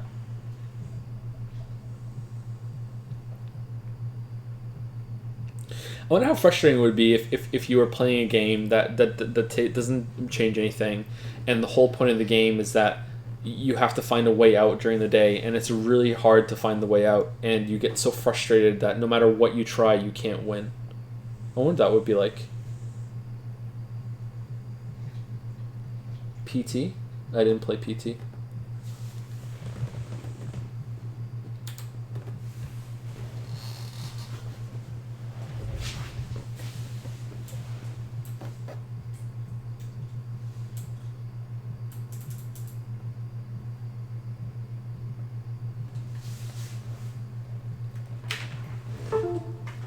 Oh god, it's making noise. Okay, so if there are any questions that were asked in chat often, please ask them again, and we'll get to them after I say thank you to the following beautiful people. Thank you, Dragon555, for the 100 bits with the message, will you ever play Beautiful Joe? Also, do you think AAA games will ever start to perfect a smaller pool of mechanics instead of having everything ranked second best like you described with God of War? I have not played Beautiful Joe. I'd like to give it a try at some point. I don't know when, but yeah, that's definitely a game I'd like to check out. I don't know that much about it, but it was probably pretty good. Most people say that they had a good time with it. I do think the AAA games will start to perfect the small pool mechanics. Yep, I think that'll happen. For some people might argue that it has happened. A lot of people think that God of War has the best combat system that they've ever played. And a lot of that is going to be subjective, right? So I don't think that those people are wrong. Like I think that a lot of the Platinum games have great combat systems, but some people aren't gonna like them, right? So something that flashy and with the camera system that game has, they might prefer something else. So for some people they already have, but for the more like opinion of most of the gaming audience, yeah, I don't know. But I think they'll get there eventually. Yeah, for sure. Action Caterer used 50 bits to say, all right, Joe and Lily, I need to wake up because economics classes exist. So take care. Thank you for answering my questions, except The Wire. One day. It was 2 hours ago, yeah. And I hope the best for both of you. Take care. Good night. Thank you, Action Caterer. Hopefully you watch the VOD or we'll see you again in chat. Thank you so much for stopping by again. Ralph Clogs used some bits to say, if you're sick of Stardew on the Q&A, can you stream a JRPG? You could answer about 100 questions before you fin-ish the game. Fin is in like another fish pun. I think the problem with the JRPGs is that they are there's too much voice acting, so we have to stop. But we might pick another game next time, or maybe we'll have the Minecraft server finally. That we've teased that for a while. Family Foot submits to say, would people rather you be Joseph Blanderson? Oh, is this because of the Danganronpa comments? Maybe they would. Maybe they just want someone to kind of just go shut up and if you're not going to be loving the game, then just don't say anything at all. I don't know if people know what they want really. Who knows? Does any of us? Do I know what I want? I don't know what I want. I'm tired, but I'm hungry, and I'm kind of like, now, what am I going to do when the stream ends? Maybe I'm going to take food to bed. Whoa. Let's advance. I feel like my stomach's going to start growling, and they're going to hear it. Well, thank you, Right on My Onyx. Hamburgers. Me too. Right on My Onyx for 300 bits. Heyo Joe, been busy with work and can't watch streams lately. Actually still on the third or fourth stream of Dangan 2, but too weeaboo for me. Ooh. Why are you on the third or fourth stream then? Do you have to kind of, pace yourself? Yeah, pace yourself. There's only so much Not weeb too that you much can in one take. shot. Yeah, I don't blame you. It is pretty weeb. I didn't even watch the second one really at all. Yeah. Well, I watched the busy first watching one. Friends. Yeah, what priorities? Oh, thank you for the bits, Right on My Onyx. Maybe you're still here, or maybe you'll watch the VOD at some point, but hopefully you get some enjoyment out of the Dangan 2 streams. Don't force yourself, though, if you're not enjoying it that much. I enjoyed the games quite a bit, but I can definitely see why some people might not like it. But thank you so much for the bits. Zyle Fenko has resubscribed for 6 months with the message, "Hey Joe, I posted a question in chat. Maybe you could read it. Have a nice day." I don't see it, Zyle Fenko. If you're still here, can you paste it again? And I will answer it if I can. Hopefully you're still here, Zyle Fenko. But thank you very much for the resub. If I don't get to it and you watch the VOD and you hear me say this, shoot me a message on Discord and we'll try and answer it next time during the Q&A if you like. The only Mr. Fish. Ooh. Do you think he's friends with Mr. Ants? I don't know, but he picked a good day to be here because there's all the fish stuff. That's true. All the fish puns. That's right. Has just subscriber prime. Thank you very much. The only Mr. Fish. The one and only Mr. Fish. The biggest, most tragic. Thank you very much. Dimmick97 has resubscribed for 3 months. I'm pretty sure I've said your name way more times than that, Dimmick97. Was it Zilafenko that you were looking for? Yep. Yeah. Okay, I'll read that out in just a second. But thank you very much to Dimmick97. Thank you for 3-month resub. That was 7 minutes ago. And Matt Baker used submits to say, if Joe plays Korean game, does that make him more weebish? I don't know. I don't really know the direct term of weeaboo. I don't know. You taught it to me. I'd never heard of it before. Is it? I think Bill once told me it's a Koreaboo. If it's for Korea instead of Is it? Japan. So is Weeaboo only a Koreaboo? Japan exclusive? I don't know. Maybe. I have no idea. He's the expert, being Weeaboo Bill. I'm But just saying Koreaboo. Koreaboo? Oh, it's real? Oh, damn. He knows his shit. He does know his shit. And last but not least, thank you, Cthulhu Calamari. I love that name so much. For the 9-month resub. I was thinking if I ever got to be a big game dev and I could make multiple games, I would make a Pokemon game that is a dark comedy, kind of gothic horror kind of thing, that is Lovecraft, and you collect the Cthulhu babies. And it's like Pokemon, and you catch Cthulhu babies, and they start off with like cute little versions of Lovecraftian horror, like with big googly eyes, probably like 500 of them, you know. And as they evolve, they become more horrific, and you use them. And Cthulhu babies. That book should be here soon, actually. Look for it on Steam in 20 years. Cthulhu babies. So I could read it. So I think that was something Cthulhu. Yeah, that is it. Yeah. Anyway, the message that Zalfenko had, I want to share a revelation over Danganronpa 2 and Danganronpa 1 I had. Why these streams were so frustrating, I didn't know why, but oh crap, sorry, my thing is missing, is going. But now I get it. To see those interesting and particularly well-written characters that you get attached to, society, and the whole fucking world getting killed by 2 edgy high school students is so stupid that my brain couldn't compute.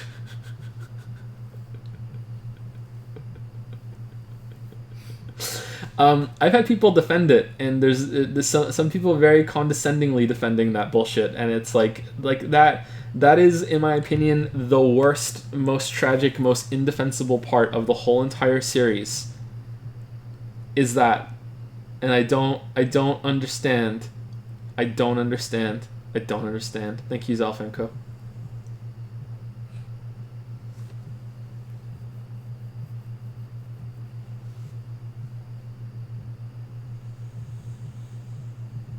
Pokemon used to evolve from cute into badass, not in the newer gen. So I haven't really played them in the latest gen. There's a link there. I can't click on it right now. Or can I? Let's see. Oh no. No sound.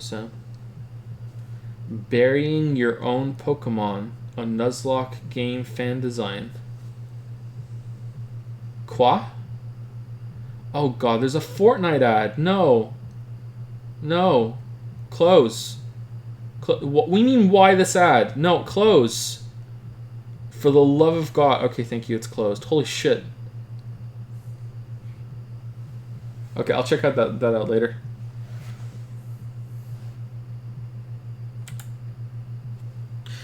Anyway, thank you all for stopping by. We actually got this done in 2 streams. That's pretty good, huh? Yeah, it was good. Yeah, so I think dropping down the 2 questions might have been the way to go. But some people might have specifically asked lighter questions this month because of what happened last month. Yeah. And I have a weird suspicion that maybe we skipped over someone accidentally. I hope not. It's possible, but I try to try to go slowly, and I try to move down as I'm finished them, so that I scroll down so that they're at the top of the page. So I'll double check, and if we missed anybody, then I'll roll it into the next Q&A. But yeah, thank you very much, everybody.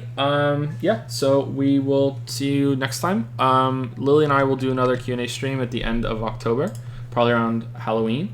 I think that what we're gonna do is that I'll put the Q&A prompt up a little earlier, and we will give you guys we will try to start the Q&A stream starting from the 25th, and there will be a time when and if Finn goes to sleep early, then we will start the earlier. opportunity. The opportunity, because we started this on Friday, right? Yeah. We started on Friday and we didn't go Saturday because we were too tired. But then we actually could have done it on Saturday Yeah, after all. We weren't that We were okay on Saturday. But the thing is that we could have easily started on Thursday because Finn actually went down well on Thursday. So I think we want the flexibility to be able to go early on in the evening whenever Finn deigns to go to sleep on time. The poor kid has a lot of trouble with that. So I think that'll be the new change that we make to make it just a little easier on us, because if it keeps being this bad, I don't know if we can keep doing this. Well, we Because of the went schedule. for 4 hours tonight, so we could have gone longer had we started earlier, right? Yeah. So if we were able to actually start on time, that even if the questions weren't as light as they were this time, we would have been able to, squeeze in an extra hour or two, right? So Yeah, but if it's 2 nights, that's fine. But I'm just worried about it getting bigger again. So we'll see. But I think for now we're fine. Anyway, thank you very much. I will be starting Until Dawn on. Okay, I wanted to start earlier, but you told me I can't because of the fridge. So I can start on Friday, right? I think Friday the earliest. Okay, so we'll probably start on Friday. I want to start on Thursday. We still might start on Thursday. Depends on when it comes, right? I don't know. They're gonna call. Okay. They're gonna call and give us a window. Well, so it's here, so fuck that then. All right, so Friday. We'll start Until Dawn on Friday, but I'm going to be taking what day off? Sunday or Monday? Well, it depends what day you want to do it. We have to actually go and get it too, right? So, Okay. I don't know. It is Canadian Thanksgiving this weekend. So one of those days, Sunday or Monday, I'll have to take off to do Thanksgiving. So we'll start on Friday, and we'll probably do some Until Dawn, then take a day, and then go back to it. We'll finish that, then we'll start Silent Hill 1.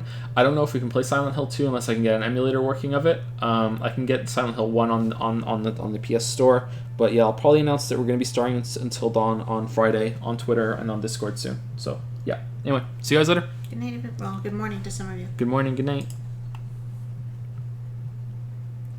That stadium downtown is almost finished. That will bring way more jobs to the city.